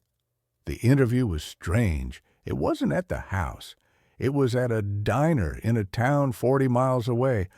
The owner, Mr. Blackwood, was a man who looked like he was made of old leather and expensive cologne. He wore a suit that cost more than my life, but his fingernails were dirty, not like a mechanic's dirt. It looked like potting soil. He didn't ask me about my experience. He didn't ask for references. He just stared at me with watery gray eyes. "Are you good at following instructions, Mr. Reed?" he asked. His voice was gravelly and low. "Yes, sir," I said. "I'm very detail-oriented." "Good," he said. He slid a thick envelope across the table. "This is half the money up front, $5,000 cash. You get the other half when I return in 30 days. The keys are in there. The address is on the napkin." I opened the envelope. It was full of $100 bills. My heart started racing. "There are rules," Blackwood said. He leaned in closer. "The house is old. It has quirks. If you cannot follow the rules, you leave.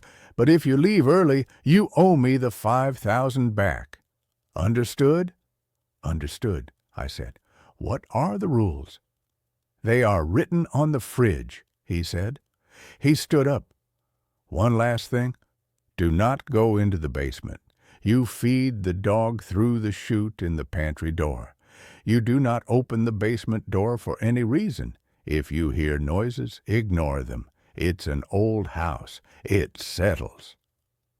He left before I could ask what kind of dog lives in a basement. I drove up there the same day.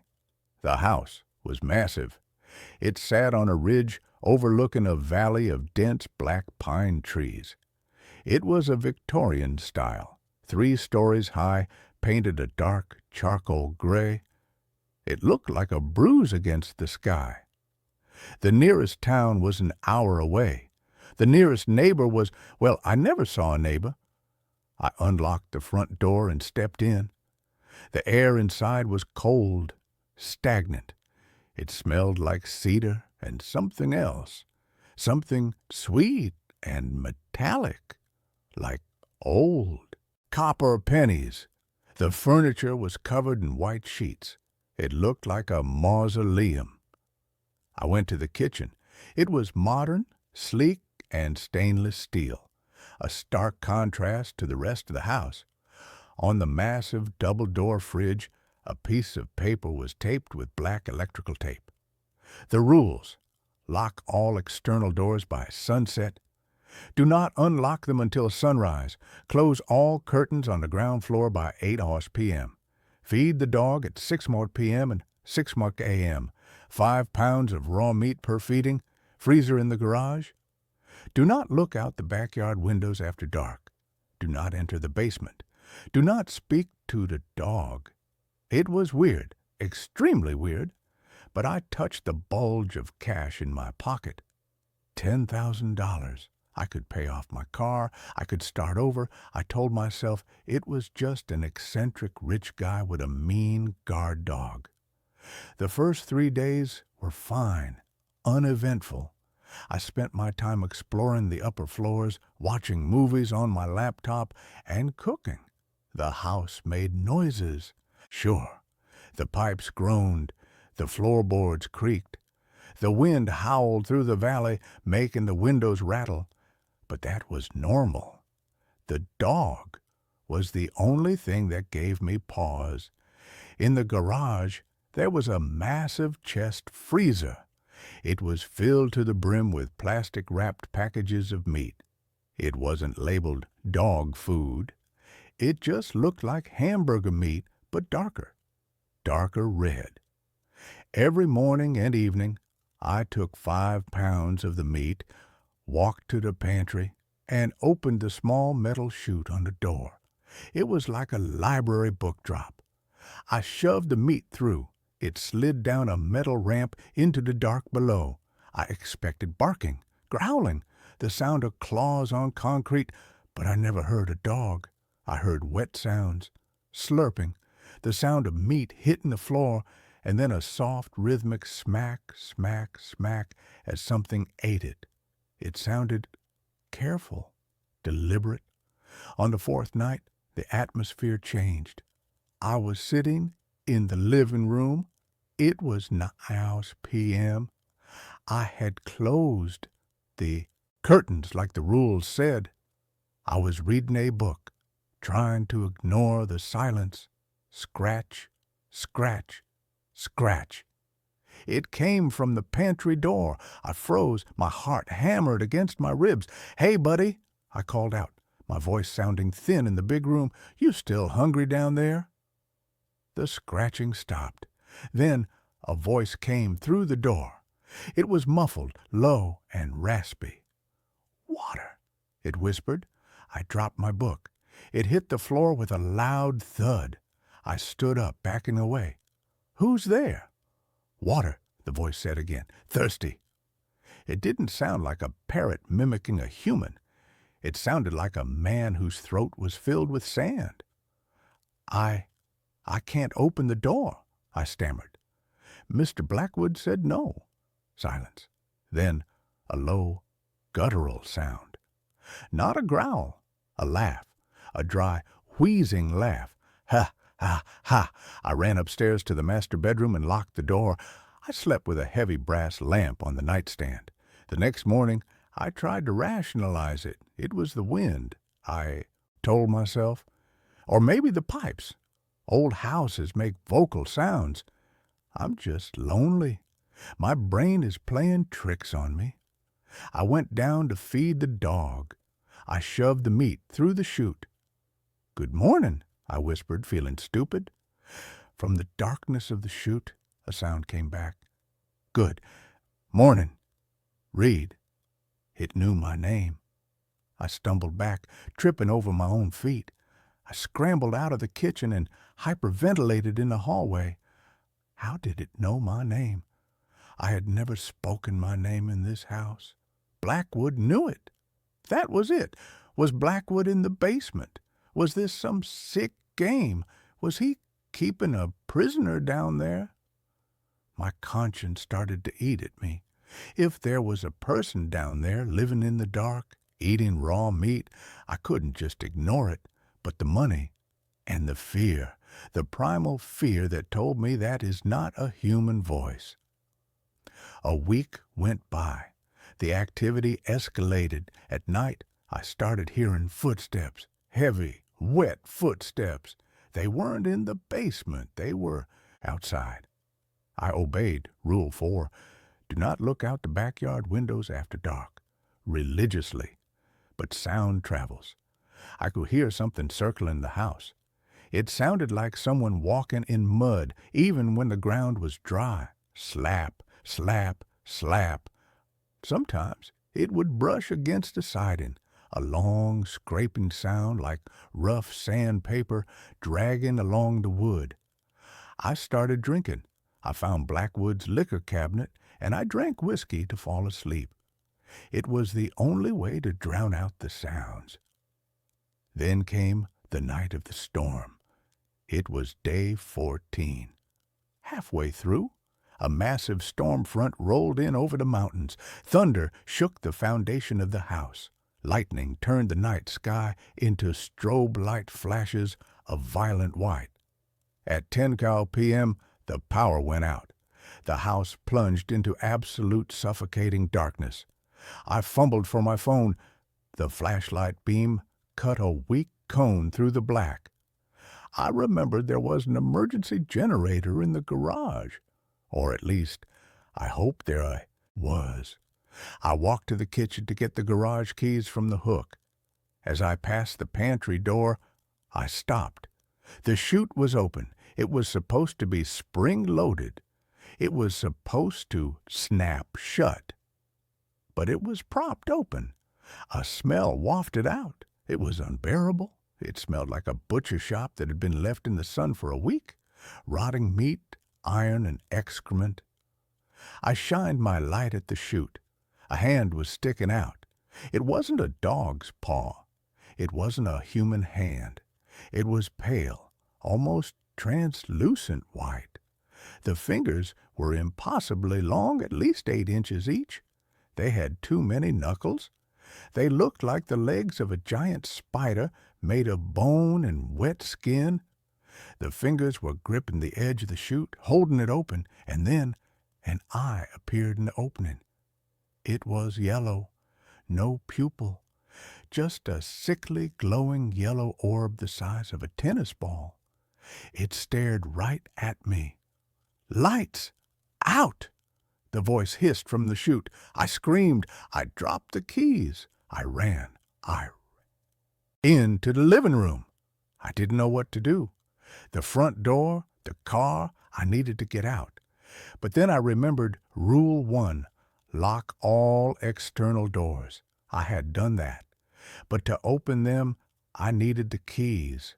The keys I had just dropped in front of the pantry. I was trapped. I huddled behind the sofa in the living room. I gripped a fireplace poker in my shaking hands. I heard the pantry door handle rattle. Click, clack. It was locked. Thank God it was locked. Then I heard a sound that made my blood turn to ice. The sound of metal snapping. The hinges. Something was pushing the door from the inside with enough force to shear the metal hinges. Crack! The door fell inward. Heavy, wet footsteps entered the kitchen. Slap, slap, slap. "Reed!" the voice called out. It wasn't whispering anymore. It was loud, and it changed. It shifted pitch. Suddenly it sounded like my mother. "Reed, honey, where are you? It's dark." It was a perfect recording of my mother's voice. But my mother had been dead for 5 years. "Reed, I'm cold. Come give me a hug?" I bit my lip so hard I tasted blood. Tears streamed down my face. "Do not speak to the dog," the rules said. The footsteps moved into the hallway. I peeked over the top of the sofa. A flash of lightning illuminated the hallway. I saw it. It was tall. It had to be 7 feet tall, but it was hunched over so its knuckles brushed the floor. It was naked, its skin that same translucent milky white. It was emaciated, ribs poking through the skin like jagged knives. But its belly was distended, swollen and round. It didn't have a face, not really. It had a smooth, flat surface where a face should be, but in the center, a vertical slit opened and closed, revealing rows of needle-like teeth. It turned its head. It didn't have eyes on its face. The yellow eyes were on its shoulders.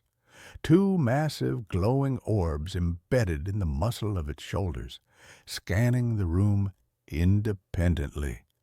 It walked into the living room. "Come out," it said, using Mr. Blackwood's voice now. "You're fired, Reed. Come out." It sniffed the air. I realized with horror that I had wet myself. The smell of ammonia was sharp in the air. The creature's head snapped toward the sofa. The shoulder eyes focused on my hiding spot. It smiled. The vertical slit opened wide. It lunged. I didn't think. I reacted on pure adrenaline. I vaulted over the back of the sofa and sprinted for the stairs. The creature was fast, unnaturally fast. It moved like a cockroach, skittering on all fours. I felt a rush of air as a claw swiped at my ankle. I kicked back, connecting with something wet and hard. I scrambled up the stairs, taking them 3 at a time. I heard it crashing into the banister below. I ran into the master bedroom. I slammed the door. I locked it. I dragged the heavy dresser in front of the door. I backed away to the window. Boom! The door shook. Boom! Wood splintered. "Open the door, Reed," it whispered. It was, using my own voice now, "I just want to play." I looked at the window. It was a 20-foot drop to the backyard. I didn't care. I grabbed the bedside lamp and smashed the window. The glass shattered outward. The wind and rain roared into the room. Behind me, the bedroom door gave way. The dresser was pushed aside like it was made of cardboard. I climbed onto the sill. I looked back. The creature was standing in the doorway. It rose to its full height. It was almost touching the ceiling. Its shoulder eyes glowed in the darkness. It raised a long, pale finger and pointed at me. "You broke the rules." I jumped. I hit the wet grass hard. I felt something snap in my leg, a sharp, white-hot bolt of agony. I screamed, rolling in the mud. I couldn't walk. I had to crawl. I crawled through the mud, dragging my broken leg. The rain was blinding. I heard the creature leap from the window above. It landed with a heavy, wet thud 10 feet behind me. I crawled toward the driveway, my car. I kept a spare key in a magnetic box under the wheel well. It was an old habit, a habit that was about to save my life. "Reed!" it hissed. It was right behind me. I could smell the rot. I could hear its wet breathing. I reached the car. My fingers fumbled for the magnetic box. I found it. I ripped the key out. A cold, wet hand wrapped around my good ankle. I screamed and kicked with my broken leg. The pain was blinding, enough to make me vomit. But a heel of my boot connected with something soft. The creature screeched, a sound like metal tearing. It let go. I pulled myself into the driver's seat.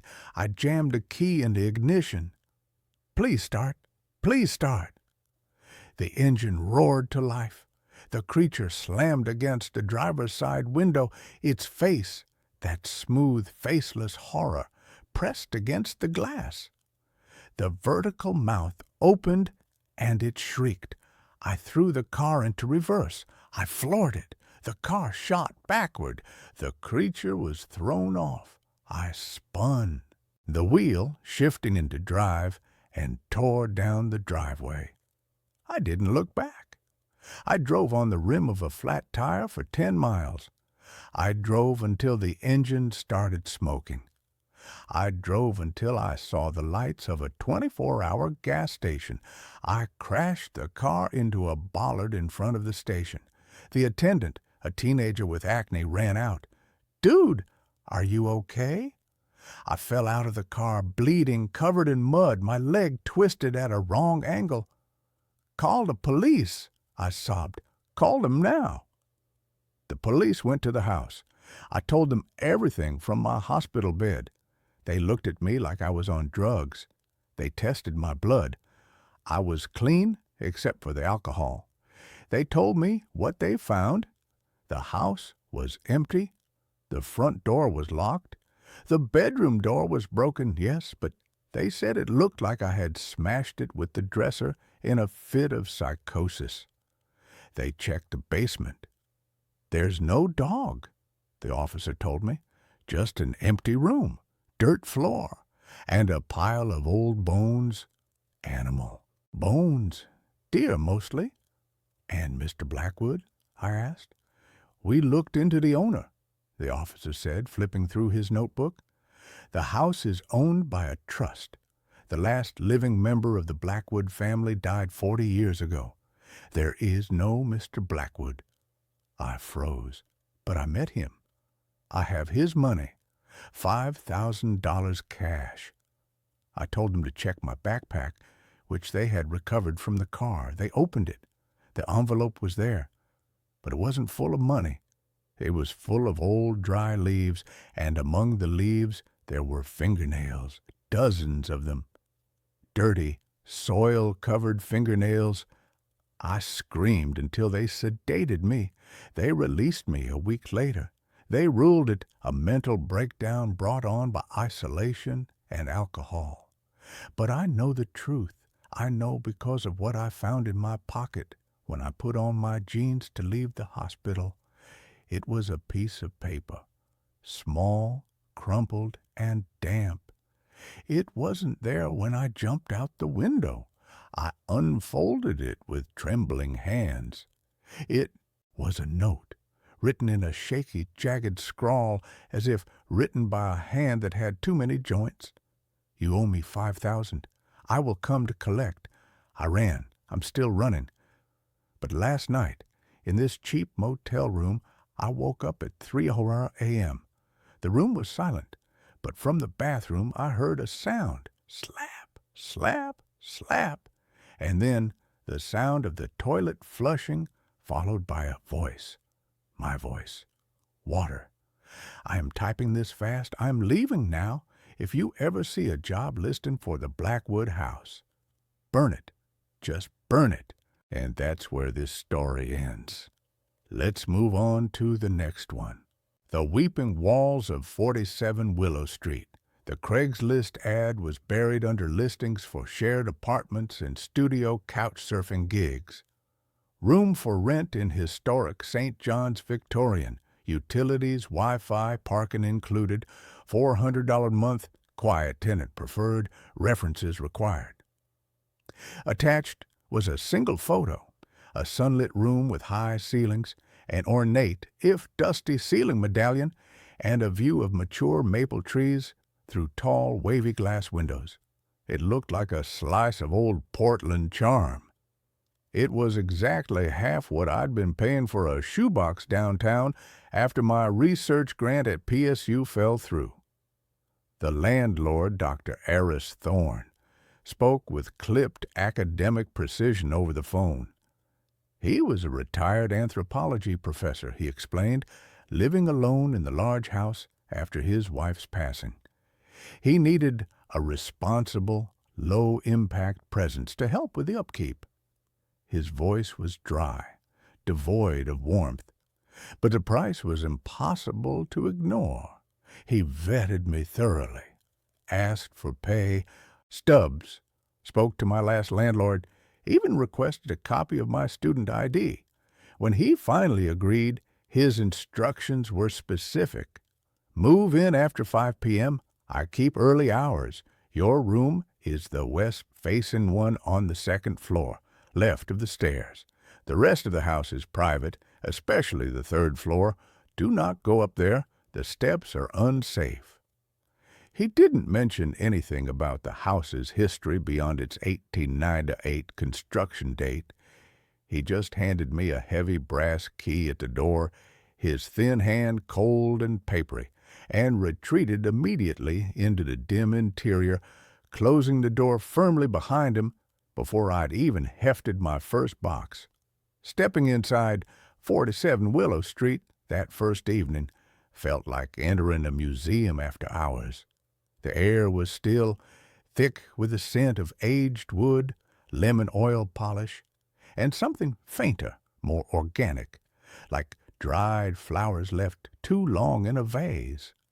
Dust motes hung suspended in the slanted afternoon light filtering through the leaded glass of the front door. The entryway opened into a cavernous parlor, dominated by a grand staircase with a carved mahogany banister. Heavy velvet drapes, faded to a bruised plum color, framed tall windows. Everything was meticulously clean, but utterly devoid of life. No personal photos, no books out of place, no sound beyond the rhythmic, hollow tick-tock of a grandfather clock in the dining room. My room, as promised, was spacious and high-ceilinged. Sunlight streamed through the west window, illuminating dust dancing above a wrought-iron bed frame, a simple dresser, and a small desk. The wallpaper was a faded pattern of ivy vines. It felt serene, isolated, perfect for writing my dissertation on Pacific Northwest logging communities. I unpacked slowly, savoring the quiet, the absence of sirens and neighbor noise. The only oddity was the closet door. It was slightly ajar, revealing darkness within, and no matter how firmly I pushed it shut, it would creak open again an inch or two within the hour. I chalked it up to old hinges and warped wood. The first night, I woke abruptly at 2:17 a.m., not from a nightmare but from sound. Soft, muffled crying. A child's voice. It seemed to come from the hallway just outside my door. I lay frozen, listening hard. It wasn't loud, just a thin, hiccuping sob that cut through the profound silence of the old house.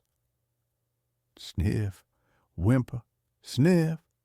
It lasted maybe 20 seconds, then stopped as abruptly as it began. I told myself it was the pipes, or the wind whistling through a crack I hadn't noticed. Portland was full of old houses with voices.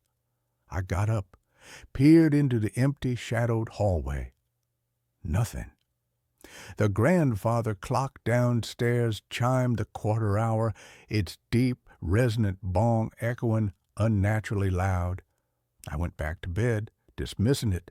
Stress, jet lag from the move, the unfamiliar quiet playing tricks. But the crying came back. Not every night, unpredictably. Sometimes it was just before dawn. A thin, desolate wail that seemed to seep through the floorboards from below. Sometimes it was mid-afternoon when I was trying to concentrate, a sound so close it made me spin around, expecting to see a lost child standing in the doorway. It was always a child, always female, always heartbreakingly sad. I never saw anyone. Dr. Thorne was a ghost himself. I'd hear his slow footsteps on the floorboards above my room early in the morning, the clink of dishes in the kitchen at precisely 7:30 a.m., and the faint rustle of newspaper pages. We'd exchange terse nods or murmured hellos in the narrow hallway, his pale blue eyes never quite meeting mine, always flicking past me towards the stairs or a closed door.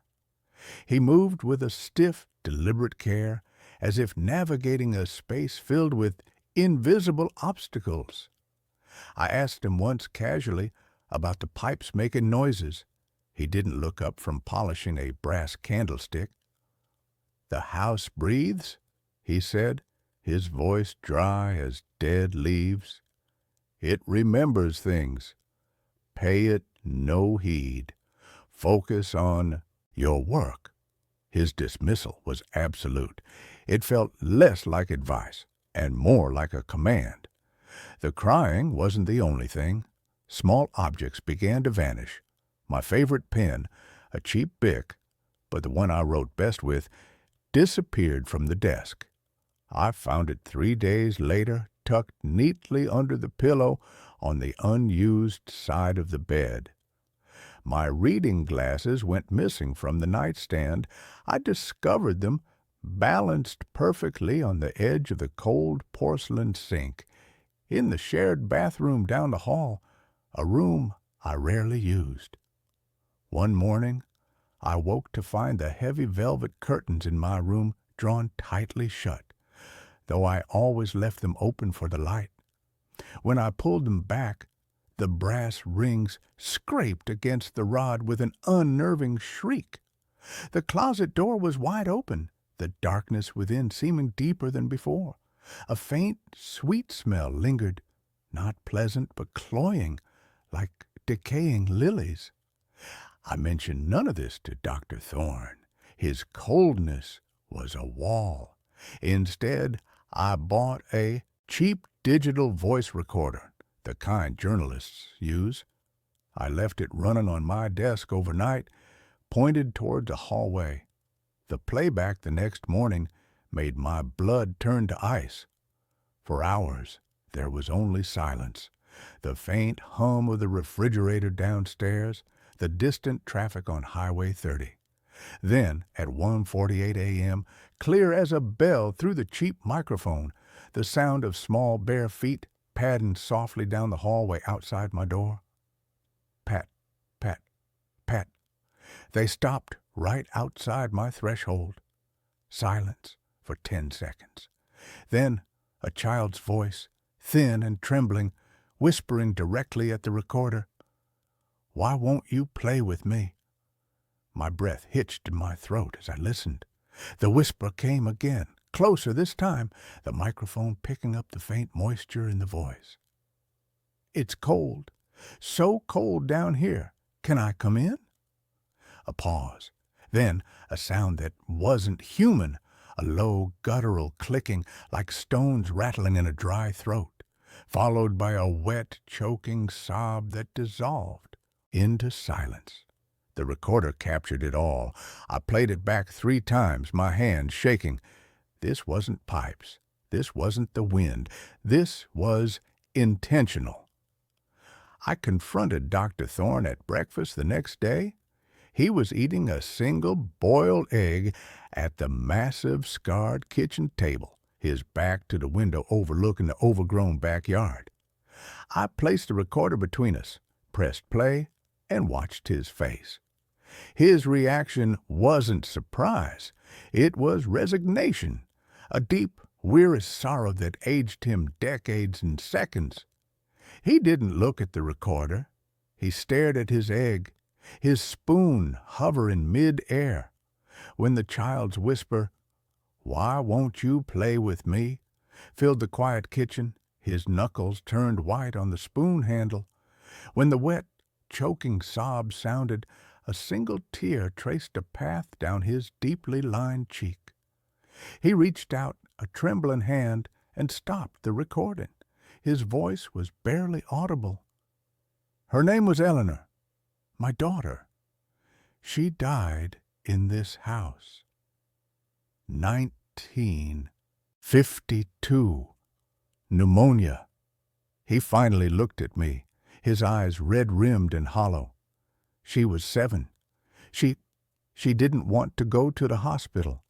She was afraid of the dark there. She hid in the dumbwaiter shaft. He gestured vaguely toward the corner of the kitchen where an old sealed-up wooden cabinet stood. "We found her too late. The doctor, he said her lungs were full of fluid. She drowned on the inside." He wiped his cheek roughly with his sleeve.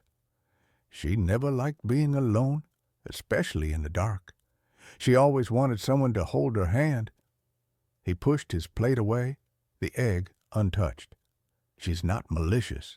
She's lost, confused, stuck in the moment she was most afraid. The 3rd floor, that's where the old nursery was, where she spent her last days. That's why I said not to go up there. The stairs are unsafe, but also she's strongest there. The air, it's thick with her." He stood up, his movement stiff. "I stay because she needs to know she's not forgotten. But the house, it holds on to grief. It holds on to her. You hear her because you're new, because you're warm, because you're here."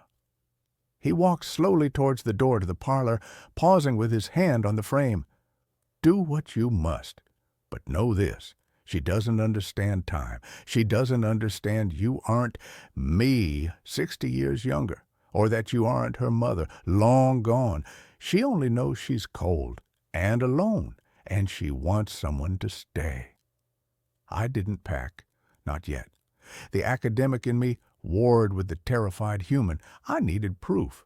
Not for Dr. Thorne, he already knew, but for myself, to silence the rationalizing part of my brain screaming mass hysteria, carbon monoxide, infrasound. I bought an EMF meter online. Cheap, probably useless, but a tangible tool. I researched the house. The St. John's Historical Society archives confirmed the basics. Built for a timber baron, sold to Eris Thorne's father in 1948. Eleanor Thorne, age 7, died of complications from pneumonia on January 17, 1952. No mention of a dumbwaiter accident, but records from that era were sparse. I also found an old grainy photo in a digitized Portland newspaper archive. A stern-faced man, Eris's father, a woman with a sad smile, his mother, and a little girl with dark braids and wide, serious eyes standing on the porch of 47 Willow Street. Eleanor. Her eyes seemed to follow me on the screen. That night, I placed the EMF meter on my nightstand, its green digital display glowing faintly in the dark. I left the voice recorder running again. I lay rigid, every sense straining. Midnight passed. 1 a.m. The house creaked its usual symphony. Then at 1:55 a.m., the temperature plummeted. It wasn't a draft. It was a sudden, localized cold spot that settled over the foot of my bed like a physical weight. My breath fogged in the moonlight streaming through the window. The EMF meter's display spiked violently, the needle jumping into the red zone, emitting a faint, high-pitched whine. I fumbled for it, my fingers numb with cold. As I touched it, the crying started. Not muffled, not from the hallway, right beside my ear. A soft, wet sob, followed by a whispered plea that vibrated the air. "Hold my hand. Please, it's so dark." I jerked upright, heart hammering against my ribs. The cold intensified, centering on my left hand where it lay on the blanket. I snatched it back as if burned. The EMF meter shrieked. On the nightstand, my water glass trembled, then tipped over, spilling water across the wood. The cold spot vanished instantly. The EMF needle dropped back to 0. The recorder captured it all, the spike whine, the glass shattering, my gasp, and beneath it all, the fading sound of a child's disappointed sigh. You left again. I didn't sleep. At dawn, exhausted and shaking, I went downstairs. Dr. Thorne was already in the kitchen brewing tea. He took one look at my face, pale and drawn, dark circles under my eyes, and nodded slowly. "She found you?" It wasn't a question. I showed him the EMF readings, the audio file. He listened to the sigh, "You left again," without flinching. "That was Marjorie's phrase," he said quietly, stirring his tea with a trembling hand. "My wife. She'd say that when Ellie would pull away during her fever dreams. You left again, my little bird. I'm right here." He reached into the pocket of his cardigan and pulled out a small cloth-bound book, its cover stained and soft with age. Eleanor's diary, only a few pages. She was just learning to write. He opened it with reverence. The childish scrawl was heartbreaking. "Today I helped Mama garden. We planted lilies. Mama says they smell like angels. I got dirt on my dress. Papa was cross. I hid in the quiet place. It was dark but safe. I liked the quiet place. Mama calls for me, but I liked the quiet." Another entry, the handwriting shakier. "Sick. Mama cries. Papa is loud. Doctor smells bad. Don't want the shot. Don't want the dark place. Hold my hand, Mama. Hold my hand, Papa." The final entry was barely legible, the ink blurred as if by tears or rain. "Cold, so cold. Water in my chest. Can't breathe. Mama, Papa, where are you?" The quiet place is dark. I'm scared. Don't leave me. Don't leave me. Don't leave. The sentence trailed off into a jagged ink stroke. I spent the day in a daze. The rationalizations were gone, burned away by the cold spot, the voice, the diary. Eleanor wasn't a story. She was a presence, a trauma embedded in the wood and plaster of this house. That afternoon, needing air, I walked to the overgrown backyard. The dead oak tree from the Craigslist photo stood sentinel near the fence. At its base, half hidden by weeds, was a small weathered headstone. Not for Eleanor.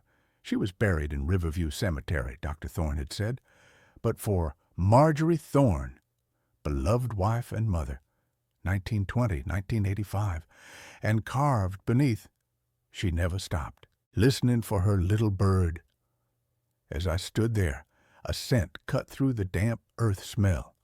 Lilacs, strong, sweet, cloying, exactly like the smell I'd noticed near the open closet. I turned. Dr. Thorne stood on the back porch watching me, his face unreadable. He didn't say a word. He just slowly closed the screen door, the thwack of the latch echoing in the still afternoon. That night, I couldn't bring myself to sleep in the room.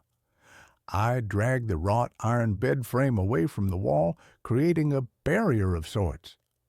I left every light on, the overhead bulb, the desk lamp, even the small light in the ensuite bathroom. I sat on the edge of the bed, the knife from my kitchen drawer resting on my lap, the EMF meter and recorder running. The house was unnaturally quiet. No creaks, no clock ticking, just a heavy, waiting silence. At 2:03 a.m., the lights flickered, once, twice, then died completely, plunging the room into absolute darkness. The EMF meter whined frantically in the blackness. The recorder hissed, static. And then the cold came, not a spot, a wave. It rolled over me, stealing my breath, frosting the air. It smelled overwhelmingly of wet earth and decaying lilies. A small icy hand closed over my wrist where it rested on the knife handle. The grip was surprisingly strong, damp, and freezing. A child's voice, thick with tears and that wet, bubbling undertone, whispered directly into my ear, its breath like the inside of a deep well. "You're warm. Stay warm with me. Don't go to the dark place." I tried to pull away, but the grip tightened, fingers like frozen twigs digging into my skin. I fumbled for the knife's handle, my fingers numb. "Mama left," the whisper sobbed. "Papa left. You stay. You hold my hand. Forever." Panic surged. I yanked my arm back with all my strength. There was a sound like tearing the fabric, a small, sharp "rape," and the cold grip vanished. I scrambled back on the bed, crashing into the wall, fumbling for my phone. The flashlight beam cut through the dark, shaking wildly. The room was empty, but on the blanket where the hand had gripped my wrist, dark, wet stains spread like ink blots. And caught on the edge of the blanket, snagged on the rough iron frame of the bed, was a single, long strand of coarse black hair, too long, too thick to be mine, or Dr. Thorne's. It glistened wetly in the phone light. I didn't wait for dawn. I packed by phone light, shoving clothes and my laptop into my suitcase with shaking hands.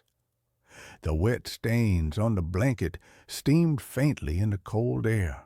I avoided looking at the closet. I avoided the hallway. I took the stairs 2 at a time, stumbling on the 3rd step, my suitcase banging against my leg. The grandfather clock in the dining room was silent. The house felt watchful, holding its breath. I reached the front door, fumbled with the heavy brass key in the lock. As the deadbolt slid back with a loud clunk, A sound froze me mid-motion. From the top of the stairs, soft, bare feet patting down. Pat, pat, pat. Slow, deliberate, stopping on the landing. Then a new sound, a low, rhythmic thumping, like a small body leaning against the banister. Thump, thump, thump, accompanied by a wet, hitching breath. I didn't look up. I couldn't. I yanked the door open, stumbling out onto the porch. The pre-dawn air was frigid, a relief after the house's unnatural chill. I didn't look back. I ran down the cracked sidewalk, suitcase wheels catching on roots, the knife still clutched in my hand. I didn't stop until I reached the bright fluorescent lights of the 24-hour Safeway 3 blocks away, gasping for breath, leaning against the warm glass doors. I called a cab from inside the store, my voice raw, as I gave the driver the address of a cheap motel near the airport. As the cab pulled up to 47 Willow Street to collect my car, a beat-up Honda Civic parked under the skeletal branches of the dead oak. I forced myself to look at the house. Dawn was breaking, painting the sky in pale pinks and grays. The tall windows on the second floor were dark, all except one, my room, the west-facing window. The heavy velvet curtains were drawn back, just enough to see inside, and pressed against the wavy glass illuminated by the rising sun was the faint, perfect outline of a small, pale handprint. It looked wet, smudged at the edges. As I watched, a second, smaller handprint appeared beside it, lower down on the glass. Then a third. They weren't on the outside. They were on the inside, pressed from within the room. The cab honked impatiently. I tore my eyes away, fumbling for my keys. I drove to the motel in a numb daze, checking the rearview mirror constantly. In the parking lot, under the harsh motel sign flickering in the dawn light, I opened the trunk to get my suitcase. It was covered in thick, wet mud. Dark, rich mud that smelled of river clay and decay. The same mud that had been caked on Eleanor's boots in the old newspaper photo. I hadn't driven through any mud. My tires were clean. The mud was only on the suitcase handle, smeared as if a small cold hand had gripped it tightly while I ran. The motel room smelled of bleach and stale smoke. I sat on the stiff bed, the knife on the nightstand, the EMF meter still whining faintly in my backpack. I called Dr. Thorne. His phone went straight to voicemail, his message clipped and formal. "Thorne residence, leave a message." I left none. I called the Portland Police non-emergency line. I told the bored-sounding dispatcher about the break-in, the mud, the handprints. I sounded unhinged. I knew it. She took my name, my old address, 47 Willow Street, and said an officer would follow up when possible. No urgency, no belief. Why would there be? I was a broke grad student reporting ghosts. I spent the day researching exorcists, mediums, anyone who dealt with the dead. Every website, every forum post dripped with the same advice. Leave, just leave, don't look back. But where would I go? My savings were gone. My academic future was in shambles.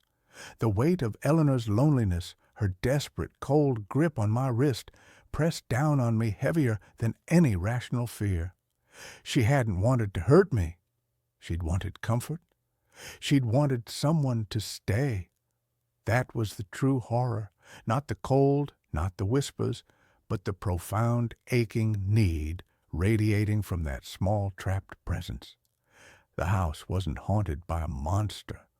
It was haunted by a little girl who couldn't understand why everyone kept leaving her in the dark. That night, in the thin motel bed, I didn't sleep. I stared at the ceiling, listening to the hum of the highway. At 2:17 a.m., the air conditioning unit above the window rattled violently. Not a normal rattle, a sharp rhythmic bang, bang, bang, like small fists pounding on metal. The digital clock on the nightstand flickered, the numbers dissolving into static snow, and beneath the noise, so faint I thought I might be hallucinating, came the wet, bubbling whisper, seeming to come from the cheap floral wallpaper beside my head. "You forgot your warm blanket?" A pause. The AC unit went silent. The clock stabilized, reading 2:18. The whisper came again, closer, the breath like frost on my ear. "We're waiting." I didn't move. I didn't breathe.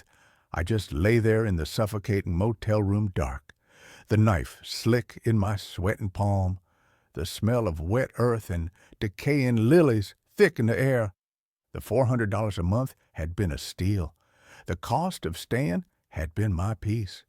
The cost of leaving, I realized with a cold certainty that seeped into my bones deeper than any ghostly touch, was my freedom. Eleanor wasn't confined to 47 Willow Street.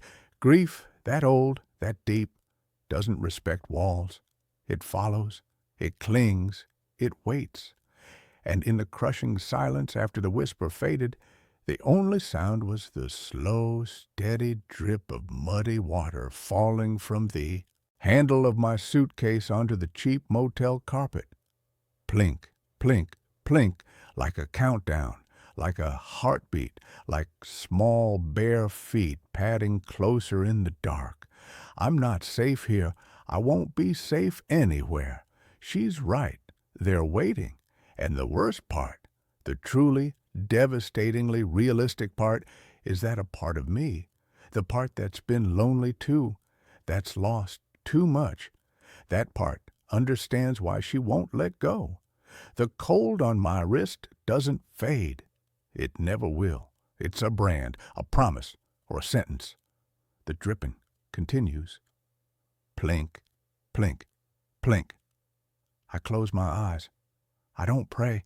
I just listen for the bare feet in the hallway outside the thin motel door. They haven't started yet, but they will. They always do. The house on Willow Street didn't keep me, but Eleanor did. And she's bringing the cold with her. Always.